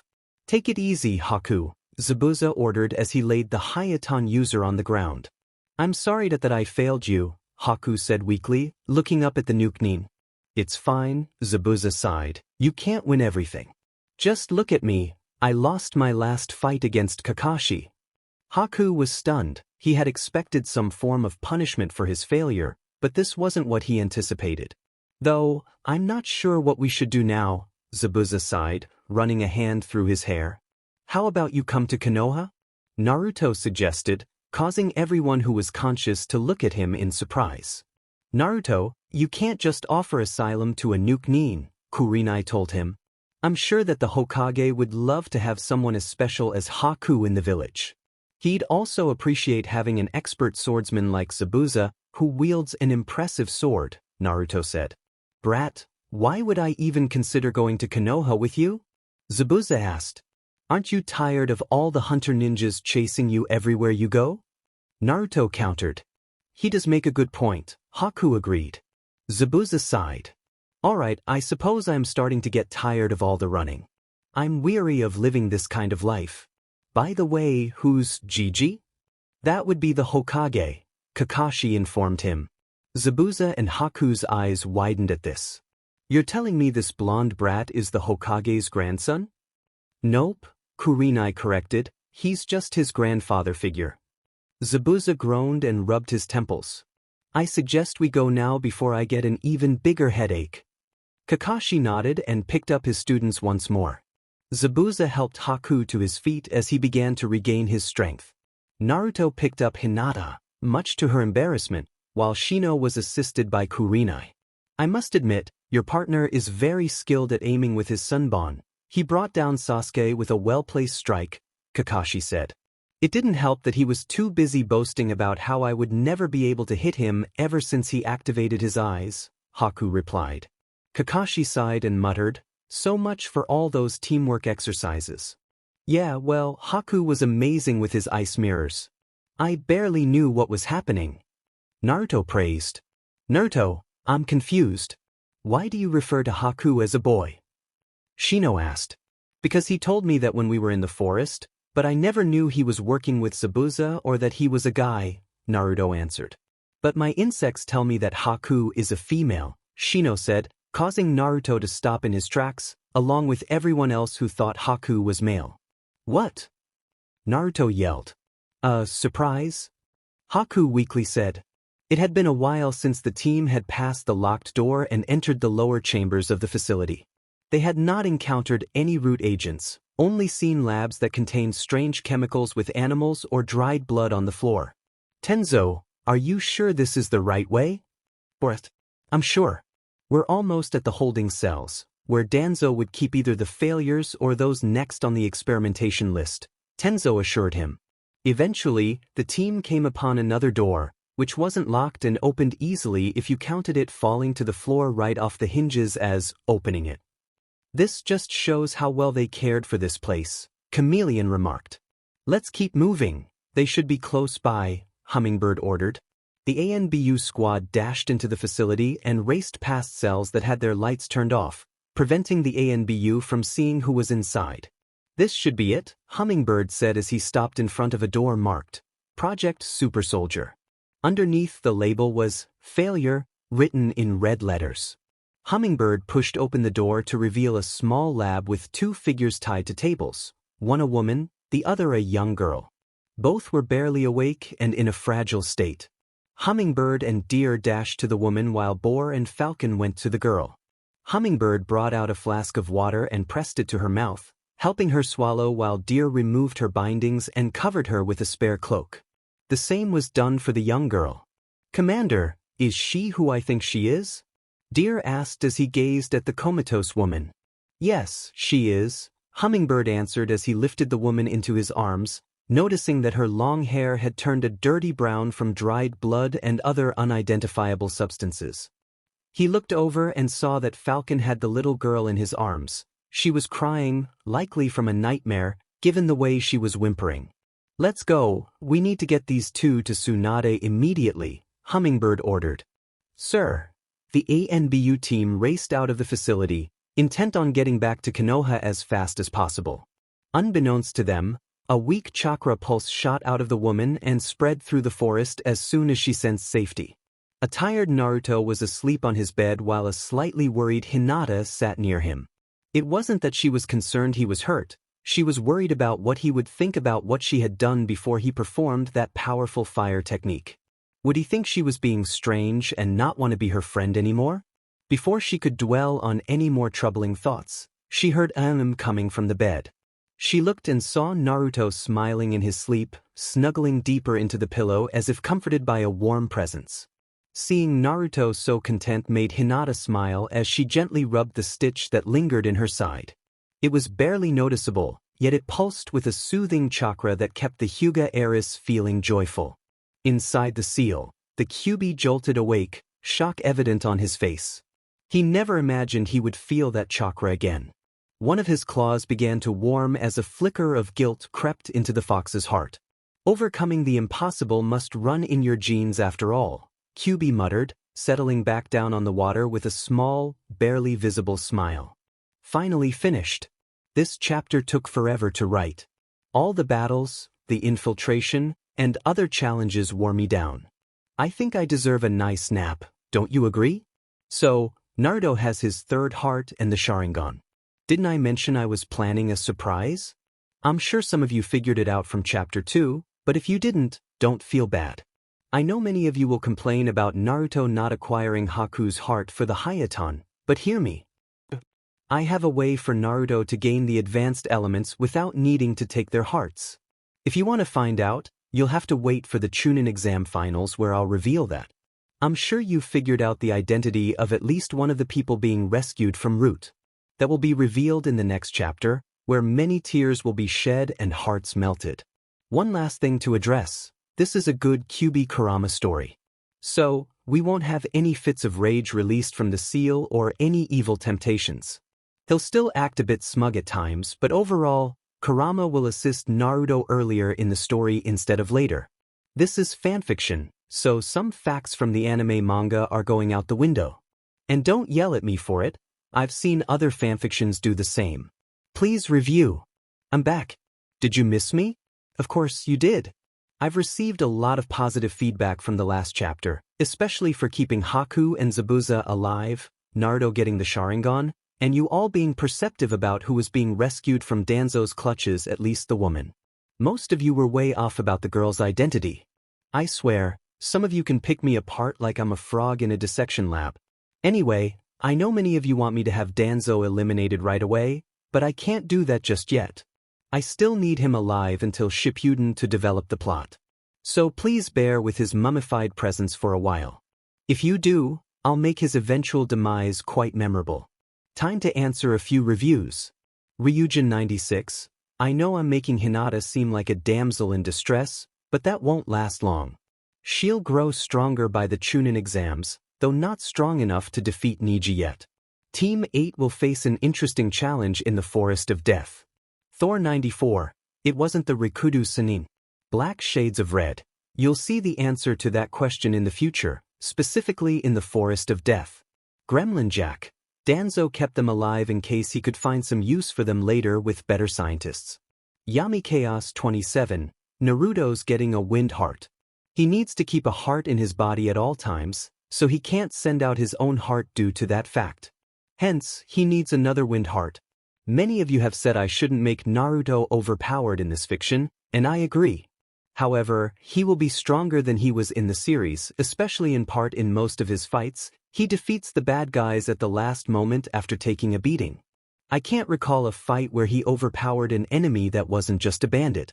He'll be even stronger after the time skip, but he will still face challenges from enemies like Orochimaru, Pain, and Obito. On with the show. We're back. Naruto cheered upon seeing the giant gates standing proudly before him. It had taken a week for everyone to recover from their ordeal in Nami, and 2 days to reach Konoha since there were no civilians slowing them down. Be quiet, Naruto, Sakura exclaimed, causing everyone within a 5-mile radius to wince. Once her hearing returned, Kurenai approached Sakura, leveling her with a stern glare enhanced by a genjutsu that made her eyes glow ominously. Control your voice, you might attract unwanted attention with your yelling, Kurenai ordered. Sakura nodded quickly, eager to escape the genjutsu mistress's gaze.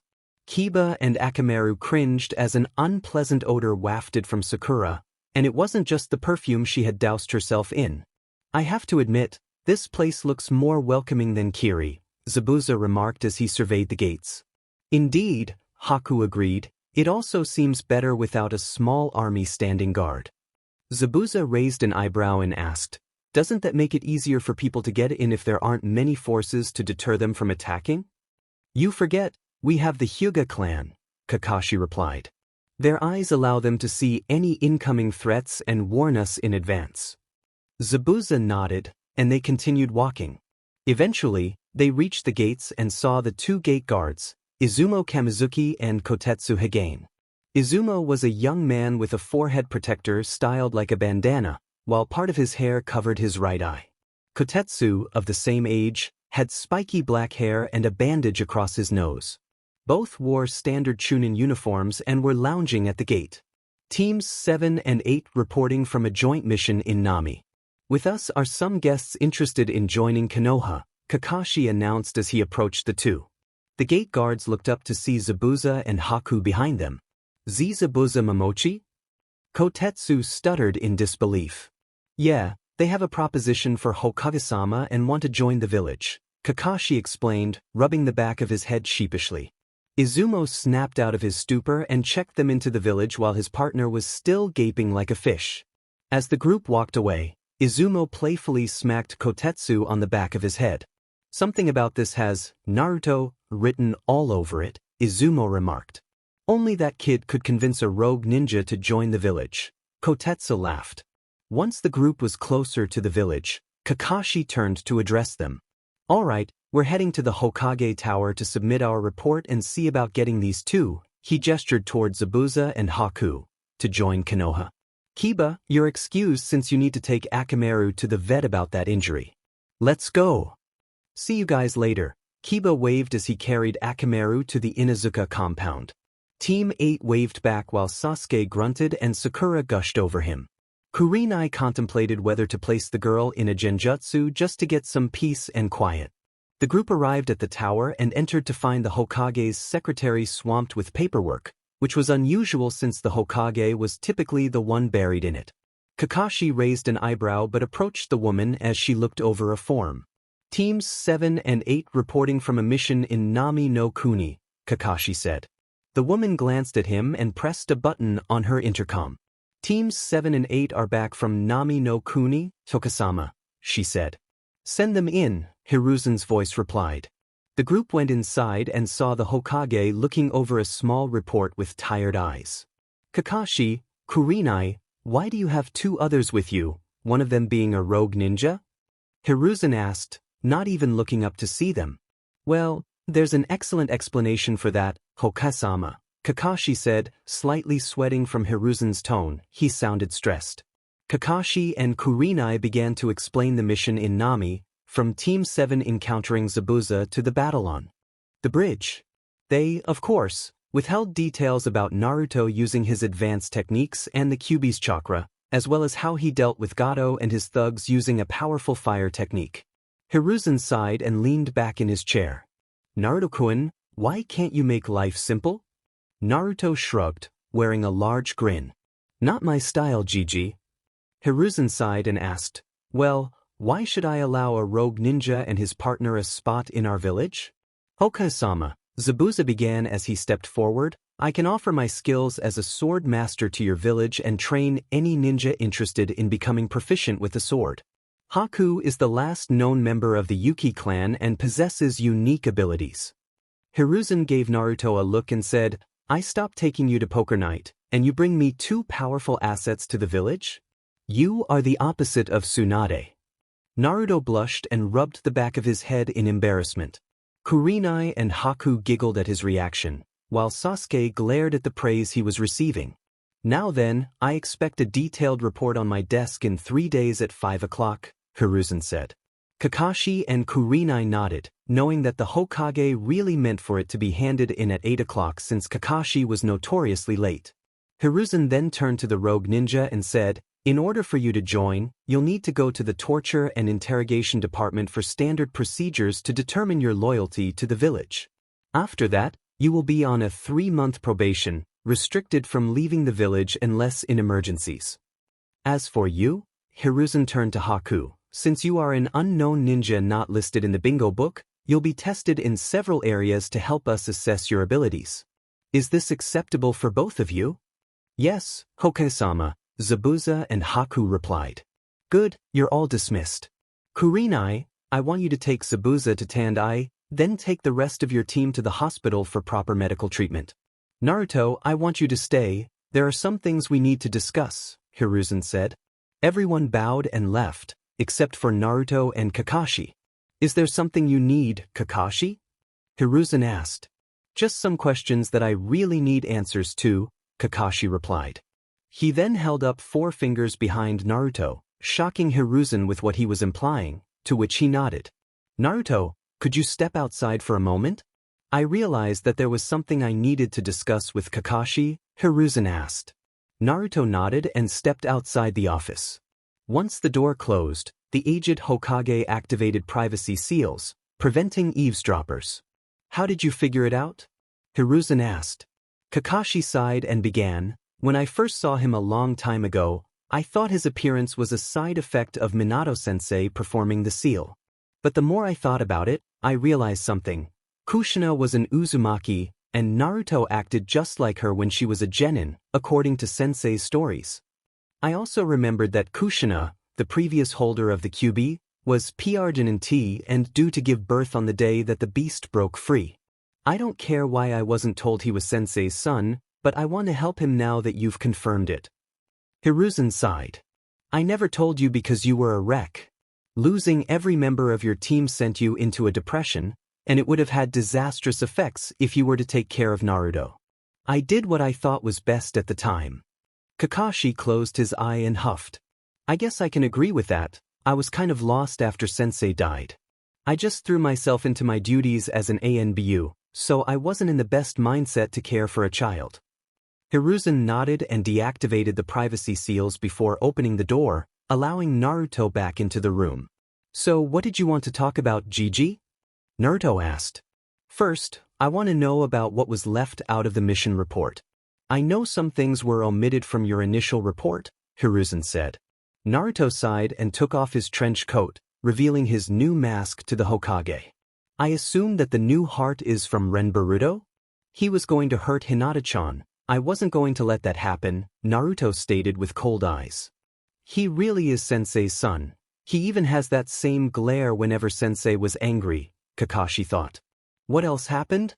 Hiruzen asked. When I saw that Hinata-chan was hurt, tapped into the Kyuubi's chakra, Naruto said hesitantly. And when I took that guy's heart, I was pulled into the seal and met the Kyuubi. Did he do anything? Hiruzen asked. They immediately think that I'm a bad person, Kyuubi muttered. Naruto shook his head. He's not as bad as everyone says, he's just misunderstood. Naruto, don't you think that the Kyuubi might be deceiving you? Kakashi asked. No, he said that he had no interest in attacking the village.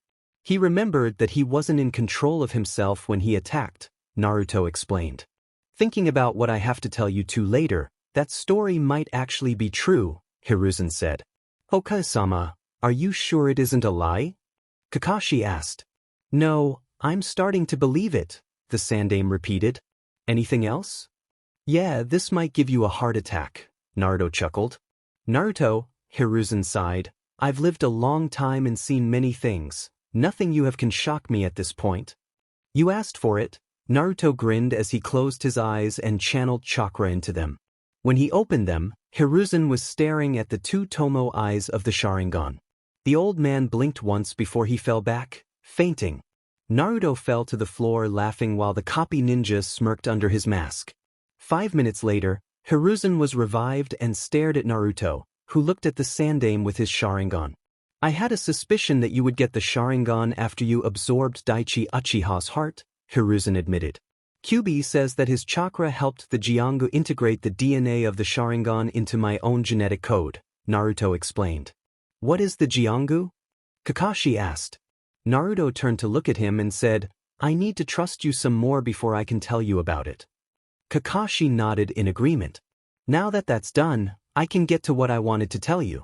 Kakashi, you can stay since you'll like this news as well, Hiruzen told them.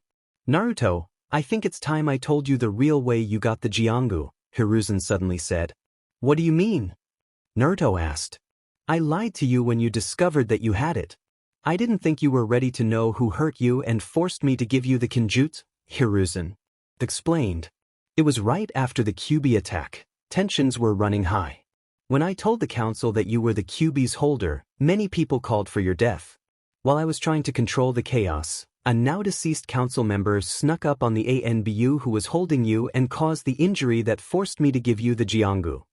Naruto was silent for a while, worrying Hiruzen and Kakashi. Then he looked up at the aged Hokage and said, It's fine, Gigi, it's all in the past. Look on the bright side. I've become even more awesome than I was before. Hiruzen chuckled for a moment before he schooled his features. Indeed, but now. I have some good news for you, Naruto. You too, Kakashi. What kind of good news? Naruto asked.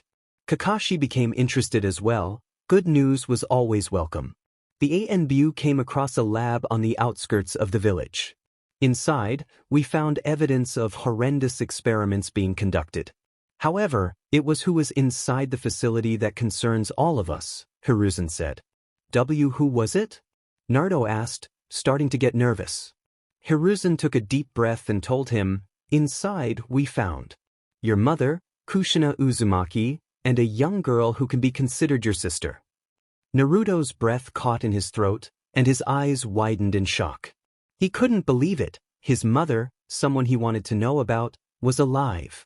And with someone who was possibly his sister. He didn't know what to feel. Should he be happy that his mother was alive? Worried that she wouldn't know about him? What if she never wanted him? Then there was his sister, if she really was his sister. She probably never knew about him. What would she think of him? Would she accept him as a sibling or see him as a complete stranger? Kakashi had mixed emotions. He was shocked and overjoyed that the person who treated him like a son was still alive and that she had a daughter, no doubt a result of her captivity. He was worried about her reaction to discovering what had happened to Naruto while she was missing. And then he was scared, no, absolutely terrified that he was going to receive the Uzumaki woman's wrath. What was even more frightening was that he knew Kushina's teammate, Hitomi Hyuga, taught her a personal move she created, the 8 trigrams castration palm, 1 hit, and a man would never get up again. But you said that you didn't know them, Naruto accused. Hiruzen felt the weight of guilt for lying to Naruto countless times. He looked up and saw a younger Naruto with a sad expression on his face. Naruto-kun, I am so sorry for lying to you, but it was for your own good at the time. Naruto looked at him in confusion and asked, What do you mean? Your parents had many enemies outside of the village. If people discovered who your parents were, other villages would create armies just to ensure that you wouldn't become a threat to them, Hiruzen explained. Naruto thought about it for a while before nodding. I suppose I can't learn the identity of my two-san yet? Naruto asked. Hiruzen shook his head. I'm afraid not, Naruto-kun. I want you to be able to defend yourself against his enemies before you are told. Naruto sighed and looked at the floor. See, can I go see them?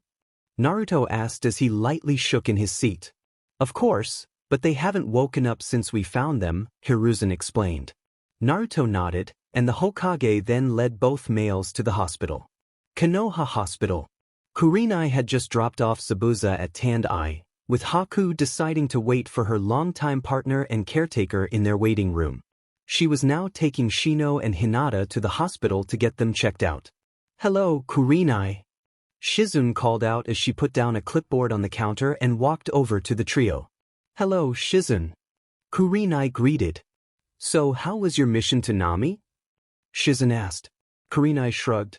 "Just a run-in with the Kirigakure no Kijin, witnessing the country under the control of a greedy leader, and said rogue ninja joining Konoha with his partner, the usual," Kurenai said with a joking tone.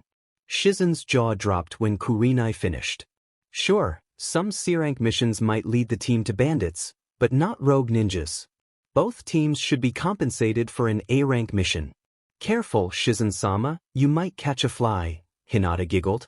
Shizune quickly closed her mouth with an audible snap. "Hinata, you just spoke a sentence without stuttering," Kurenai exclaimed.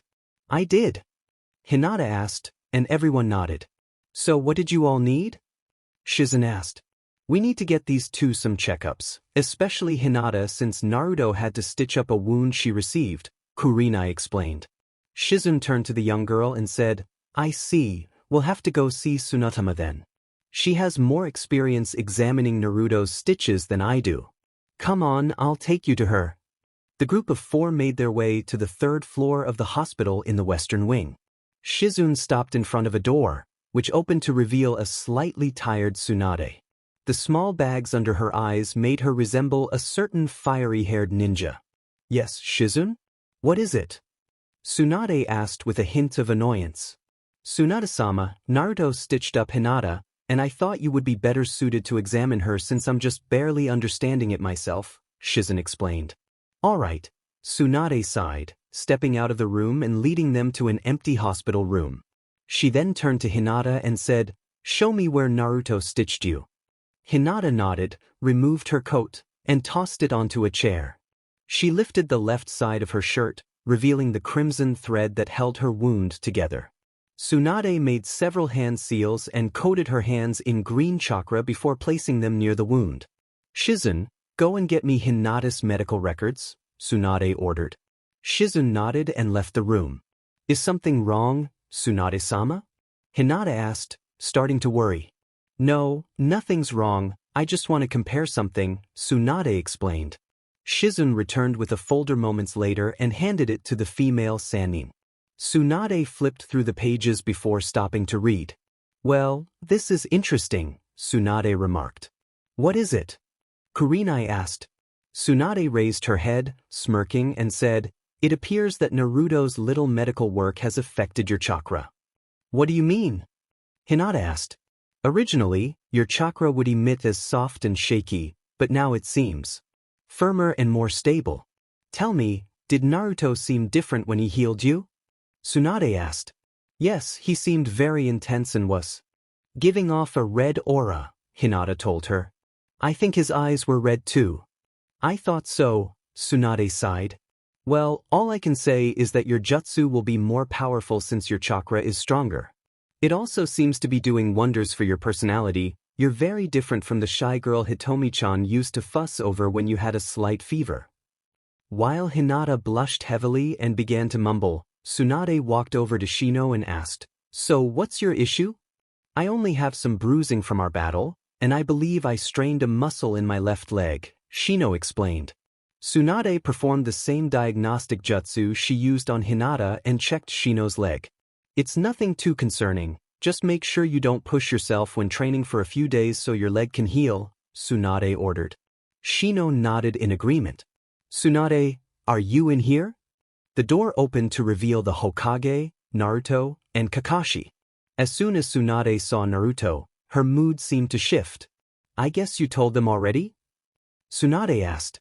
Hiruzen nodded and asked, "Can you come with us when you're done?" Tsunade nodded. "Yes, but there's something I need to discuss with you in private." Hiruzen nodded and stepped into the room while the rest of Team 8 stood outside with Naruto and Kakashi. "What's wrong, Naruto-kun?" Hinata asked when she noticed his somber expression. "Oh, it's nothing, Hinata-chan," Naruto reassured her. Hinata frowned. She could sense that something was troubling her secret love. Naruto-kun, I know something's wrong. You've never been able to hide much from me, Hinata said. Naruto chuckled and said, You're right, Hinata-chan. I've always been a terrible liar around you. He then turned to Kakashi and asked, Do you think I can tell them? Kakashi closed his eye in thought for a moment before saying, As long as they keep it a secret, I guess it's fine. Naruto nodded and said to his team, When we were in Nami, Gigi's Anbu found a lab where they discovered my mother and sister.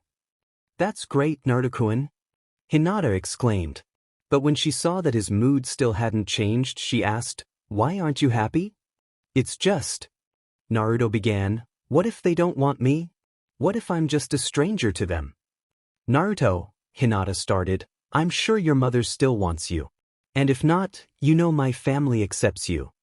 Thanks, Hinata-chan, you always know how to cheer me up, Naruto said, beginning to smile. What is your mother's name? Shino asked. I think it was Kushina, Naruto answered. Kushina-sensei? Kurenai exclaimed. You knew her? Naruto asked. Kurenai nodded and said, She was my sensei when I was a genin.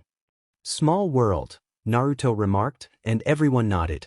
Tsunade and Hiruzen exited the room and approached the group. I assume you told the rest of your team? Hiruzen asked with an amused smirk. Naruto chuckled and rubbed the back of his head. As long as they could keep it a secret, I said it was okay, Kakashi said. Hiruzen nodded in agreement. So, do you kids want to come and see if we can wake up Kushina? Tsunade asked. I'm sorry, but I have to go back to the compound so my hive can reproduce in a controlled environment. I lost many insects during the battle with Ren, Shino apologized. It's fine, maybe you'll see her another day, Naruto said. Shino nodded and left the hallway, heading for the exit and the Aburame compound. Naruto then turned to Tsunade. So, where are they? Tsunade gestured for everyone to follow her. She led them to a remote section of the hospital where there were no other patients nearby. Tsunade placed her hand on a door and channeled her chakra inside, unlocking it before opening it for everyone to enter. Inside, on the hospital beds, were the two women rescued from Root, both sleeping peacefully. The older woman had fair skin and a delicate build, though she appeared somewhat frail. What truly captivated everyone was the cascade of red hair that flowed down from the head of the bed like a waterfall. The girl beside her bore a resemblance to both the woman and Naruto. She looked to be around 8 years old, petite enough to barely take up half the bed. Her red hair fell to her shoulders, slightly spiked at the top.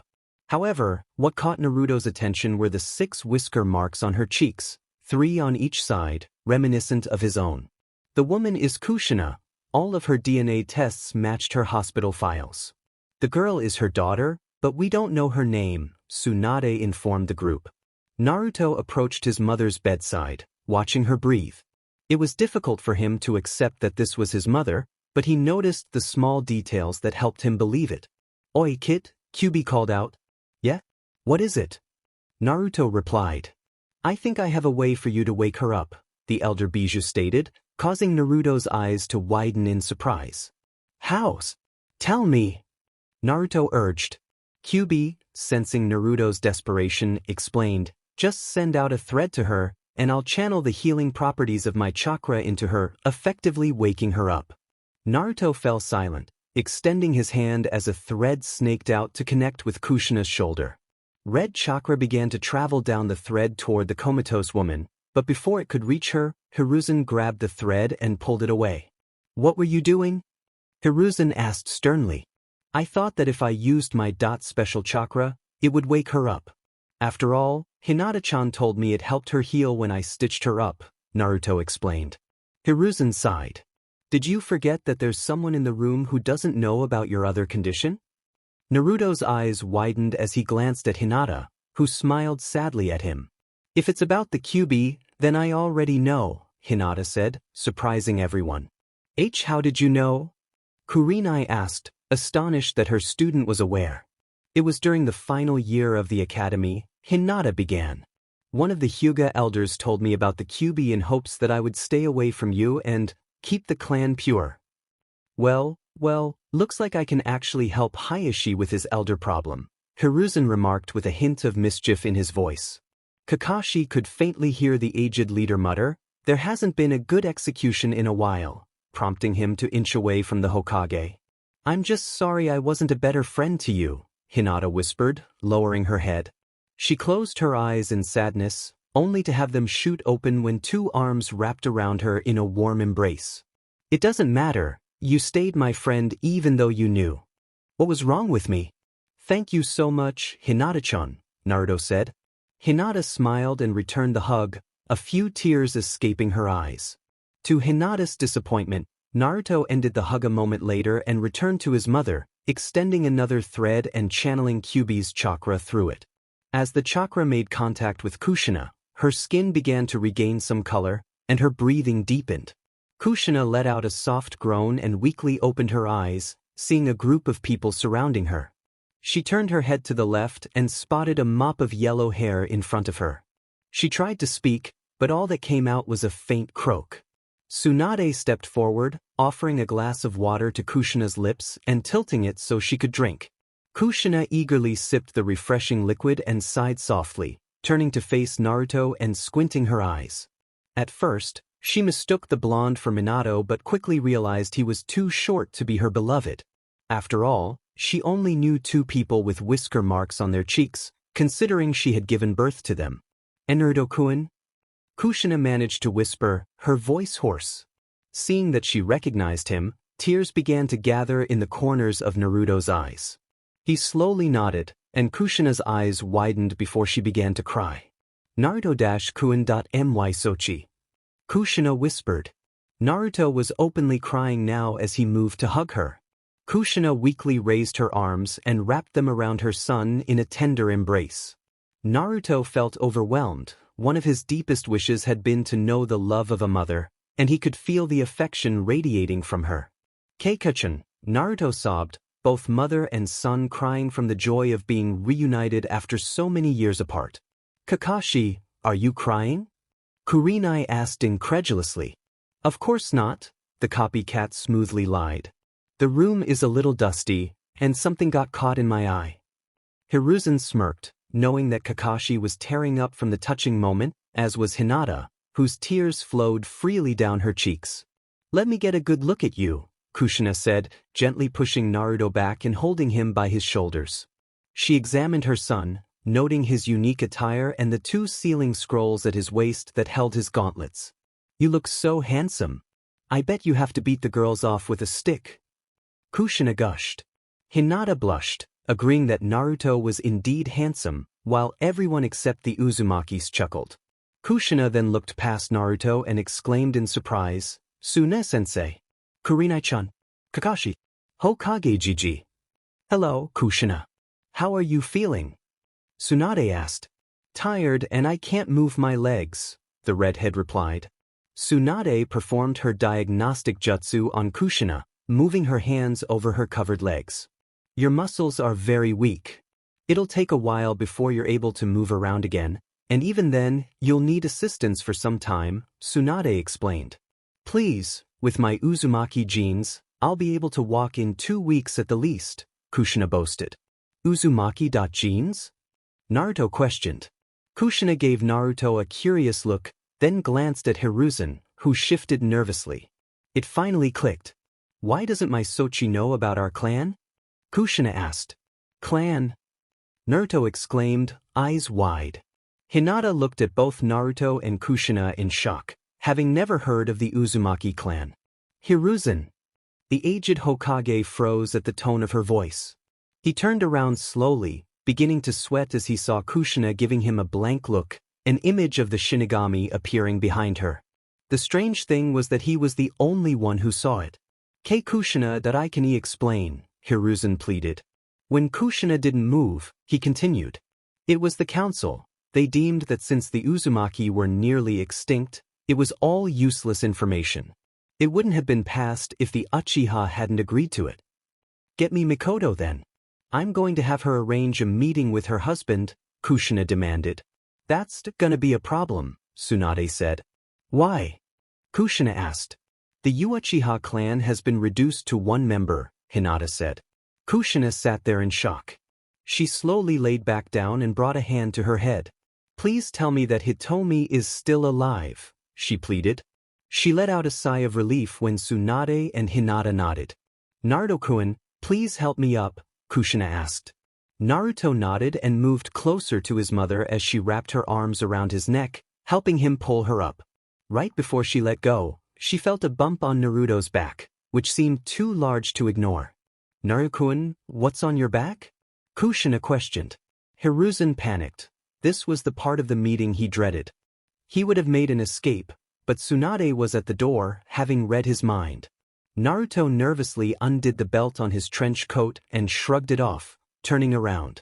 Kushina gasped when she saw the 3 masks stitched to his back, and she was even more shocked by the stitching that crisscrossed his back and arms. What had happened to you? Kushina asked, starting to tear up. This is the result of a kinjutsu that was used to save my life, Naruto told her. Hyuga compound.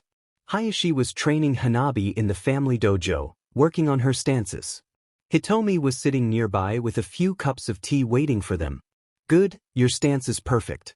All we need to do now is work on your speed, Hayashi praised. Hanabi grinned and dropped out of her stance.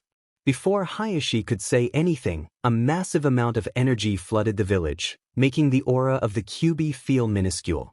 It also didn't help that Hayashi recognized that aura instantly. Is that Kushi-chan? Hitomi wondered in disbelief. When she looked at Hayashi, she saw that he wasn't there. She looked around and saw him in the corner of the room, building a small fort out of anything that wasn't bolted to the floor or walls. What are you doing?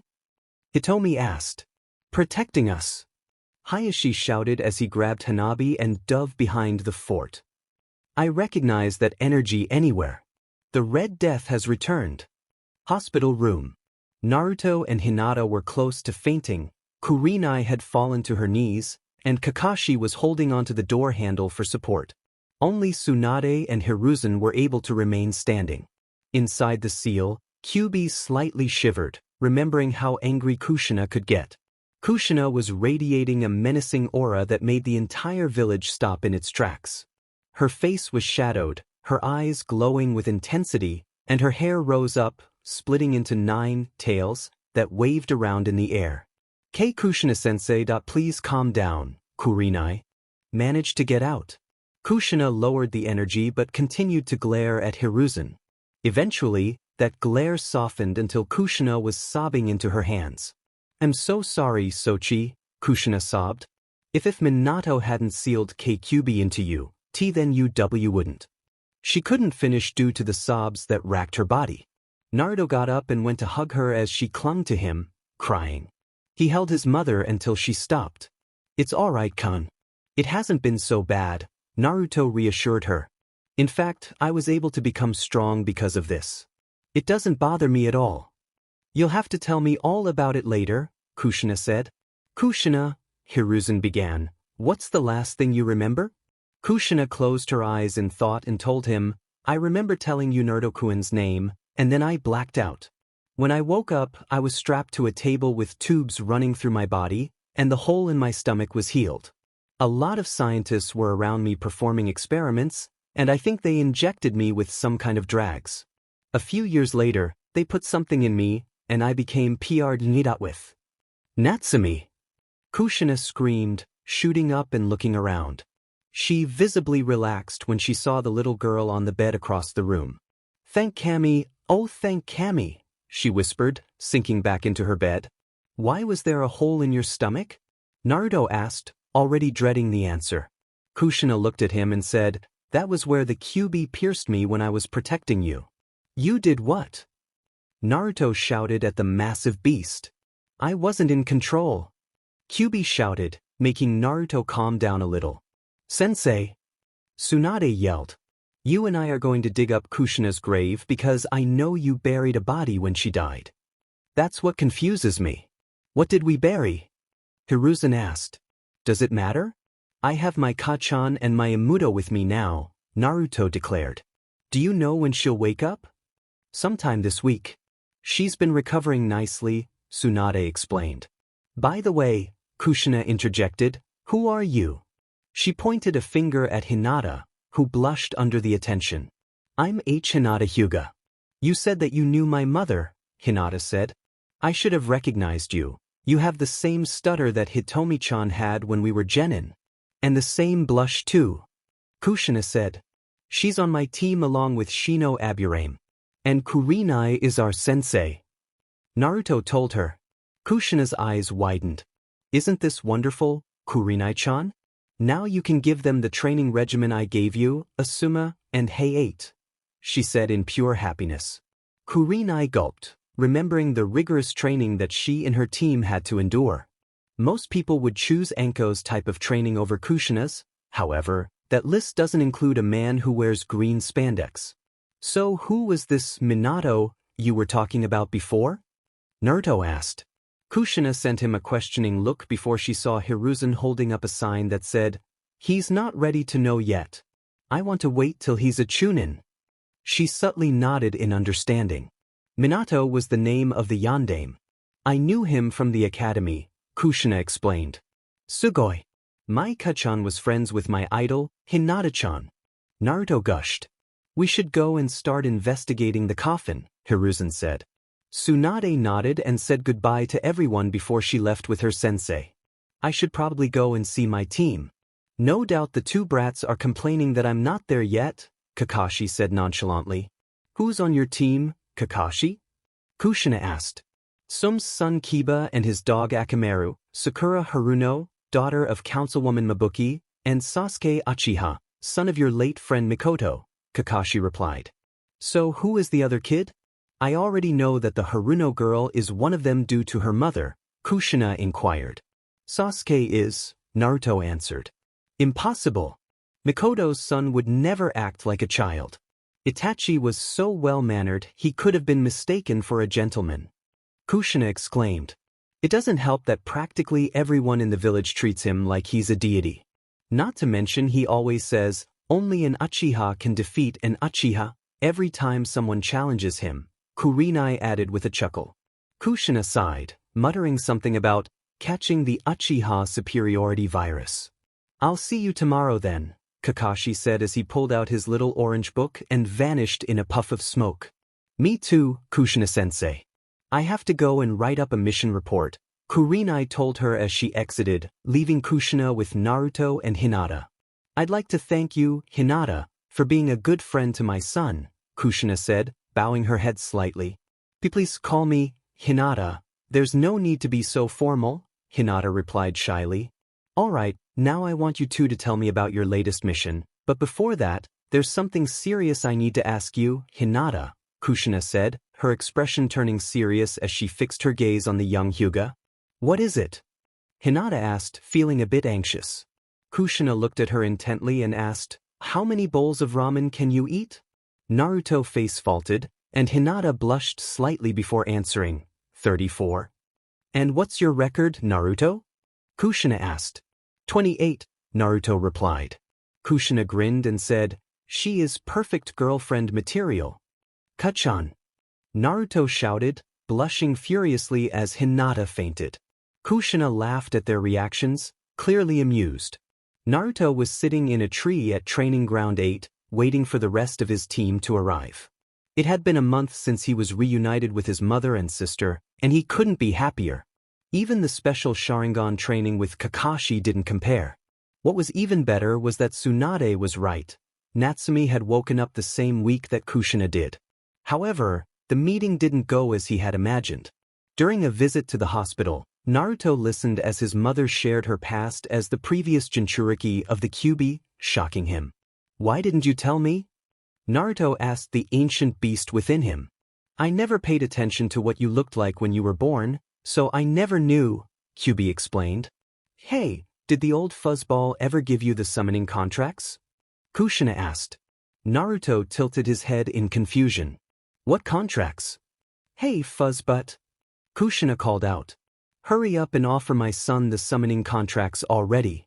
Disrespectful woman. Kyuubi roared. Get in here, Kit, so she can stop yelling. Suddenly, Naruto found himself standing in the shallow water of his mindscape, staring up at the towering figure of the Kyuubi. In the Bijuu's paw were two large scrolls. One looked like any ordinary scroll, while the other was made of a golden paper adorned with numerous colorful crystals. I thought I was only getting one contract? Naruto wondered. You are. This other one is just something I want you to see. I'll explain more if you can open it all the way, Kyuubi explained. Now take the first one and sign it. It's the Kitsune summoning contract. Eagerly, Naruto grabbed the regular contract from Kyuubi's paw and opened it, noticing that only a few names were signed. He bit his thumb and wrote his name on the contract, pressing his handprint beneath it. Congratulations, you are now an official Kitsune summoner. I'm sure my second family will be very happy to assist you, Kyuubi said. Just ask Kushina to help you with the summoning technique. You're the leader of these summons? Naruto asked. Yes, I am, Kyuubi confirmed. All the Bijuu have their own summoning clan and are the boss summons. However, some summons have broken away from the original families, like the cats, turtles, monkeys, and slugs. So what's the other scroll? Naruto asked, eyeing the other one. This is a legendary summoning contract, Kyuubi explained. Long ago, when the Sage of Six Paths created me and the other Bijuu, he gave each of us a copy of his personal summoning contract. He wanted us to find the one who would be, and I quote, the one who will succeed where I failed. This scroll is designed to only open for that specific person. And you think I might be that person? Naruto asked. I have a feeling, Kyuubi replied. It almost opened for your mother, so I want to see if you might have a better chance. Naruto nodded and took the scroll from the Kyuubi, placing it on the ground. Instantly, the water receded as if a barrier surrounded Naruto and the scroll. He took a deep breath, placed his hands on the scroll, and unlocked it. Pulling on the loose part, the scroll unfurled, revealing ancient writing on the golden parchment. The Kyuubi's eyes widened as Naruto recognized one name. Hagoromo Otsutsuki. You opened it. Kyuubi gasped, astonished that his newest Jinchuriki was the one his father had mentioned. So, do I sign it now? Naruto asked, still in disbelief. But before he could bite his thumb again, Kyuubi snatched the contract with one of his tails. Hell no! Kyuubi protested. Do you have any idea how much chakra is needed to summon one of these creatures? You would be completely drained, even with a small boost from me. Naruto stared at the summoning scroll as if it were a live explosive tag. Then when can I sign it? He asked eagerly. Kyuubi closed his eyes for a moment, assessing Naruto's chakra levels. I'll allow you to sign it in a month's time. Your chakra reserves should be sufficient by then so you won't faint immediately. Say, couldn't you give me some of your chakra when I start to run out? Naruto wondered. Yes, but the seal is too tight for me to provide you with a significant amount. If I tried to force more chakra through the seal, it could rupture and endanger us both, or cut me off and disrupt your chakra flow, Kyuubi explained with a yawn. Naruto grimaced and decided to leave the seal, returning to his mother. Naruto blinked and found himself back in the hospital with his mother. She was sitting on her bed, reading a small book titled, The Tale of the Utterly Gutsy Ninja. Oh, you're back, Kushina said, noticing her son. Yeah, Kyuubi mentioned that you should know how to perform the Kuchiyose no Jutsu? Naruto asked. Kushina nodded. Yes, I've seen Tsunade-sensei do it several times, so I remember the hand seals. But why didn't you sign the Kitsune contract? Naruto inquired. I never really wanted to sign a contract. I didn't use much ninjutsu anyway, always preferring my kinjutsu, Kushina explained. She then proceeded to show Naruto the necessary hand seals for the technique. After practicing the hand seals several times to grasp the order, Naruto performed the technique with the blood sacrifice and slammed his hands down on the ground, causing a puff of smoke to erupt. After coughing and waving the smoke away, Naruto and Kushina looked down to see a small fox with two tails and red fur staring up at them. So, which one of you is our new summoner? The Kitsune asked. Naruto raised his hand, still astonished that he had summoned something on his first try. The fox approached Naruto and sniffed him. Why do you carry Kyuubi-sama's scent? Well, he's sealed inside me, Naruto explained, rubbing the back of his head. The kitsune frowned slightly before asking, I see. May I have the name of the Kitsune clan's newest summoner and his mother? Alright. I'm Naruto Uzumaki. And I'm Kushina Uzumaki. Uzumaki? Very interesting. I'm sure we'll have a wonderful partnership, Naruto-san. My name is Hijitsun. The QB wants to know who's been in charge since he's been sealed, Naruto relayed. Hijitsun chuckled and replied, his mate Yugana has had the entire skulk searching for you since you vanished. Eventually, she decided to wait for you to return on your own. She mentioned something about you sleeping outside the den for making her wait too long. The QB gulped, recalling the last time he had to sleep outside in the rain. Naruto laughed, sensing the biju's unease. If that is all, then I shall be going, Hijitsun said before vanishing in a puff of smoke. Just then, there was a knock on the door, and Kushina called for them to come in. The door opened to reveal Hitomi and her daughters. Kushina-chan. It really is you. Hitomi squealed in joy. She then looked to her left and ordered, Get in here, you coward. She's not going to hurt you. She'll kill me once she finds out what happened. Hayashi's voice protested. Despite his relief at the Hokage's news about what the elders told Hinata, he was still apprehensive about seeing Kushina. Hitomi growled and pulled Hayashi into the room. Hello, Hayashi, Kushina greeted calmly. Seeing her father's nervousness, Hanabi couldn't help but ask, Tusan, is this the woman you were afraid of and built a fort to protect yourself? Kushina gave him a blank look and asked, Really, Hayashi? I always knew Hisashi-kun was braver than you. Speaking of him, where is that softy anyway? The mood shifted as Hitomi replied, Kushina, Hisashi died years ago. Kushina's eyes widened, and she began to tremble. How? Was all she managed to ask. Hayashi sighed and recounted how Hinata had been kidnapped and Hisashi had died. In his place. By the end of his story, Kushina was in tears, mourning the loss of two of her closest friends during her absence. Eventually, she managed to calm down. Hey Hitomi, can you come here for a moment? Kushina asked. Hitomi approached, and Kushina whispered in her ear. Hitomi nodded. Girls, can you help me out here? Kushina-chan needs some support, Hitomi requested. Both her daughters nodded and moved to the bed while Hitomi closed the curtains, leaving Naruto and Hayashi alone with the still comatose Natsumi. Naruto went over to his sister, gently holding her hand and rubbing the top of it with his thumb. Mommy, he heard her mumble. Naruto stopped, looking at Natsumi in shock. Hayashi glanced over as well, having heard her faint voice. Is she waking up? Naruto thought hopefully. His answer came as Natsumi began to stir slightly. Natsumi slowly opened her eyes, revealing her emerald green orbs. She began to look around frantically, panic evident in her expression. Mommy! Mommy! Natsumi cried out, and it was clear to everyone what had happened next. Kushina! Hitomi shouted as a crash echoed in the distance. Natsumi! Kushina exclaimed, pulling herself out of bed and rushing to the frightened girl.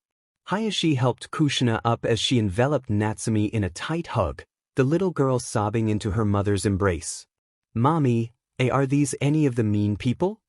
Natsumi asked nervously, glancing at the others. Shoo, no my little angel. These are good people, Kushina reassured her. And this boy right here is your older brother that I've been telling you about. Natsumi turned to see Naruto. Are you Inugane-sen? She asked. He nodded, and she slowly reached out to him, wrapping her hand around two of his fingers and giving a gentle squeeze. Naruto smiled and squeezed her hand back reassuringly. Mommy, who are they? Natsumi asked, noticing the Hyuga family. Kushina smiled and said, These are some of my friends and their children. Don't worry, they won't hurt you or me. Natsumi nervously glanced at the Hyugas before nodding lightly and clinging tightly to Kushina. Eventually, Natsumi began to trust everyone, even Tsunade and Shizen when they came to check on the female Uzumakis. However, she felt uneasy whenever Hiruzen was around for some reason. Tsunade had taken the two Uzumakis into her home in the Senju compound, insisting that Naruto join them, especially since Kushina would be upset if he refused. Naruto was pulled from his thoughts when Hinata and Kurenai entered the clearing. "Hi, Hinata-chan," Naruto exclaimed, jumping down in front of her. "Eep!" Hinata squeaked, instinctively striking out with a chakra-powered palm that sent Naruto crashing into a tree. Realizing what she had done, she began to sputter an apology while Kurenai laughed heartily. "Naruto-kun!" Hinata cried, rushing over to him and helping him out of the tree. "Are you okay?" "Speak to me," she pleaded, shaking him gently, causing him to look dazed. Over the month, Hinata had gained more confidence, not only from her chakra changes but also from Kushina's encouragement. The red-headed woman had a knack for helping people overcome their shyness, having done so with Hitomi during their genin days. At least Hinata had stopped stuttering, though her fainting spells were still a challenge. With her newfound confidence, Hinata had changed her attire, swapping her bulky jacket for a lighter one that fit her growing figure. The lavender jacket bore the Hyuga emblem on the back. "Please, Naruto-kun, wake up," Hinata urged. "He won't wake up if you keep shaking him like that," came a voice from nearby. "Eep!" Hinata shrieked again, turning to see Shino standing a few feet away. Confused, she looked down to see an unconscious Naruto beneath her. She jumped back, blushing deeply from their close proximity, relieved she didn't faint this time. Kurenai, finally calming down, approached with a mischievous grin. "Hinata, don't eat Naruto's ramen." Instantly, Naruto sprang to his feet and tackled Hinata, pinning her arms as he looked around for the imaginary ramen. He heard a small squeak and looked down to see a red-faced Hinata staring up at him with wide eyes. Naruto jumped back, sputtering nonsense and blushing furiously. Hinata just gazed at the sky, speechless. Kurenai burst into laughter again, and Shino wore a small smirk. "Okay, can we please calm down now?" Kurenai giggled, trying to regain her composure. Everyone settled down, standing before their sensei, with Shino positioned between his teammates. "What do you need, Kurenai-sensei?" Naruto asked. "Well, I've got some important news to share," Kurenai began. "There was a meeting between the Jounin senseis and Hokage-sama about the upcoming Chunin exams. I've nominated all of you to enter the exams next week." "Are you sure we're ready, sensei?" Hinata asked. "We're just rookies. If it makes you feel any better, teams 7 and 10 are entering as well," Kurenai reassured them. "Oh no," Naruto groaned. "We have to deal with the Banshee and the team again.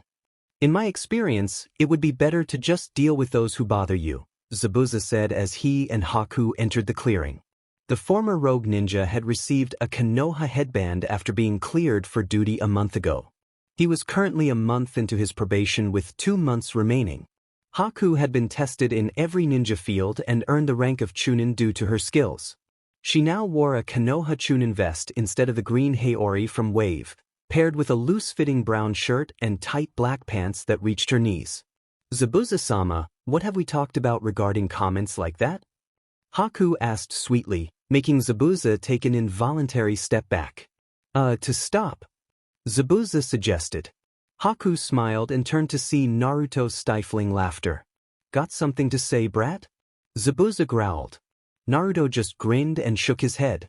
"As much as many in the shinobi population would love for you to humiliate him, the rest of the village would go out of their way to make your life difficult," Kurenai warned.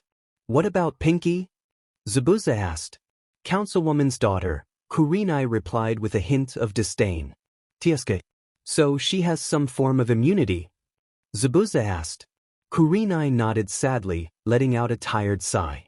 "The Banshee will just whine to her mother," Naruto said.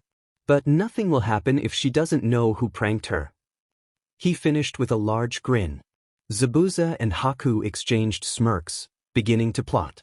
"You guys better make it to the finals. I'm betting on you," Zabuza told them. Kurenai smirked.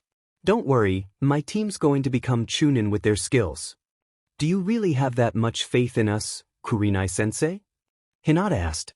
"From what I've seen, this team has grown the most since graduating from the academy," Kurenai assured her. "Asuma's told me that his team has good teamwork, but they lack motivation. And you've already seen how Kakashi's team is. The only Konoha team you'll have to worry about is Team Guy." Hinata flinched at the mention of her cousin's team, worried she might have to face him during the exams. Noticing her distress, Naruto placed a comforting hand on her shoulder to help calm her. That being said, don't underestimate the other villages either. We don't know what they've been teaching their genin, so stay alert, Kurenai concluded. We will go forth and compete to the best of our ability, Shino said, adjusting his glasses. We'll do our best, Hinata added confidently. We're going to become Chunin if it's the last thing we do, Naruto declared. Kurenai smiled and informed them of where they needed to go next week. At the hospital. What did you need, Tsunade? Hiruzen asked as he entered the Sanin's office. She had sent him a message requesting his presence at the hospital. I've been reviewing Natsume's blood work and found something that might bring good news for you and Kushina, Tsunade said. Hiruzen sighed. After the headache we got from digging up Kushina's grave, I could use some good news. Flashback, Konoha Graveyard, midnight. Hiruzen sighed as he and Tsunade watched several ANBU perform a Doton Jutsu, raising a coffin from the earth. The inscription on the coffin read, Kushina Uzumaki, in bright gold letters. All right, open it up, Tsunade, Hiruzen instructed as she stepped forward, placing her hands on the coffin's lid and lifting it off. Everyone gathered around to peer inside, where they found only a kanji that read, blood, written in crimson. What is this, sensei? Tsunade asked, puzzled. Hiruzen narrowed his eyes. That is the result of a kinjutsu. What kind of kinjutsu? Tsunade inquired. It's known as the blood clone jutsu, Hiruzen explained. The user takes some of their blood to create a clone. The difference is that it's like making a true clone, one that needs to eat, drink, sleep, and perform other basic functions. They also operate like Kagebunshin with memory transfer, but only if the user absorbs the clone back into their body. But I don't understand how we could have buried a clone. Wouldn't it have dispelled? Tsunade asked. A blood clone can remain dead for about a month before it dispels.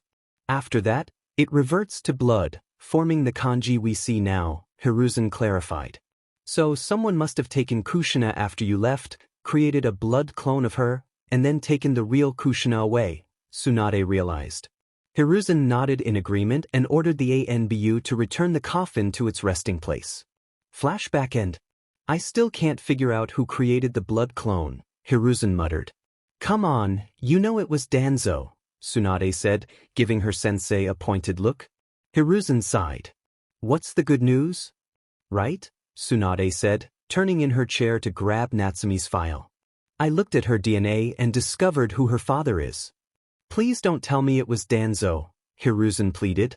Tsunade shivered at the thought. First off, never put that idea in my head again. Second, it was Minato. But how? He's dead. His soul is with the Shinigami. Hiruzen exclaimed. I'm guessing Danzo took some of Minato's stored genetic material and used it to impregnate Kushina, hoping to create his own orange Hokage, Tsunade explained with a smirk. Hiruzen shook his head, a small smile forming on his face, grateful that Kushina would receive some good news. Later at Tachiraku's, Naruto and Hinata were engaged in another ramen eating contest while Ayam watched in amazement and slight disgust. Once again, Hinata surpassed Naruto's 32 bowls with her impressive, "All hail the queen of ramen," Naruto declared, dropping to his knees and bowing at Hinata's feet. The young heiress giggled at his antics and pulled him back to his feet. Come on, Naruto-kun, you're embarrassing me, Hinata said, her cheeks flushed with a smile. Naruto smiled back, but before he could respond, he noticed something to his left. He turned and sweat dropped at the sight of a square box with 2 eye holes. He still hasn't gotten any better, has he? Naruto asked. Hinata looked over and replied, No, he hasn't. Naruto sighed and shouted, Get out here, Kanomu. The box erupted in smoke, and loud coughing could be heard from within. Udon. You used too much smoke, a female voice exclaimed. Sorry, a congested boy's voice apologized. When the smoke cleared, 3 children emerged, waving away the remnants. The first boy wore a green outfit with a large scarf and had spiky brown hair. The second boy, wearing glasses, looked a bit under the weather. The lone girl stood confidently with her orange hair styled in pigtails that stuck straight up. He's multiplied. Naruto muttered. He and Hinata first met Konohamaru when they went to get their pictures taken for their ninja cards. He had attempted to assassinate the Sandaime and tripped on his scarf. After a heated argument with Naruto, he began calling the older blonde boss, and made him his rival for becoming Hokage. Who are your friends, Konohamaru-kun? Hinata asked politely. I'm Udon and I like math, the other boy said proudly. I'm Moegi, the sassiest kunoichi in the academy, the girl declared. I'm Konohamaru, the strongest ninja in the academy, the young Sarutobi proclaimed. And together we make the Konohamaru Corps. All three children shouted, striking ridiculous poses. Naruto face-bombed while Hinata giggled at their antics. Say, boss, will you play ninja with us? Konohamaru asked. Naruto grinned. Sure. It was getting a little boring around here anyway. What kind of ninja plays ninja with a bunch of kids? Sakura scoffed as she rounded the corner. Hinata rolled her eyes. One who has a life. I do have a life. Sakura protested. Sure, a life that revolves around trying to break into Sasuke's house, Naruto said, causing Sakura to fume. Hey boss, is this your girlfriend? Konohamaru asked innocently. No way. Naruto shouted. As if I would let him do something that silly. Hinata exclaimed. Me and Naruto? Gross. Sakura screeched. Oh good, I just wanted to make sure, Konohamaru said with a grin. You would do much better with Hinata-nin. She's much prettier than that pink monkey. Hinata and Naruto blushed at Konohamaru's words, while Sakura let out a frustrated scream and began to chase the Konohamaru Corps down an alley. They soon heard Konohamaru cry out. Hinata and Naruto rushed down the alley to see what had happened.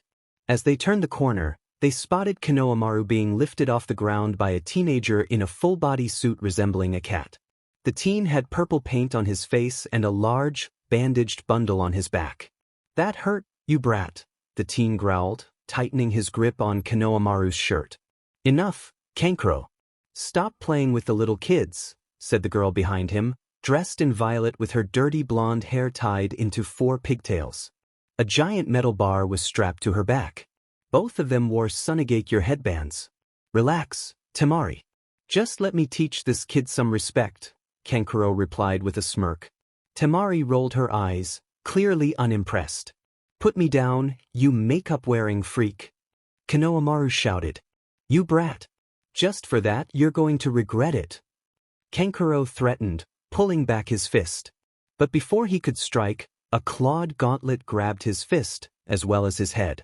I suggest you put him down unless you want to face serious consequences for harming the Hokage's grandson, Naruto said in a surprisingly calm voice, applying pressure to Kankuro's head. Kankuro and Temari exchanged nervous glances, realizing the gravity of the situation. The older boy dropped Konohamaru, who scrambled over to Hinata and his friends.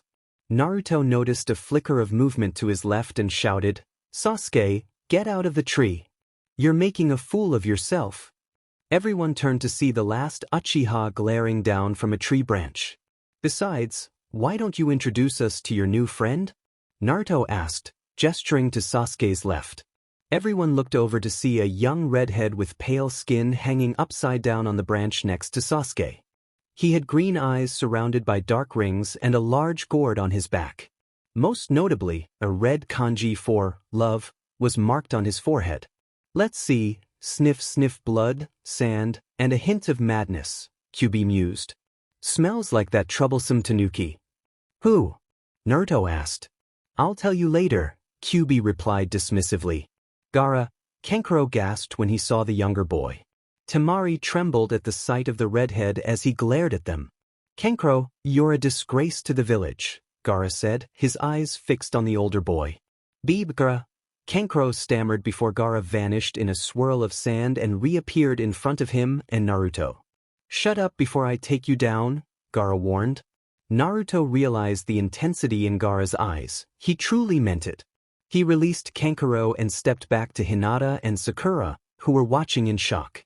What are Suna ninjas doing in the village? Sakura asked. Temari snorted. We're here for the Chunin exams. Konoha's hosting them this year. Sakura's face flushed with anger, but before she could confront Temari, Sasuke dropped down to the ground, prompting her to gush over how cool he was. Who are you? Gaara asked, his gaze piercing. Sasuke smirked. I am. Not you, the one with the gauntlets and the Hyuga, Gaara interrupted, not even glancing at Sasuke, which only fueled his irritation. My name is Hinata Hyuga, she introduced herself. I'm Naruto Uzumaki. What's your name? Naruto added. I am Gaara Sabaku. I look forward to our match in the exams, Naruto Uzumaki, Gaara said with a chilling smirk. Hinata shivered and clutched Naruto's arm as he glared at the menacing Suna ninja.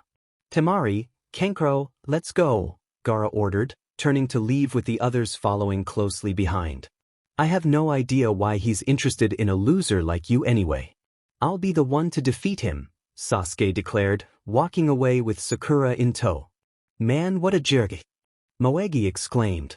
You said it. Konohamaru agreed. Naruto chuckled. You know, you might have turned out like that if Hinata-chan and I never met you. The Konohamaru corps shivered at the thought before bidding their goodbyes and leaving. So what do you think? A white-haired Kumo ninja asked, skiing on his lollipop. He and his teammates were on a nearby rooftop, observing the confrontation. I don't know what to think, but that redhead looks like the one we were warned about, his red-haired teammate replied, her dark skin contrasting with the swords strapped to their backs. Yeah, but that Konoha ninja seems interesting, their other teammate chimed in. She had blonde hair tied in a ponytail and wore a purple outfit, the only one with light skin among them. Who? The Uchiha? He had that look in his eye, the male asked. The blonde shook her head. No, that Naruto guy. He has a certain presence that draws me in. It feels familiar. Then we should keep an eye on him as well, the redhead suggested, and the others nodded in agreement before they left. And Uzumaki? I thought we wiped them all out ages ago, a Kirigakure genin commented as he and his team watched from the shadows. The speaker wore fishnet armor beneath samurai armor typical of Tetsu no Kuni, with brown hair covering one side of his face.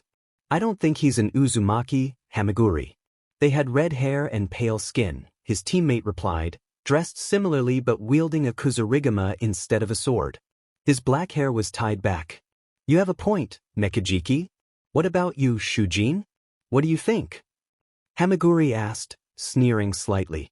The final member of the group wore minimal clothing, with black pants and sandals. A blue robe covered his upper body, hiding his features except for a small braid of black hair with white mixed in. He sat in silence while his teammates grew impatient. Answer me! Hamaguri yelled, raising 2 fingers and channeling chakra. Shujin flinched before responding in a monotone voice. I believe he should be eliminated, even if he is not an Uzumaki. We cannot be sure, and it would be problematic if he turns out to be one. That wasn't so hard, was it? Hamaguri teased, while Mekajiki chuckled softly. Shujin took a deep breath, trying to steady himself. Naruto and Hinata were on their way to the Senju compound. Hitomi had convinced Hayashi to allow them to visit once a day, and the rest of the clan assumed it was simply to see her old sensei. As they approached, they heard raised voices nearby. The only reason we accepted you as a teammate was to get into these exams. It doesn't mean we have to like you, you weirdo, a male voice shouted. Oh yes. Well, once I become a Chunin, I won't have to listen to you too while you stay as pathetic genin, a female voice retorted. Peeking around the corner, Team 8 spotted a trio of Tiki ninjas arguing 2 males and 1 female. The males were unremarkable, but the girl caught their attention. She was about their age, with mint green hair that fell to her neck, adorned with an orange hair clip.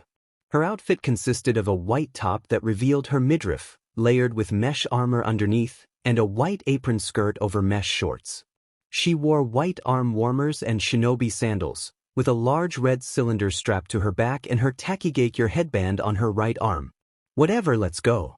Maybe sensei can teach us some new jutsu, one of the boys said, leaving the girl fuming. Hey, are you alright? Naruto asked as he and Hinata approached her.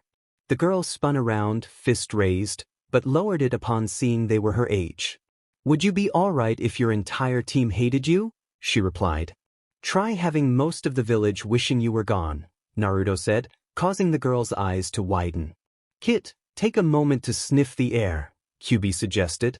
Naruto complied, and Kyubi murmured, beetles, scale powder, and clean wind smells like the Nanabai. She's like me? Naruto thought, and Kyubi nodded in agreement. Wait, you're hated too? The girl asked. Naruto nodded and she stepped closer, whispering, Are you a monster like me? Naruto frowned, and Hinata looked sympathetic. No, we are not monsters. We're just misunderstood, you and I, he reassured her. Hinata nodded in agreement. What do you mean? I've been called a monster my whole life, the girl said. Naruto shook his head. No, we just contain monsters. We're not the monsters ourselves. I am no monster, Kyubi interjected. Would you rather be known as a fairy or something like that? Naruto teased.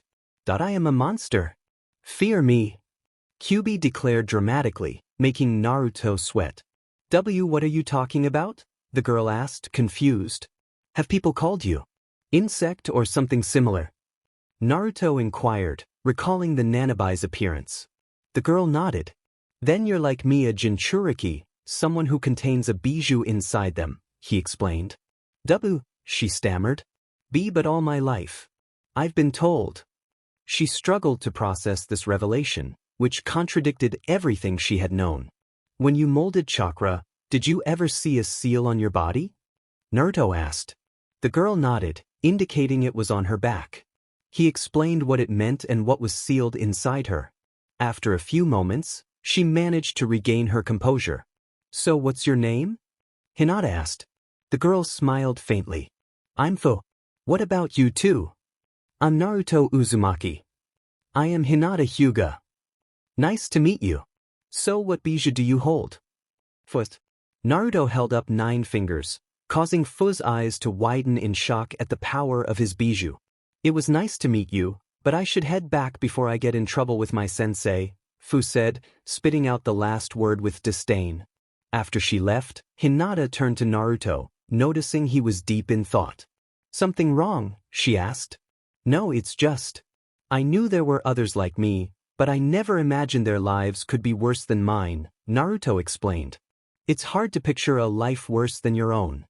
I think I understand, Hinata replied. If I hadn't met you, I would have remained an extremely shy girl, never able to come out of my shell. Naruto smiled at her.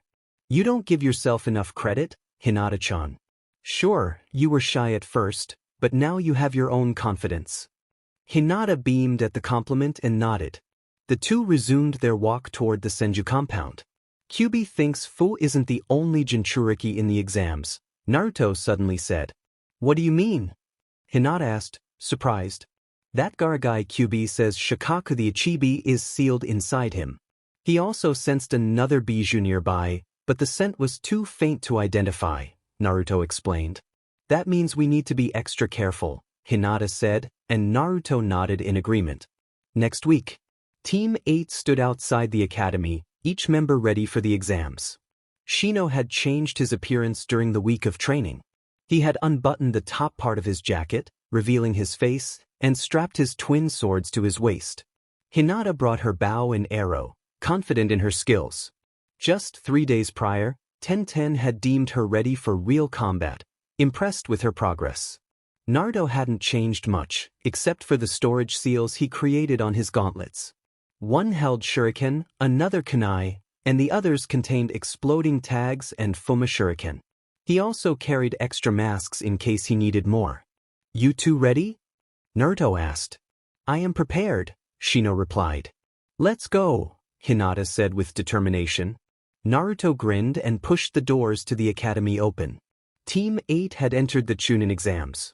I'm pretty sure that what I have planned has never been done before.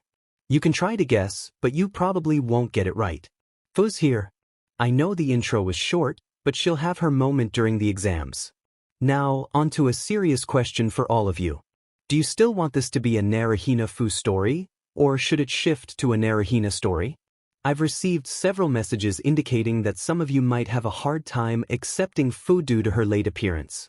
If you prefer not to include her in the small harem, it will only affect the romance aspect of the story since I'm making her a main character. Please review. Chapter End. Miss me? I know you did. After all, many of you can't live without my updates. Or at least that's what I've gathered from some of your responses, from urging me to update to expressing concern that I might cancel this, which would only happen if I were no longer around. Many of you have wanted me to keep Fu in the pairing, while some have criticized me for asking a simple question. So she'll stay, and I'll continue with the original plot I've created. I'm disappointed in all of you. Many of you haven't even guessed what creatures are in that special summoning contract. And those who have aren't thinking creatively enough. Some of you guessed Pokemon, Digimon, and Kaiju things that have already been used. You need to think harder. Anyway, it's time to start the Chunin exams. Academy. So where do we have to go again? Naruto asked as he and his team entered the academy. Room, that's where Kurenai-sensei said the first part of the exams would be, Hinata replied as she opened the door. The team walked in, climbed the stairs, and saw a crowd gathered around a door marked 2 genin were guarding the entrance, having just knocked down another genin wearing a green spandex suit with orange leg warmers. What caught Naruto's attention was the shiny bowl of hair on his head and his thick eyebrows, which seemed to move on their own. Please let us pass, the genin cried as his teammate, recognized by Team 8 as Tenten, helped him up. We're helping you, genin. These exams are tougher than you think, one of the older genin said. Yeah, if you can't beat us, then you have no chance of passing the first stage, his partner added. Aren't we on the second floor? Naruto whispered. Yes, there's a genjutsu over the door, Hinata whispered back. The team then inched their way to the next flight of stairs to avoid detection. Drop the genjutsu, a snobby voice demanded. Team 8 groaned when they saw Sasuke standing there with a superior smirk. The sign on the door changed from 301 to, great, that idiot messed everything up. Now we're going to have more competition, Kiba complained, only to be bashed on the head by Sakura for his comment. Sasuke moved to confront the older genin when the boy in spandex leaped up and blocked him. Lee, I thought you wanted to hide your skills from everyone. Tenten yelled. My apologies, Tenten, but I could not allow this unyouthful conduct to continue. Lee shouted, standing tall. Fast. I barely saw him move. Naruto thought. And I can see that he wasn't even putting any effort into that, Kyubi remarked, slightly impressed. Naruto's eyebrows shot up. This guy was someone to be careful around. Tease, how foolish, the third teammate, Niji, said, looking at Lee with disdain before turning to Sasuke and narrowing his eyes. Uchiha. Hyuga. The two stared at each other for what felt like an eternity before they huffed and turned away. Meanwhile, Lee was staring intently at Sakura, his eyes filled with admiration, which made her uncomfortable. Are you Sakura Haruno? Lee asked. Yes, why? The Pinkette replied, curious. I am Rock Lee. Please be my girlfriend, Lee said with a bright smile, his teeth shining like stars. Why would anyone want to date her of all people? Kiba thought. I'm guessing he hasn't heard about how annoying she can be, Shino thought. Lee, what is wrong with you? Tenten wondered. I remember the times Hinata-sama would complain about this classmate. I suppose Lee never heard those stories, Niji realized. Lee, run away while you can, Hinata pleaded. Oh boy, this won't end well, Naruto thought, with Kyubi nodding in agreement. No way. You're a freak. Sakura screeched. Lee was momentarily stunned but then smiled again. I see that your heart is already won over by another. No matter. I shall prove that I am superior to this competitor for your heart. Lee declared, winking at her and somehow sending a heart her way. Sakura screamed in terror and hastily dodged the heart as it hit the wall behind her. Lee shot out more hearts, and Sakura dodged them like they were poison kunai. Naruto and Kiba rolled on the floor laughing, while Hinata giggled at the sight, and Shino quietly chuckled. Gah, what are you, crazy? Do you have any idea how dangerous that was? Sakura growled. Hee hee, yeah right, Naruto giggled. I often wonder if the academy lowered their standards when we were there, Shino muttered quietly enough for his team to hear. Sasuke and Lee crouched low, entering their fighting stances. Sasuke prepared with the Uchiha's interceptor fist, while Lee assumed the Goken stance. Sasuke rushed forward and threw a punch at Lee, who vanished in an instant. Everyone's eyes widened, and Naruto discreetly activated his Sharingan, grateful for Kakashi teaching him a genjutsu to conceal it while it was active. Konoha Senpu! Lee shouted as he aimed a kick at Sasuke, who managed to dodge. Lee followed up with another kick while balancing on his hands. Sasuke attempted to block but was too slow, receiving a kick to the cheek instead. Sasuke-kun! Sakura cried as the Uchiha was sent flying, skidding across the ground. He's fast. Hinata whispered. Very, and my insects say he isn't using any chakra in his attacks, Shino whispered back. Naruto stood by, observing the clearly one-sided fight. Sasuke weakly got up and glared at Lee, activating his Sharingan. With these eyes, you don't stand a chance, Sasuke declared, smirking confidently. I see, so that is the famous Sharingan, Lee replied. No matter, it won't help you here. Sasuke dashed forward again but received a kick to the chin from Lee, sending him flying. Everyone was shocked. They never expected to see Sasuke beaten so easily, even with the Sharingan's aid. As you can see, my technique is purely taijutsu, there is no ninjutsu or genjutsu involved in this, Lee said as he and Sasuke rushed at each other once more, trading blows, with Lee landing hits whenever Sasuke's guard was down. After receiving a solid hit to the gut, Sasuke backed away, glaring at Lee. He rushed at him again, throwing punches while Lee effortlessly dodged before kicking him into the air. Lee then appeared behind the airborne Sasuke. The bandages around his arms unraveled and began to wrap around Sasuke. Suddenly, a pinwheel shot through the air, piercing the bandage against the wall and throwing Lee off course, separating him from Sasuke. Sasuke fell, and Sakura caught him, much to his displeasure. Lee managed to right himself as he landed in front of a giant turtle? Yes, a giant turtle, mainly red with yellow markings along its body, and a Konoha headband tied around its neck.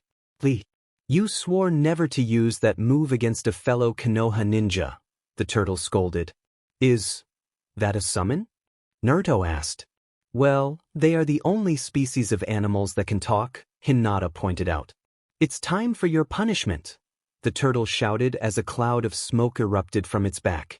When it cleared, an older version of Lee stood there, wearing a Jounin vest. Everyone was taken aback by their resemblance, not to mention the oddness radiating from him. Lee, you fool, the man yelled. Lee cringed and bowed before him. Please forgive me, Guy-sensei. Lee pleaded. Silence. Guy thundered. Prepare to take your punishment like a man. He then punched Lee, sending him flying, much to everyone's shock. Guy approached Lee with tears in his eyes, and Lee looked up at him with tears as well. Lee. Vi-sensei. Lee. Vi-sensei. The two hugged as an image of the sunset appeared. Behind them. Thinking it was a genjutsu, Team 8 desperately tried to dispel it. What is this? Naruto asked as he kept trying to dispel it. This is worse than the time the Kyuubi had a bad day. Kyuubi exclaimed, closing his eyes tightly. Enryo-kun, please tell me it's over, Hinata whimpered. Never before had she seen anything so unsettling. Not even a living skeleton could frighten her more than this. Shino then pulled the two away toward the stairs, leading them to the examination room. Why did you do that, Shino? Naruto asked. I noticed he was talking with Team 7, so to prevent that Jounin from approaching us, I dragged you two here, Shino explained. I see that you've met Guy, Kurenai said as she appeared before them. Kurenai-sensei, why are you here? Hinata asked. To wish you 3 good luck. There are many tough genin in there. But I have complete confidence in you guys, Kurenai said before moving aside, allowing Team 8 to enter the room. The trio nodded in agreement and walked in. Kurenai smiled and vanished in a puff of smoke. Team 8 entered the room, greeted by the hardened glares of multiple older genin, each from different villages, and some from their own. HMP. This is KI? Kit, I want you to release some of my KI and show them they should be afraid of you, Kyuubi said. Naruto smirked and let out a large amount of KI, flooding the room with powerful energy. Everyone turned away from Naruto except for several individuals. Gaara, who was grinning madly, a female Kumo ninja, and Full, who smirked at Naruto's actions. Man, Naruto, why do you have to be so troublesome? Shikamaru asked as he and the rest of his team approached them. Naruto grinned and replied, "It's just part of my nature." Choji chuckled and said, "Got that right." "Hey guys, have you seen Sasuke-kun anywhere?" Ino asked. "Last time I saw him, he was getting tossed around by an older genin," Hinata said. "Whoa! Hinata, you didn't stutter!" Choji exclaimed. "Our last mission helped Hinata change. All we have to work on now is her fainting," Shino said. Just then, Team 7 walked in, and Sasuke had a nasty bruise on his cheek, courtesy of Lee's heavy hit. "Sasuke-kun!" Ino cried as she leapt onto his back. "Get off of him, Ino pig!" Sakura screeched. Ino just stuck her tongue out in response and continued to cling to the Uchiha. Shikamaru sighed and muttered about how troublesome she was. After managing to get Ino off of Sasuke, Kiba said to everyone, "Have you guys heard? A bunch of people are calling us the Rookie Nine." "Why?" Choji asked. "It's because we're the only ones in these exams who have been out of the academy the shortest," Kiba replied. "Makes sense," Shikamaru muttered. Just then, an older Konoha ninja wearing a purple outfit approached them. He had silver hair and was wearing glasses. "Hey, you guys might want to keep it down. You're making yourselves targets with your attitude," he said. Naruto felt Kyuubi growling in his mind. "What's wrong?" Naruto asked. "Be wary of this one. He smells of snakes," Kyuubi growled, "and not the friendly kind." Naruto nodded and watched as the ninja introduced himself as Kabuto Yakushi. He then pulled out a deck of cards and explained that they were ninja info cards. "Give me information on Rock Lee from Konoha, Gaara Sabaku from Suna, and Naruto Uzumaki from Konoha," Sasuke demanded. The rest of the Rookie Nine, except for the two fangirls, raised an eyebrow at that last selection. "You already know their names, that's no fun," Kabuto said as he pulled out 3 cards and channeled chakra into them. "First up, we have Rock Lee, a genin of Konoha. He's on a team with Tenten Higurashi and Niji Hyuga, under the tutelage of Mato Gai. His ninjutsu and genjutsu are practically non-existent, but his taijutsu is off the charts. Next, we have Gaara Sabaku, a genin of Suna. He's the youngest child of the Kazekage and is on a team with his older siblings, Temari and Kankuro, taught by their sensei Baki. It's been said that he's completed several C-rank missions without even getting a scratch. Most likely the result of the Ichibi's Suna no Tate, which grants that protective ability to all of its hosts, Kyuubi explained. The only way to beat that is to either be faster than the sand or to use an attack that can completely pierce through it. And finally, Naruto Uzumaki, also a genin of Konoha. He's on Team 8 with Hinata Hyuga and Shino Aburame, taught by Kurenai Yuhi, a newly promoted jounin. His weapon of choice is 2 clawed gauntlets, and it's been rumored that he possesses a powerful jutsu. Naruto narrowed his eyes slightly, aware of what Kyuubi was hinting at. He was pulled from his thoughts when Sasuke stomped up to him and glared him in the eye. "Teach me that jutsu," Sasuke demanded. Naruto glared back and replied, "No, this jutsu isn't something for you anyway." Sasuke huffed and walked away from the Jinchuriki, clearly frustrated. "Even though there are many participants in these exams, you won't have to worry about the ones from Otogakure," Kabuto informed them. "They're a new village and it's their first time in the exams, so they probably aren't all that tough." Just then, 3 blurs zipped through the crowd and aimed toward Kabuto, revealing themselves to be 3 Oto ninja. The first had spiky black hair and a forehead protector styled after the Naidame Hokage's own headband. The second was a female with long black hair. The last was wrapped in bandages, save for his left eye, and wore a large furry coat. Each one had some form of snakeskin on their clothing. The bandaged ninja threw a punch at Kabuto, who dodged it with a smirk. However, his glasses broke, and he stumbled back, clearly shaken. Hinata and Ino rushed over to check on him while Naruto tried to shake the ringing from his ears. What was that? That really hurt," Naruto thought. Sound waves were somehow created by that guy, QB explained while rubbing his ear. You might have a hard time against him because of my enhanced hearing. Write this down in your cards. The Oto ninja are going to become Chunin, the one with spiky hair declared. A large puff of smoke appeared in the middle of the room, catching everyone's attention. A tall, muscular man emerged, wearing a black trench coat and a bandana that served as his headband. He had 2 scars on his face, one running from near his left eye down to his chin, and another from under his right eye to his neck. "Shut up, you maggots," the man bellowed. "You Oto ninja in the back. Do you want to get kicked out of these exams before they even begin?" "Hee, sorry, we're just a little jumpy," the bandaged ninja said. The Jounin glared at him before turning to the rest of the examinees. "There will be no fighting in this portion of the exams. Now everyone hand in your forms, and the proctors will show you where you will be sitting for the written portion of the Chunin exams." Everyone handed in their forms and were shown to their seats. Naruto sat down and looked to his left, where a Kusa ninja with red hair and glasses intrigued him somewhat. "Red-haired, for some reason, I feel a strange sensation in the back of my head," Naruto thought. QB lay down, contemplating what that might mean. He had a theory but didn't want to jump to conclusions just yet. Naruto then looked to his right and smiled as he saw Hinata sitting next to him. She smiled back, and they wished each other good luck. "I am Ibiki Marino, the head proctor of this exam. For this portion, you will all be given a written test that contains 9 questions. The 10th will be given at the end of the time limit. Now, before we begin, there are several rules that need to be stated." "Rules?" Kiba asked.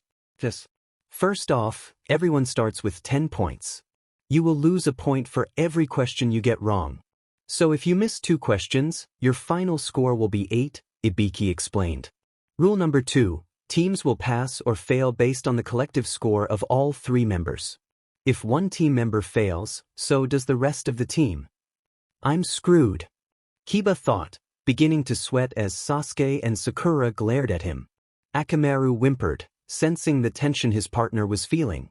Rule number 3, whenever a proctor sees you cheating, he will deduct 2 points from your score. Their eyes are extremely sharp, and if they catch you 5 times, you and your team will be disqualified from these exams. So if you get caught cheating 5 times, you lose, Naruto pondered. Something about this doesn't make sense. Why would they make a rule like that? Wouldn't it be easier if they just kicked people out if they caught them cheating? Unless that they want us to cheat. I was wondering when you would get it, QB said. I think I understand the whole point of this exam. They want us to cheat, but in a way that we won't get caught, Naruto realized.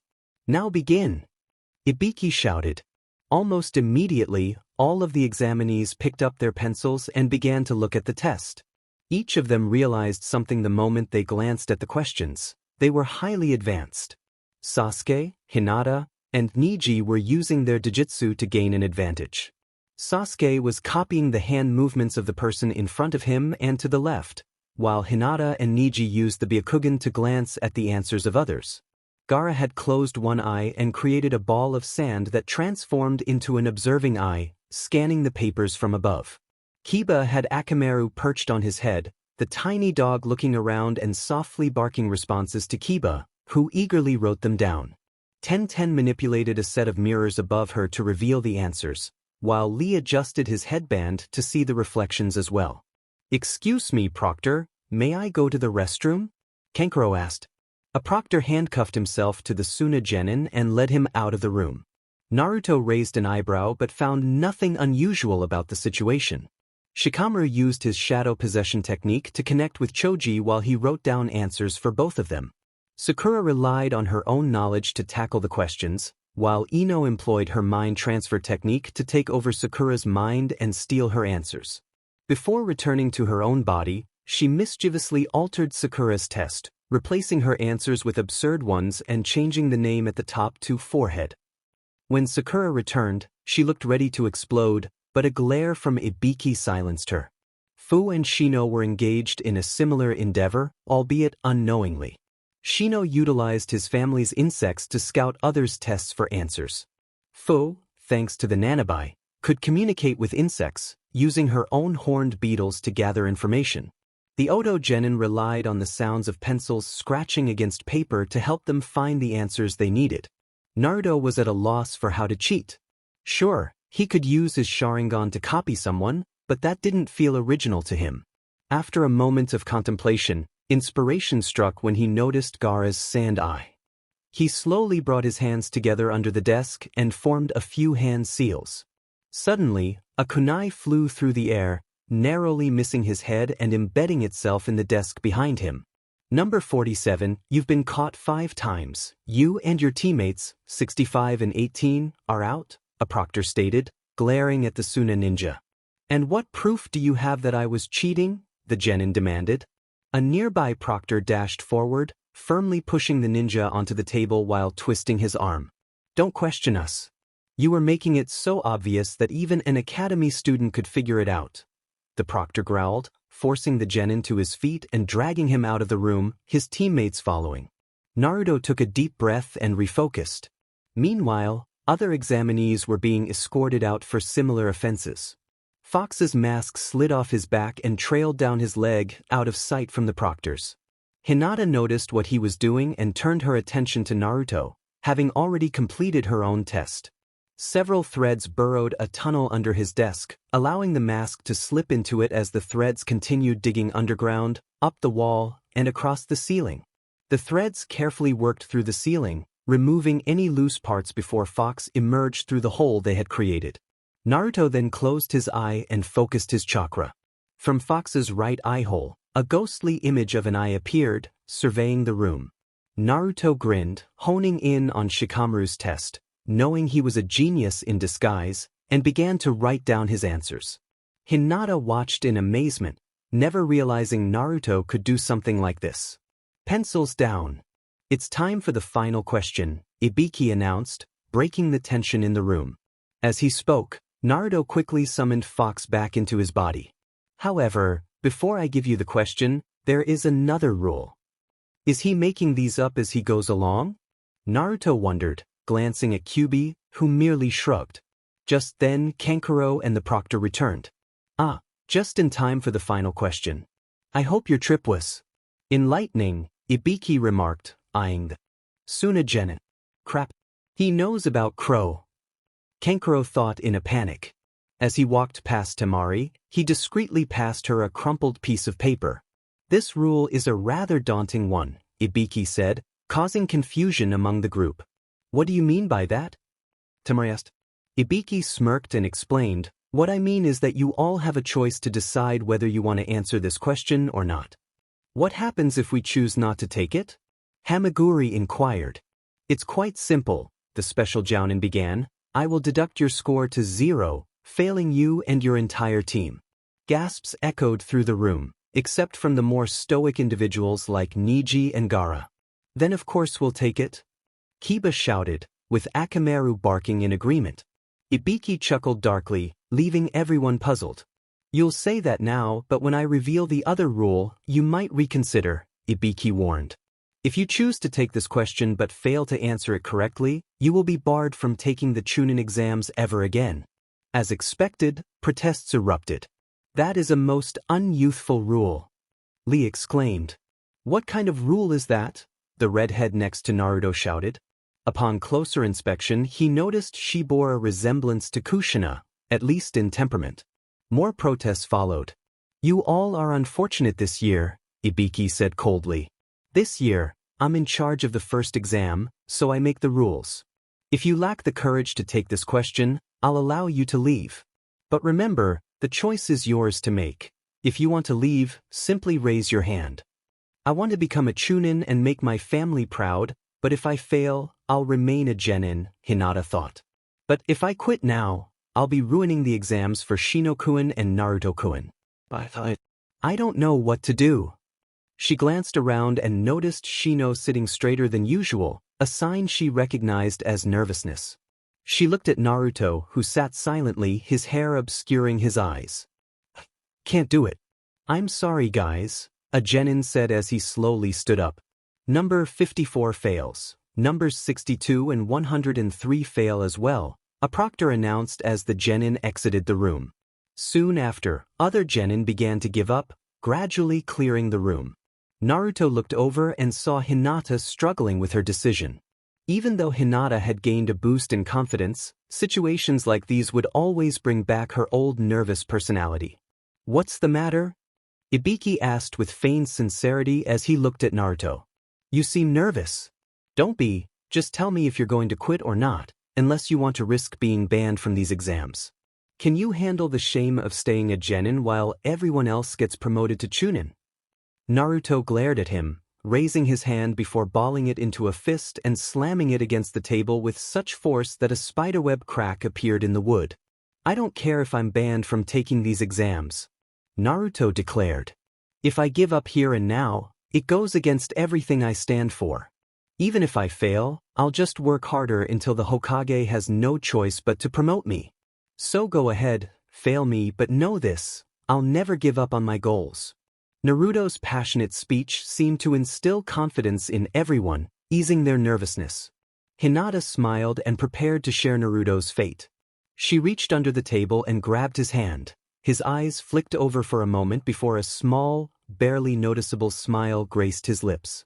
"Definitely an Uzumaki, only they have courage as great as that," Shujin thought with a small smile, one that seemed to hold a glimmer of hope. Inside the seal, the Kyuubi smirked at Naruto's actions. He expected nothing less from Kushina's son, especially since they shared similar personalities. Ibiki then surveyed the rest of the examinees. Incredible, he thought. He managed to erase everyone's doubt with one little speech. Looks like nobody else is giving up, time to get this show on the road. If nobody else is going to leave, then I have only one thing to say to all of you, Ibiki announced. Everyone leaned forward in anticipation, waiting for Ibiki to deliver the final question. "Congratulations on passing the first exam." "What?" was the collective shout of everyone except for Gaara, who seemed indifferent. "What about the 10th question?" Sakura exclaimed, making everyone nearby wince. "There was no 10th question to begin with," Ibiki said with a grin. "You could say that the 10th question was your choice to take it or not." "Wait a minute," Temari shouted. "Then what was the point of the rest of the questions? Was it all pointless?" "No, they served their purpose," Ibiki replied. "The original intent of the test was to pressure everyone with the first rule, the one about the total team score. It forced everyone to think about their team. I'm sure you all noticed that the questions were ones no mere genin could answer. So I assume you came up with the same solution to pass. You would have to cheat to get them. The whole point of this test was to make you think outside the box. To make it easier for you to earn points, we had two chunin among your group to provide answers if you were clever enough to cheat off them. You might be wondering why the first exam was formatted this way. I'll explain. In a chunin mission, you may have to gather information to help your team succeed. This exam was a training exercise to prepare you for those situations. Gathering the wrong information, however, could lead to disastrous results that could cost you and your team your lives. The special Jounin then reached up and began to untie his bandana. When the bandana came off, many people looked taken aback. Ibiki's head was bald and marked with various scars. "What the heck?"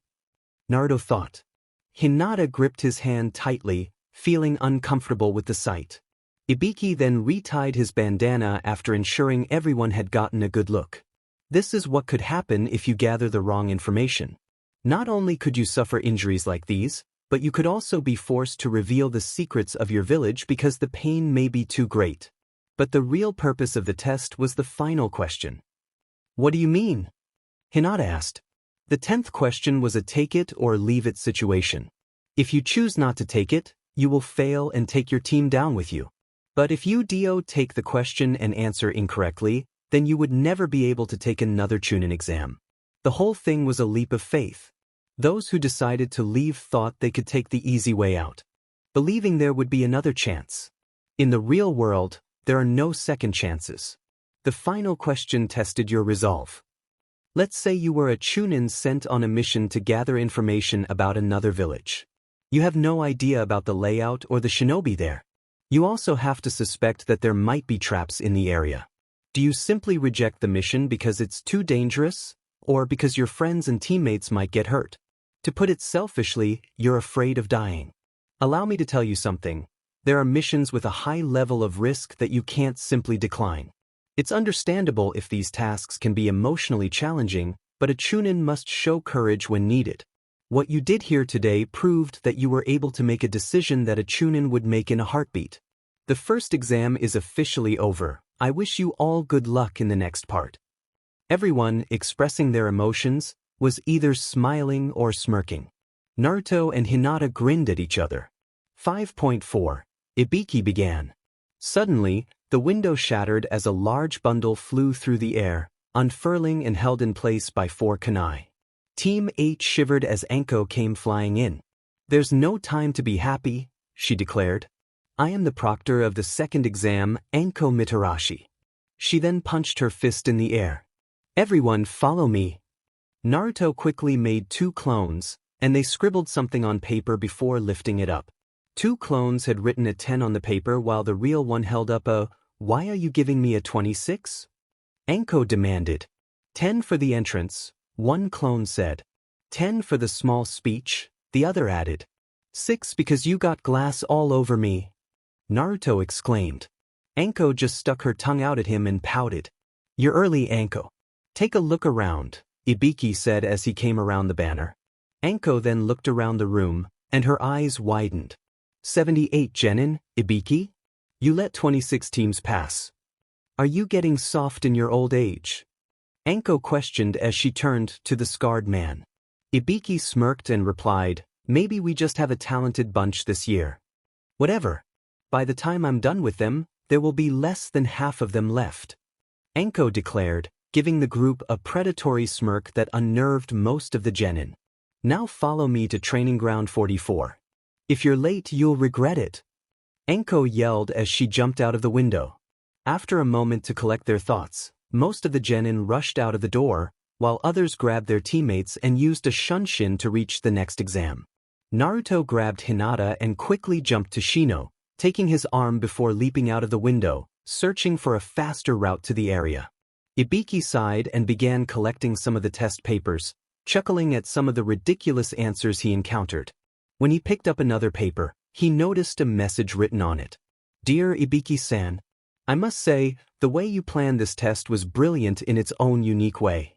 However, you need to work on your intimidation tactics. Anko did better than you when Kurenai-sensei had her test us a month or 2 ago. Perhaps you should use intimidating animals of your own, maybe a giant spider or something like that. Jokes aside, I would like you to keep an eye on Kabuto Yakushi. He seems very suspicious. My tenant says he smells like wild snakes, ones that people wouldn't keep as pets. Not to mention, he has information about me that only I, Hokage-sama, and a select few know about. He claims that he has heard rumors about it, but I've never used the secret information in public. Ever. Yours truly, Naruto Uzumaki." Ibiki's eyes widened, and he stuffed the paper in his pocket before heading out of the room and making a beeline for the Hokage Tower. Done. First exam is over. So how was it? Good? Wonderful? Excellent? Come on, you can tell me. I honestly think I did an okay job on the written test. I've seen other chapters about this exam and tried to change it up a little. I can understand if you notice something familiar, as the likeness of the first exam is something that not every author can avoid. In other news, I've read the latest chapter. It was heartwarming to say the least. The final farewell between Naruto and Minato brought a tear to my eye. Even the words that Minato had for Kushina were very touching. Please review. Now this is the time for the ever-so-famous second exam hosted by everyone's favorite snake mistress. This will be very different from other exams, at least the ones that I've read. So if you see a resemblance to another one, don't blame me, it was probably accidental. I'm not going to read every second exam just to make it different. That would be, to quote Shikamaru, very troublesome. Time to answer a few reviews. Guest. It's true, there are very few first exams that are unique, so the authors who don't make it unique either follow the canon or skip it altogether. And don't worry about full, I have a good plan for getting her into the relationship. As for the summoning contract, I'll admit, I never thought about using the fairy tale dragons or the gods of high school DxD. However, I did consider using the Sacred Beast of Yu-Gi-Oh! GX for a while. Unfortunately, you are still wrong. Leaf Ranger. Yeah, I always thought Ibiki's threat could have been executed better after I really thought about it. Fanfiction 1. Only the hearts that have wings will be able to fly. I'm going to make things more realistic in this story. Though I may use your idea with Naruto using his threads to make equipment. Titkahan, phoenixes and dragons have been done already. I said that these summons are something that have never been done before. Believe me, I've checked everything. There is no sign of anyone even thinking of what creatures I'm using. Biofan09. No rabbits, but I do have something in mind for them. I'm just not sure if I'll go through with it. Endless Chains. Yeah, the first time I saw the youthful duo, it creeped me out, and then it just became hilarious as time went on. Don't worry, you'll see more of their antics as time goes on, along with the humor that goes with it. Zaire Helsing. Well, I wouldn't say that it's the best. I mean, I've seen some pretty good ones during my searches. King Harpo. Isn't it enough that we already have the Edo Tensei? I'm not turning Naruto into a necromancer or something like that. Besides, what I have planned is better. D-Blade 59. Guess the chakra pistol sounds like a good idea, but it will have to wait a while. Something like that would take a really long time to make. As for Shino, I had planned on giving him the nano insects that Toryun has in Shippuden. Hinata's going to be a medic, but I'm adding a little surprise to her skill set. And sorry, but Kurenai's not getting any kind of transplant. Now this one's going to be split into 2 parts because of what I have planned. Not to mention, it'll bring in more reviews from you guys, so it's a win-win. More awesome chapters for you, and more reviews for me. Now it's time to begin. Training Ground 44. Isn't this the place your parents said to stay away from? I think so. I'm not really sure since they never said what it looked like. This is that place. I remember my father telling me to stay away from here. He even showed me this place personally so I would know. Naruto, Hinata, and Shino were standing with the other people who passed the first exam. They were all waiting just outside the large fence that separated them from the location where their next exam was supposed to take place. It was a large forest filled with towering trees that seemed to stretch toward the sky. A dark atmosphere emanated from the forest, unnerving many of the people present. It didn't help that there were animals growling in hunger as they sensed the large group outside. There were quite a few legends about how the Forest of Death was created.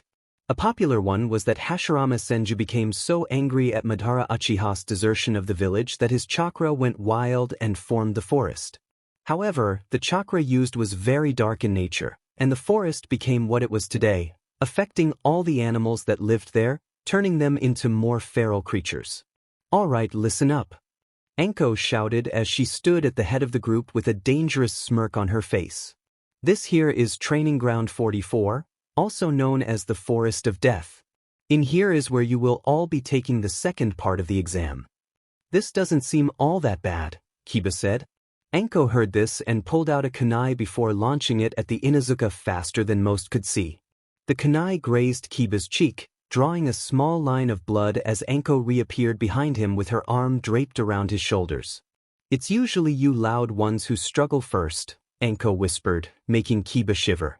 Sensing movement behind her, Anko quickly drew another kunai and turned around as a Kusa ninja appeared behind her. The unusual part was that she was holding a kunai with her exceptionally long tongue. Your kunai, Proctor, the Kusa genin said, somehow able to talk normally even with her tongue out. Why, thank you, Anko replied. However, you should be more careful about who you sneak up on. I might just take you out next time. My apologies, it's just that the sight of blood always makes me jumpy, not to mention you cut my hair with your kunai as well, the Kusa genin said as she handed Anko the knife and backed away. Kit, stay away from that one, her chakra is quite unsettling. Not to mention she seems to have the reserves of one of your elite jounin, QB warned. Naruto nodded in confirmation. Well, it looks like we have some fierce competitors this year, Anko commented as she jumped back to her previous spot. Now then, for this part of the exam, each team is going to receive either an Earth Scroll or a Heaven Scroll. You will need to collect both scrolls and reach the tower in the middle of the forest to pass. So half of the teams here will be passing then? Naruto asked. That would be on a good day, Anko said. Normally, less than half of the teams here pass this part due to either the conditions in the forest or just bad luck. Now, an important rule is that nobody should open the scrolls before they reach the tower. What happens if we do? Ino asked. Anko grinned and said, now that would be telling. You're going to be in this forest for 5 days. 5 days? What about food? Choji exclaimed. Anko shot him a short glare for interrupting her and said, there are plenty of animals and plants in the forest, just make sure that none of them try to eat you. Now then, once the 5 days are over, anyone still inside the forest will be retrieved by a group of jounin that will be on standby, if you're still alive, that is. Oh yes. I almost forgot, each one of you needs to sign these forms, Anko said, holding up a small stack of papers as her fellow proctors began to pass them out to the crowd of genin. What are these? First, these are waivers that prevent Konoha from being responsible for your deaths, because some of you are going to face serious challenges in this portion, Anko explained. You need to submit all 3 in order for your team to retrieve their scroll. Team 8 signed their forms and entered the tent to receive their scroll. They were handed a heaven scroll and were about to leave when Anko appeared in front of them with a grin on her face. Is there anything you need, Anko? Shino asked. Just wanted to wish my favorite trio of brats good luck before you head in, Anko said. She then leaned in closer and added, be careful in there, there's a lot of tough competition this year. Don't worry, Anko, we'll be all right, Hinata reassured her. Anko nodded and let the team pass. Those kids have grown on me, Anko thought. Maybe I'm turning soft. Anko shook her head and walked back to the small booth that contained the intercom system. She sat down as she waited for the word that all the teams were ready. How are we going to find the Uzumaki? Hamaguri asked. I say we just follow the smell of ramen. The Uzumaki are popular in ramen stands around the world, Mekajiki replied, earning a smack on the head from his teammate. Last time I checked, neither of us has the superior sense of smell that an Inazuka possesses, Hamaguri informed him. Mekajiki snorted and said, then we'll just look for where the bugs gather. I think one of his teammates is an Aburame. Good idea, and after we find him, we'll just use our weapons to finish them off, Hamaguri added. Shujin looked at his teammates with a form of despair in his eyes. Uzumaki, I hope you are able to defeat me, he thought. So do we have a plan? The dark-skinned Kumo male asked. Yeah. Find any team we come across and take them down, the redhead shouted. But what if one of those teams contains the heir of a famous clan and we take them out? Then that clan may declare war on Kumo after receiving the backing of their village. If that happens, we may accidentally start the 4th Great Ninja War, the boy muttered. Shut up, Omai, the redhead yelled, slamming her fist into Omoi's head, making him fall to the floor in a heap. The blonde sighed at her team's antics and began to think if being born in Kumo was a curse. Do you remember our mission? The mummified Oto ninja asked his teammates. The spiky-haired one grinned and said, yep, go in there and take out the Uchiha. Just make sure that you don't mess up, you fool, the female said as she cleaned her nails with a sunbon. What did you say? The boy snarled as he took a step forward. That's enough, the mummy ordered, grabbing his teammate's arm. Killing each other will only cause us to fail the mission. The boy and girl glared at each other before huffing and turning away. You two know what to do, right? The Kusa genin with the long tongue asked her teammates. Yes, her teammates replied. Man, I hope we only run into one team, Shikamaru sighed. Fighting 2 of them would be so troublesome. Quit being lazy. Ino scolded. I just hope we run into Sasuke's team so I can show him that I'm stronger than Billboard Brow. Is Uchiha the only thing on your mind? Shikamaru asked, shaking his head. Ino, are you sure that getting Sasuke's attention is worth it? Choji asked. Don't you remember how he acted in the academy? Ino huffed. He was going through a tough time, with his brother killing his clan and everything. Naruto goes through tough times too, Shikamaru said. Sure, he may have people who care about him, but I once saw him go home, and his mood darkened when he entered his empty apartment. Why were you watching him? Choji asked.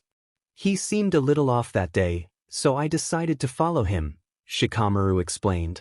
It was when I got home that I realized something. It was Mother's Day. One of the many holidays that Naruto never celebrates. Ino and Choji were silent, unsure of what to say. I hope we run into a youthful opponent inside this forest. Lee said as he performed one-handed push-ups while waiting for the exam to begin. I just hope that whoever we run into gives us the scroll, Tenten muttered as she sharpened a kunai on a nearby rock. But, Tenten, then we wouldn't be able to show off our youthfulness. Lee complained. Niji huffed and turned away. It doesn't matter who we face, fate will decree us as the winners. Tenten sighed in exasperation. Why couldn't she have been placed on a normal team? Think we're gonna run into anybody tough in there, boy? Kiba asked Akamaru. The white dog barked in response. Nobody's stronger than Sasuke. Sakura yelled. Kiba rolled his eyes. What about Kakashi-sensei, or the Hokage? Or how about your not-so-secret admirer who has a love of green? Never mention that creep in my presence again. Sakura growled. Just make sure you two stay out of my way, Sasuke ordered. Hey, who died and made you dictator? Kiba shouted. Shut up, dog breath. Don't talk to Sasuke like that. Sakura screeched, raising her fist to Kiba. In another universe where Kiba was replaced by Naruto, she might have landed that hit. But in this universe, Kiba easily dodged her swing. Whatever, just don't lead us into a fight with that Gaara guy, Kiba snorted as he turned away. What are the odds we'll run into a giant snake? Kankuro asked. Get real, the only one who can summon giant snakes is Orochimaru of the Sannin, Temari informed him. And he's over in his new village of Otogekure. Well, haven't you heard the story of how this forest was made? Kankuro asked. They say that the negative energy the Shodaime Hokage used changed the animals inside. I'm just guessing how they changed. It doesn't matter who or what we encounter, Gaara said. I will prove my existence inside this place. His siblings paled slightly and kept a safe distance from their younger brother. I wonder what kind of heart I'll get next? Naruto wondered. If you are looking for a new one, you would most likely capture a lightning one due to wind elements being a rarity, Shino told him. Naruto grinned. That sounds good. I want to get a lightning heart so I can get Kakashi-sensei to teach me that lightning jutsu I saw him use one time. He said that you would need the Sharingan to properly use it. Why would it require the Sharingan? Hinata asked. I think he mentioned something about tunnel vision, Naruto replied. I didn't really understand it. Maybe he'll explain it once you get a lightning heart, Hinata suggested. Naruto nodded and faced the gate as he awaited it to open. What do we do if we run into that strange Kusa ninja? My insects won't even go near her because of how dark her chakra is, Shino asked. We should stay away from her.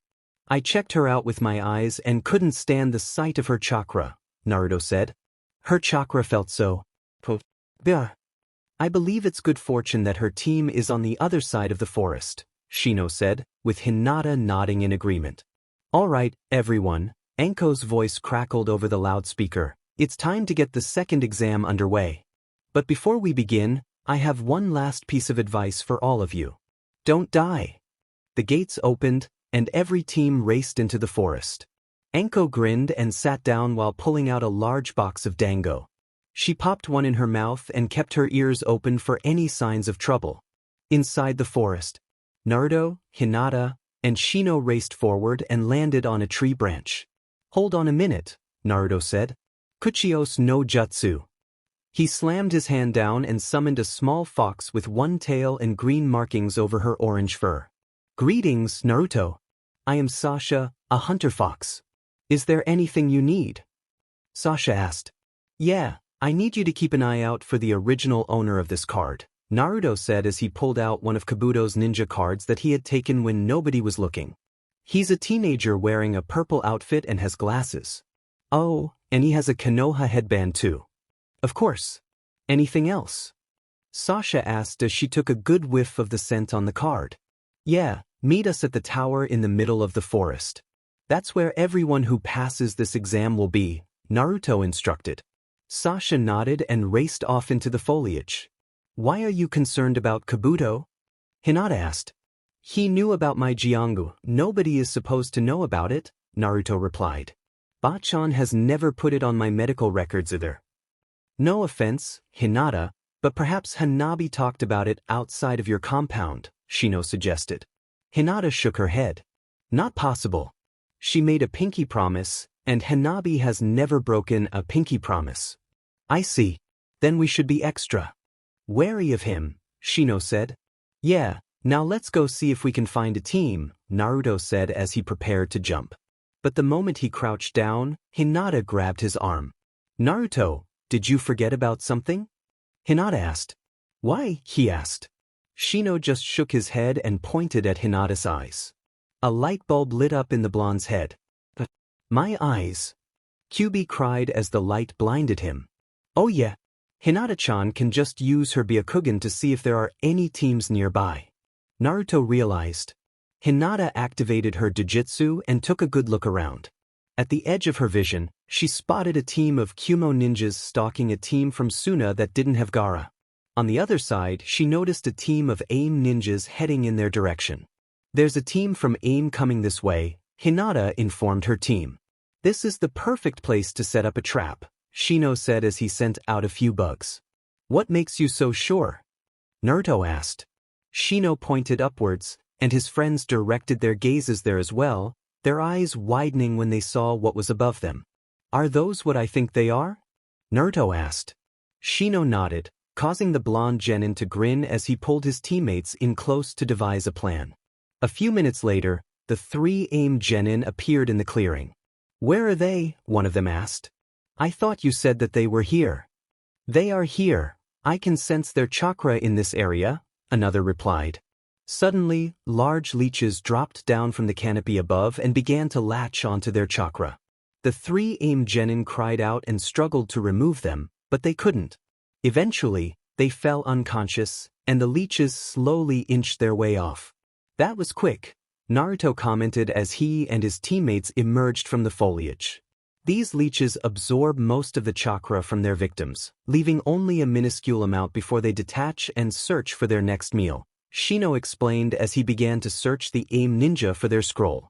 It's another heaven scroll, Hinata sighed as she pulled out a scroll from the one she searched. Let's take it in case we need to bargain for our freedom if we are captured, Shino suggested. Naruto and Hinata nodded, and she pocketed the scroll before they started leaping from branch to branch again. Outside, Anko was indulging in 2 of her favorite pastimes, eating dango and listening to the distant sounds of chaos. As she relished the echoes of another group of genin who had fallen prey to something, a chunin dropped down next to her. Excuse me, Anko-san, but there's something you should see, the chunin said. Anko sighed and tucked away her dango. All right, let's go. The chunin then led Anko a half-mile out to a small gathering of chunin and jounin. What's up? Anko asked as she dropped down. We found 3 bodies here, all of them were Kusa genin, a jounin informed her. And? That's not much to make a fuss about, Anko replied nonchalantly. All we have to do is claim that they were inside the forest when they died. That would work, if this wasn't the case, the jounin said as he stepped aside for Anko to see the bodies. Anko gasped when she noticed that they were all missing their faces, as if someone had removed them. There's no mistake, Anko thought, gripping her left shoulder. This is his jutsu. Anko then whirled around and instructed the chunin and jounin, go to the Hokage and tell him that the snake stalks the bird's nest. Once they left, Anko leapt towards the forest of death, thoughts of rage swirling in her mind.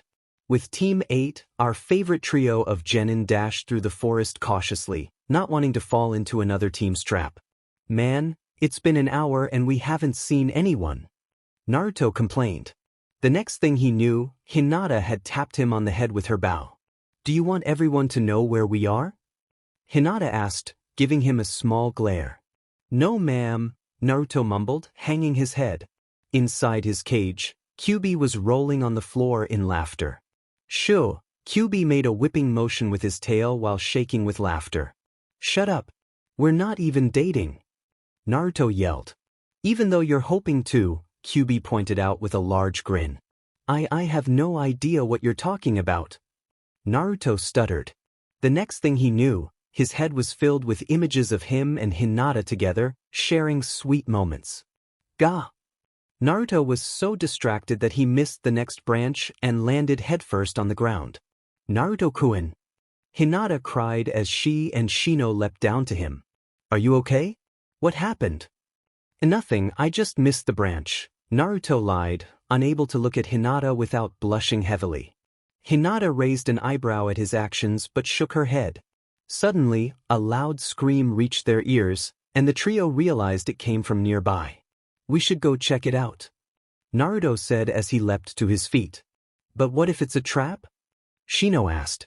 Hold on a minute, let me check, Hinata said as she activated her Byakugan. Her vision sharpened, allowing her to see in all directions. Pushing more chakra into her eyes, Hinata was able to see farther than usual. The farthest she could see was about 50 meters, but she was improving every day. Looking around, she spotted a female Kusa genin being attacked by a wild boar. The genin appeared to be out of weapons and had a sprained ankle. Another detail Hinata noted was that the girl had red hair similar to Kushina and Natsumi. There's a Kusa genin about 20 meters from here being attacked by a wild boar. She's injured, and it doesn't look like her teammates are around, Hinata reported. Well, what are we waiting for? Let's go help, Naruto exclaimed. Is it wise? For all we know, it could be a trap, Shino cautioned. Hinata shook her head, assuring him there was nothing suspicious in the area. Without further arguments, the trio leapt into the trees. They soon found the Kusa Kunoichi backed against a tree, clutching a scroll as a large boar stalked toward her. Having seen enough, Naruto leapt into the air and shot out his threads, pinning the boar to the ground. As soon as he landed, Hinata fired an arrow, striking the boar and ending the threat. Yo, Naruto greeted as he turned to face the redhead, with Hinata and Shino jumping down next to him. Take the scroll. Just don't hurt me, the girl cried, moving her scroll forward. Seeing the scroll, Shino sighed. We have no need of your scroll, even if we did, it wouldn't help us. Darn it! Why do we keep finding heaven scrolls? Naruto exclaimed, startling a flock of birds into flight. He took a deep breath to calm himself. Sorry about that, I'm just a little frustrated. That's putting it lightly, Kyubi muttered. Naruto ignored him and focused back on the girl. So what's your name? Naruto asked. I'm Karen, she replied. I'm Naruto Uzumaki. My name's Hinata Hyuga. Shino Aburame. You Uzumaki? But I thought they were all gone. Karen wondered. Nope, there's a small number of us here in Konoha, Naruto explained. Then, I'm not alone. Karen asked. What do you mean? Hinata inquired. Well, my mother told me that we came from a powerful clan, Karen began. One that originated from an area between Konoha and Kiri. I lived with her and my sister in Kusagakyur before we were separated. All I know is that my mother passed away and that my sister is somewhere out there. I knew it. Kyubi cried in triumph. What on earth are you talking about? Naruto roared back. This girl is an Uzumaki. The red hair is proof. Kyubi insisted. Just because she has red hair doesn't mean she's an Uzumaki, Naruto countered. True, but she has this particular shade of red that all Uzumaki possess. Nobody else has it, the Bijou informed him. Naruto took a closer look at Karen's hair and realized it was the same shade as Kushina and Natsumi's. You are an Uzumaki, Naruto stated. How can you tell? Shino asked. My mother told me that the Uzumaki clan has a distinct type of red hair, Naruto explained. I'm not a redhead because my father's genes are apparently stronger than hers. But back to the main topic, Karen here has the Uzumaki shade of red hair. Too bad it doesn't help me back in Kusa, Karen muttered, rubbing her ankle. Seeing their confusion, she elaborated. I'm not really liked in Kusa. People treat me like a tool because of my advanced sensory abilities. How about you join Konoha? Naruto suggested. I'll become a rogue ninja then. Karen shouted. Not really, Shino said. You're inside the forest of death in a survival test. Kusa will most likely think you and your team perished here and eventually forget about you, allowing you to live a life here without fear of being discovered. That actually sounds like a good idea. Naruto said with a large grin. Wait a minute. Hinata shouted. What about your team? Those guys fell against some Suna ninja, Karen said. I warned them that he was too strong for them. So they ran into Gaara. Naruto muttered. You know that guy? Karen exclaimed. We met before the exam started, Naruto explained. He said that mother would enjoy my blood, whatever that means. We should move out now, we still need a scroll, Shino said. Right, so are you ready to go? Naruto asked Karen. Karen shot him a glare. In case you haven't noticed, my ankle's sprained. Naruto shrank under her glare, and Hinata stepped in to help. She activated her Byakugan and struck several points on Karen's ankle to aid in the healing process. What are you doing? Karen asked. There are tenketsu on the body that speed up healing, Hinata explained. I'm activating those points so your ankle will heal faster. After a few minutes, Karen's ankle felt better, still a little sore, but now she could travel without any issues. Okay, let's go, Naruto said as he and his friends jumped into the trees. They traveled for about 10 minutes when an ominous aura enveloped the forest. What is that? Hinata asked, shivering slightly. I don't know, but it's making my insects very uncomfortable, Shino said. His insects were buzzing at an alarming rate. Let me check it out, Karen said as she made a few hand seals and closed her eyes. When she opened them, panic flashed across her face. There's a large amount of chakra being released, and it feels dark.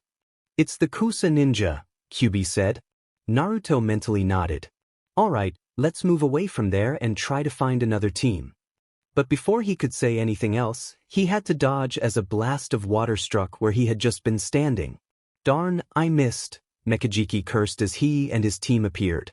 I told you to aim more to the left, Hamaguri reprimanded him. I'm guessing you're here for our scroll? Shino asked, staring at the two Kiri ninja. Hamaguri smirked. The scroll's just the bonus. What we're really after is the end of the Uzumaki. Team 8's eyes widened at this revelation, and they immediately took a defensive stance, with Karen readying herself for combat. We're going to finish what our ancestors couldn't all those years ago. Mekijiki shouted. Just try, you'll be done before you even realize it, Naruto said, his expression hardening. Hamaguri then scrutinized Naruto closely, and something clicked in his mind. Hey, doesn't he look like the Yondaime Hokage? Mekijiki tilted his head slightly. You're right. Take away those scars on his face, and he would look just like him. This revelation sent Team 8 into a whirlwind of thoughts. I should have known. Kyuubi roared, banging his head against the steel bars of his cage. Now that they mention it, Naruto does resemble the Yondaime in some way, Shino thought. Could it be possible that he's his son? I never really noticed, but it could be possible that Naruto-kun is related to the Yondaime in some way, Hinata thought. The Yondaime never had a son, did he? Didn't he and his family die during the Kyuubi attack? Karen pondered. See, could it be possible? Is my dad really the Yondaime?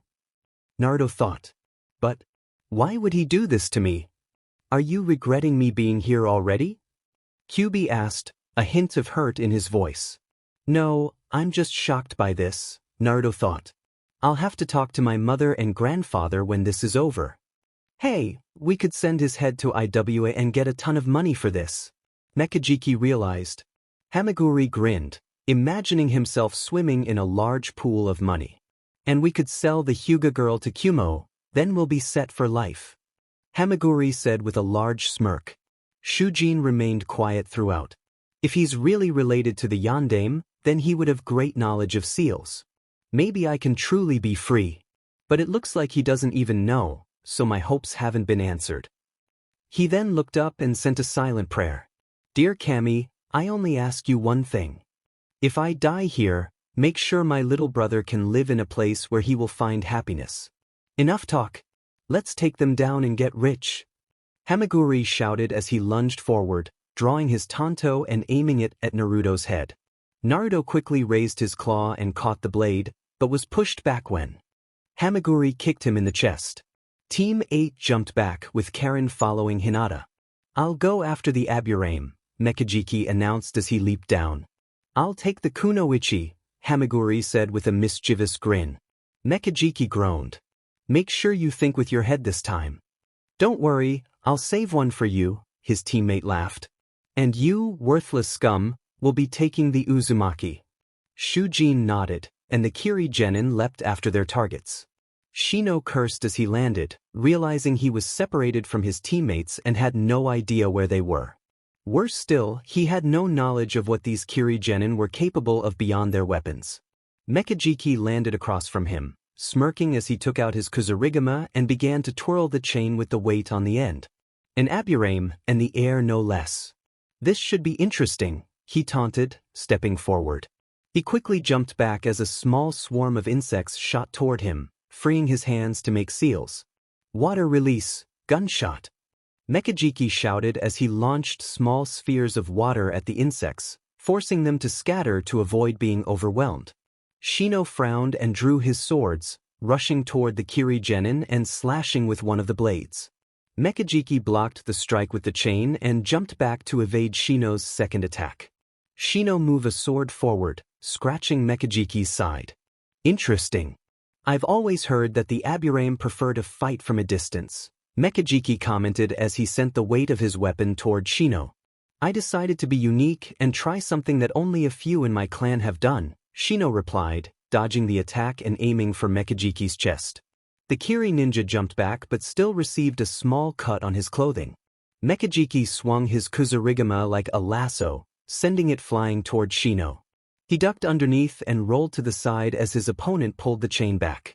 Shino charged forward, throwing a punch that Mekajiki blocked with his forearm.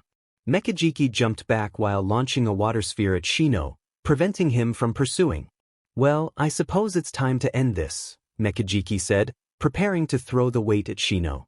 You're right, Shino replied, sheathing his katanas. This battle's over. Giving up, Mekajiki was cut off as a wave of fatigue washed over him. He looked down to see his legs covered in insects.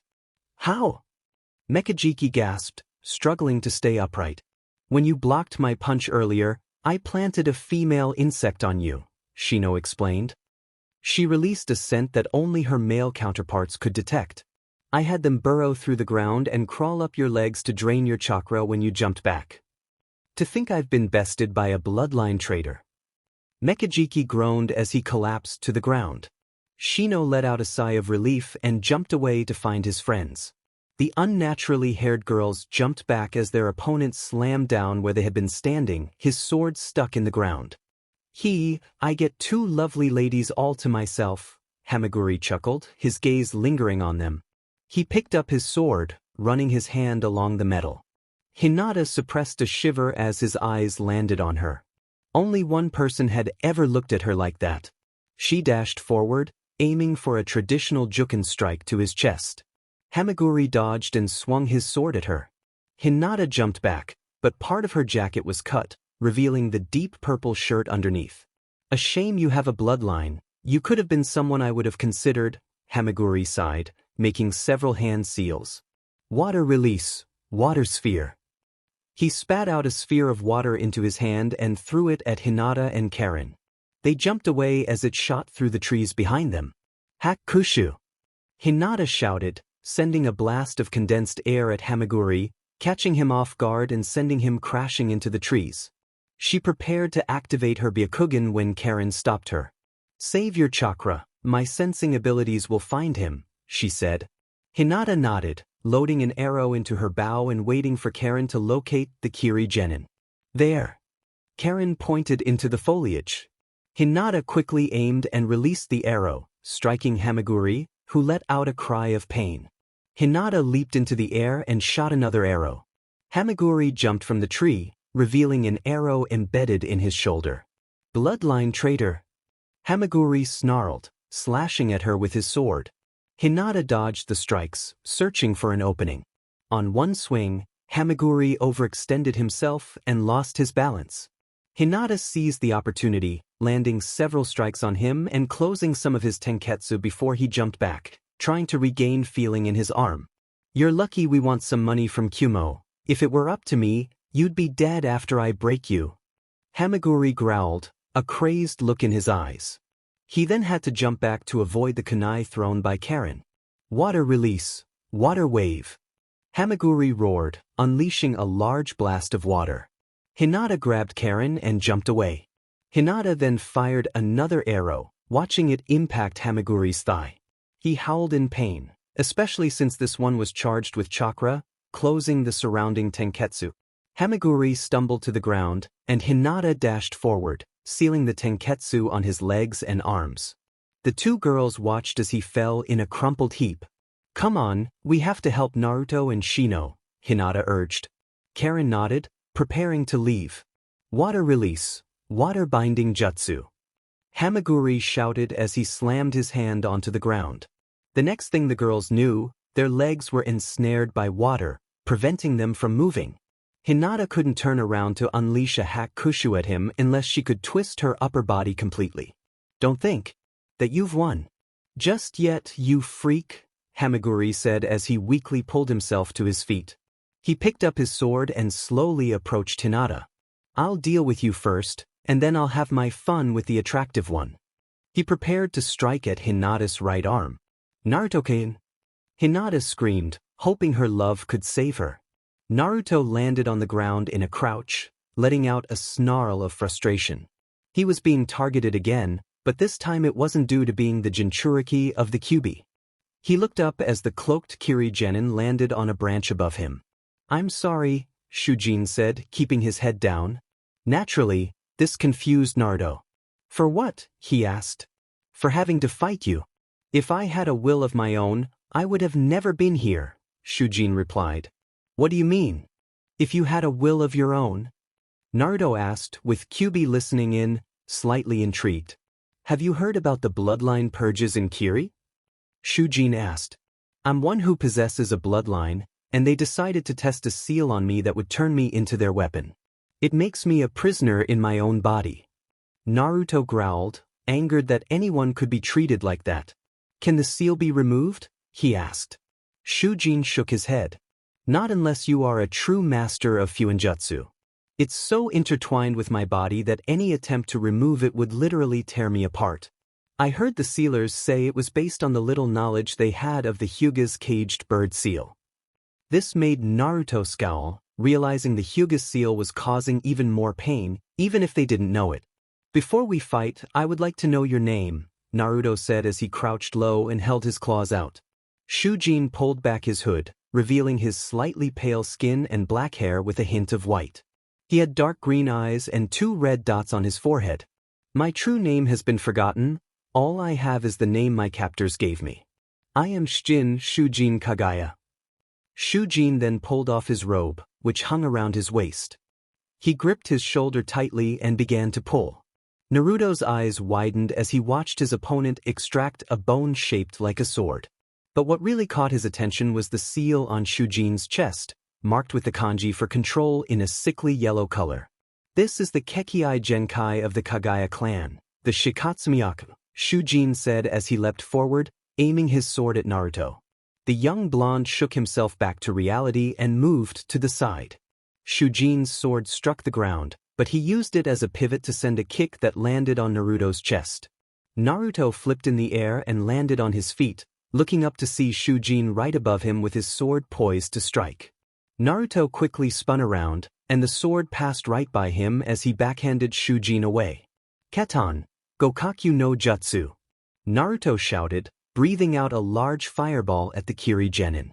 Shujin jumped over the flames and threw his sword at Naruto. He caught it with his gauntlet and jumped back as Shujin landed, several bones protruding from his fist. "You're good," Naruto said, undoing the belt of his coat and activating his Sharingan, keeping it under a small genjutsu. "Thank you. It has been a long time since I've been complimented for my prowess in battle," Shujin replied, pulling out 2 bones from his shoulder. He dashed forward, aiming for an X-slash. Naruto jumped back and expertly threw off his trench coat, which landed on a branch. One of Crab's claws shot out from Naruto's back and gripped Shujin's arm. Naruto then whirled around, releasing Shujin as the claw threw him into a tree. Shujin got up and raced toward Naruto as curved bones sprouted from his arms. He began to spin like a top, and Naruto made quick seals, slamming his hands on the ground to raise a wall of earth to block him. Shujin was momentarily halted by the wall before vaulting over it and making a downward slash at Naruto. The blonde Jinchuriki backflipped away while Crab's mask opened its mouth and fired a blast of water.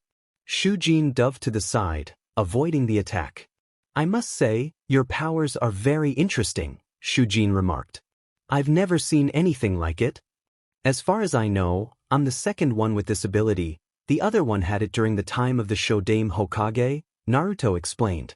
He then formed the Taurus seal. "Jiongu, activate." All three of his masks shot out from his back and landed around him. Shujin was surprised and couldn't evade Titan as he landed a powerful fist into Shujin's gut, sending him crashing into a tree. The Kaguya pulled himself out and got back to his feet. "Go!" Naruto commanded as Fox dashed forward and headbutted Shujin back into the tree. Titan then jumped into the air and dove down to slam his fist into Shujin, who managed to dodge just in time. But before he could react, he was forced to duck as Crab shot out a barrage of water bullets from his claws. Shujin danced through the watery projectiles, only to jump away from the fire bullets that impacted the area he had just occupied. "Amazing, I've never had this much fun while sparring back in Kiri," Shujin said, observing Naruto and his hearts. "Naruto-kun!" Hinata's scream echoed through the area. Naruto's eyes widened as he quickly turned to see Hinata in danger of losing her arm to Hamaguri. In a burst of speed, Naruto channeled the Kyuubi's chakra and raced to her side. Hinata closed her eyes in fear, but then she felt herself being roughly shoved aside. She opened her eyes to see Naruto standing where she had been trapped. Horror filled her as she watched the sword descend. Naruto glanced at Hinata, relieved that his friend was safe. He then turned his attention back to the sword as it fell. His Sharingan revealed that it would likely be fatal for him. He knew that he wouldn't really die, just lose a heart and get revived, but the thought of dying instilled a good amount of fear in his mind. Unconsciously, he channeled more chakra into his Sharingan, and his vision became extremely clear. He felt a strange sensation wash over his entire body as he shouted the name of his technique. "Kamui!" Time to wrap up the second exam. They were almost finished with the fight against the Kiri team and just needed to get Team 8 to the tower. After that, it would be time for the preliminaries. As they prepared for the next phase, Naruto reflected on the recent events. He had a lot on his mind, especially regarding the manga. He had predicted that Sasuke would turn evil again, and it frustrated him that the story had taken that turn. Back in the Forest of Death, Naruto focused on the battle at hand. "Kamui!" Everyone watched in amazement as Hamaguri's sword passed through Naruto as if he were a ghost. Naruto landed on the ground with a small bounce while Hamaguri stumbled back, fear evident in his eyes. What are you?" Hamaguri cried as he tried to retreat. Naruto was just as confused, unsure of what had happened. All he knew was that he had unleashed a large burst of chakra through his eyes. "Naruto-kun, what was that?" Hinata asked as she knelt beside him. I don't know," Naruto replied, searching his pockets for a kunai. "All I know is that I sent a huge amount of chakra to my eyes." He quickly turned and positioned himself protectively in front of Hinata when he heard Hamaguri let out a battle cry and charge forward with his sword. "Die, you bloodline freak!" Hamaguri was abruptly silenced as he looked down to see a bone protruding from his chest. He turned weakly to see Shujin standing behind him, fury in his eyes. "Die, so I may be free," Shujin whispered as he pulled the bone from Hamaguri's chest. "You should have died with the rest of your family of freaks." Hamaguri gasped before collapsing to the ground. Naruto's 3 masks shot out from the bushes, ready to rush the Kaguya, but he stilled them with a wave of his hand. Why would he do that to his own teammate? Shino asked as he emerged from the bushes. They were treating him like SLV because of his bloodline, Naruto explained. "Yes, they would use the seal on my body whenever they wanted to control me," Shujin added. "Only a highly advanced seal master can remove it." "Maybe my mom could help, she's really good with seals," Naruto suggested, and Shujin seemed hopeful at the prospect. "Naruto," Shino sighed, "do you just enjoy picking up people to take home?" Naruto blushed and rubbed the back of his head. He then pulled out the kunai and examined his eyes, widening them at what he saw. his Sharingan had transformed. It now resembled an X that reached the edges of his eye, with the ends curving to touch extensions of the X to its right.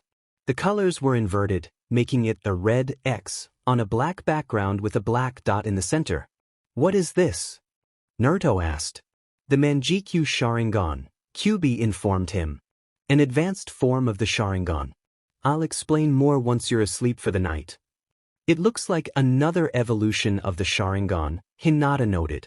"I've never seen anything like it." "I've heard legends of it in Kiri," Shujin said. "They say it's called the Manjikyu Sharingan, and it possesses unbelievable abilities, able to perform feats that others can only imitate, like that ability of intangibility."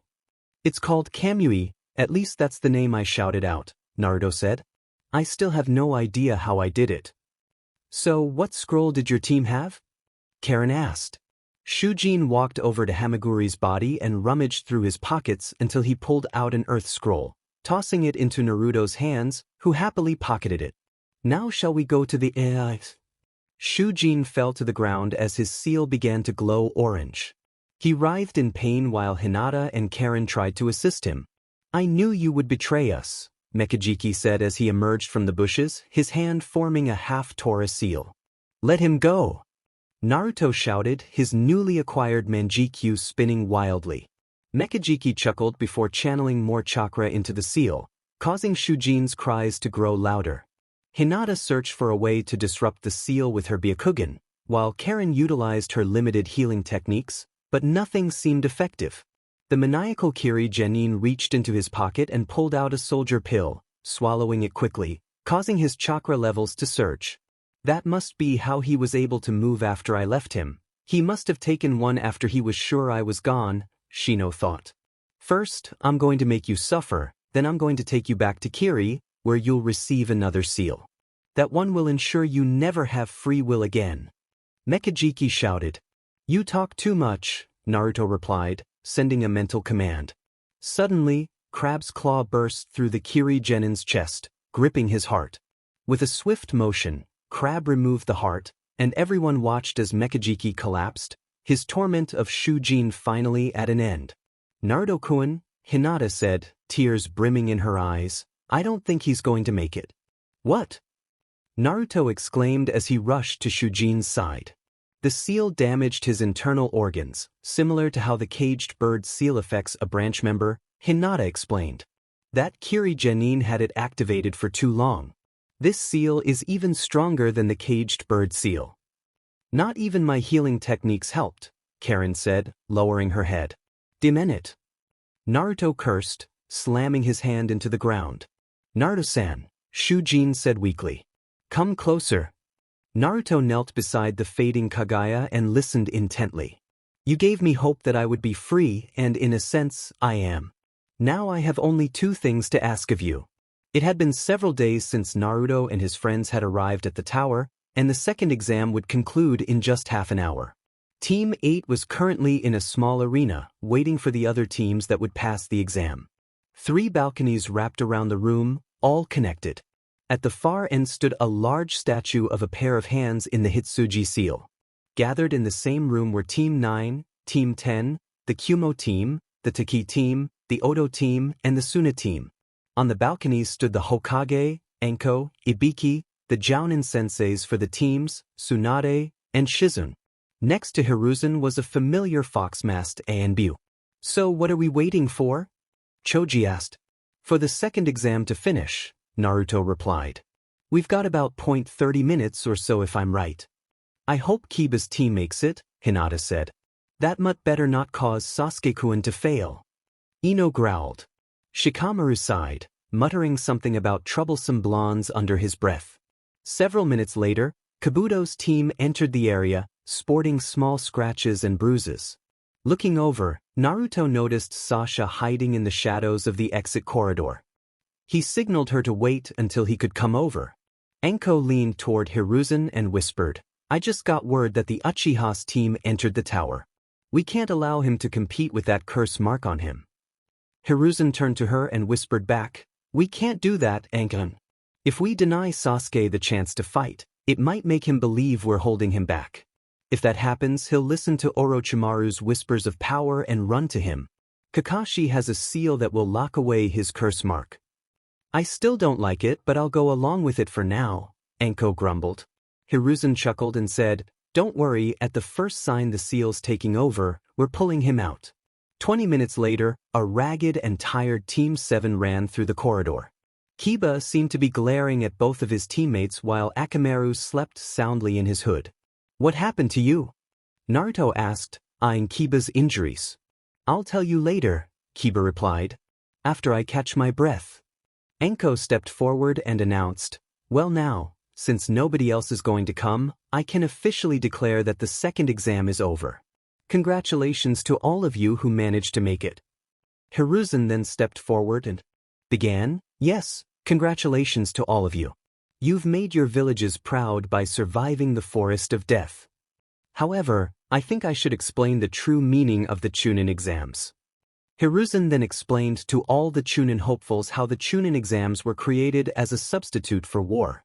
He told them that by putting their lives on the line, they would bring pride to their villages. Enough of this, let's get on with the fighting, Gaara said. Before Hiruzen could respond, the fox-masked Anbu jumped down. Forgive me, Hokage, Kitsune said, but allow me to explain the next part. Hiruzen nodded and stepped back as Kitsune moved forward. All right, everyone, you may refer to me as Kitsune, and I'm going to be in charge of this part of the exam, Kitsune announced. Unfortunately, there are too many of you, and we need to hold a preliminary round. What? Why do you need that? Ino yelled. Kitsune sighed and explained, there are too many of you, and the final round of the exams is the really important part. There will be many important guests coming to observe whoever makes it. If we had everyone fight, the matches would take too long, especially if two highly skilled fighters were to face off, or worse yet, two with endless stamina. Naruto, Temari, Lee, Guy, and Shikamaru sneezed simultaneously, prompting those who knew them to chuckle. Now then, if anyone would like to drop out now, please raise your hand, and you'll be escorted out of the tower, Kitsune announced. Kabuto promptly raised his hand. You're leaving, Kabuto-senpai? Sakura asked. Yeah, I'm having a hard time hearing out of my left ear after that scuffle with the Otonins before the written exam, Kabuto said, sheepishly rubbing the back of his head. And I got hit hard on my leg, so I can't fight all that well. He's lying, Hinata noted as she observed him with her Byakugan. Kabuto was a good liar. She almost missed the tiny twitch in his muscles that signaled he was not being truthful. It didn't help that his leg wasn't injured, but he made the limp look convincing as he left. Out of the corner of her eye, she saw Naruto signal Sasha to follow the silver-haired teen. Since nobody else is leaving, Kitsune said, jolting Hinata from her thoughts, we'll get on with this. Please look behind me at the screen to see who's fighting. A large screen lowered from the ceiling, and everyone turned their attention to it. The first pair of names that flashed on the screen were Sasuke Uchiha versus Yoryo Akado. All right, everyone who isn't fighting will go up to the balconies and wait your turn, Kitsune said. Soon, it was only her, Sasuke, and Yoroi still in the arena. Everyone listen up because I'm only going to say this once. Kitsune shouted, getting everyone's attention. I am the proctor of these matches, so my word is law. Both combatants will fight until one of you gives up, is knocked out, or is unable to continue. If I decide that a match is over, then I will step in and declare who I see as the winner. If you refuse to comply and continue to attack your opponent, I will intervene and may cause you to lose consciousness or face a serious consequence, Kitsune said with an eerily cheerful tone. Oh, Kushina. Hiruzen groaned. Ah, brings back memories. Tsunade sighed as she remembered all those adventures with her genin team. That's Kushina all right, Kakashi thought with a sweat drop. I think we could be best friends. Anko thought cheerily. Sensei's still got it, Kurinai thought with a proud smirk. Why do I get the feeling I would wish I was dead if I ever fought her when she's angry? Orochimaru, disguised as the Oto Jounin, thought as he suppressed a shudder. The loss of a limb? How unyouthful, Might Guy thought. Naruto-san's mother is unique, Jiu said. Kyubi snorted and said, unique doesn't even begin to describe that woman. Trust me, I've been with her a long time. So, are both fighters ready? Kitsune asked. Both Sasuke and Yoroi grunted in confirmation. I asked a question and I expect an answer, Kushina said with a dangerous tone. I'm ready, Yoroi said, a little intimidated by Kushina's tone. Whatever, Sasuke grunted. Behind her mask, Kushina's eye began to twitch. Then let the match begin, Kushina declared as she leapt back out of the way. Yoroi and Sasuke threw shuriken at each other and moved to the left.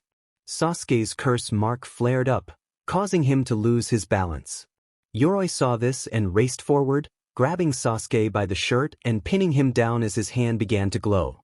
Sasuke felt his strength being drained and quickly hit Yoroi in the arm, forcing the older shinobi to release him. You're draining my chakra, Sasuke panted. So, you figured it out?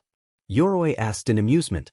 Yoroi's special ability allows him to drain his opponents of their chakra whenever he makes contact with them, Orochimaru thought to himself. Now you'll have no choice but to rely on the seal. Go ahead, Sasuke-kun, unleash its power. Yoroi took the opportunity to dash at Sasuke, extending his glowing palm.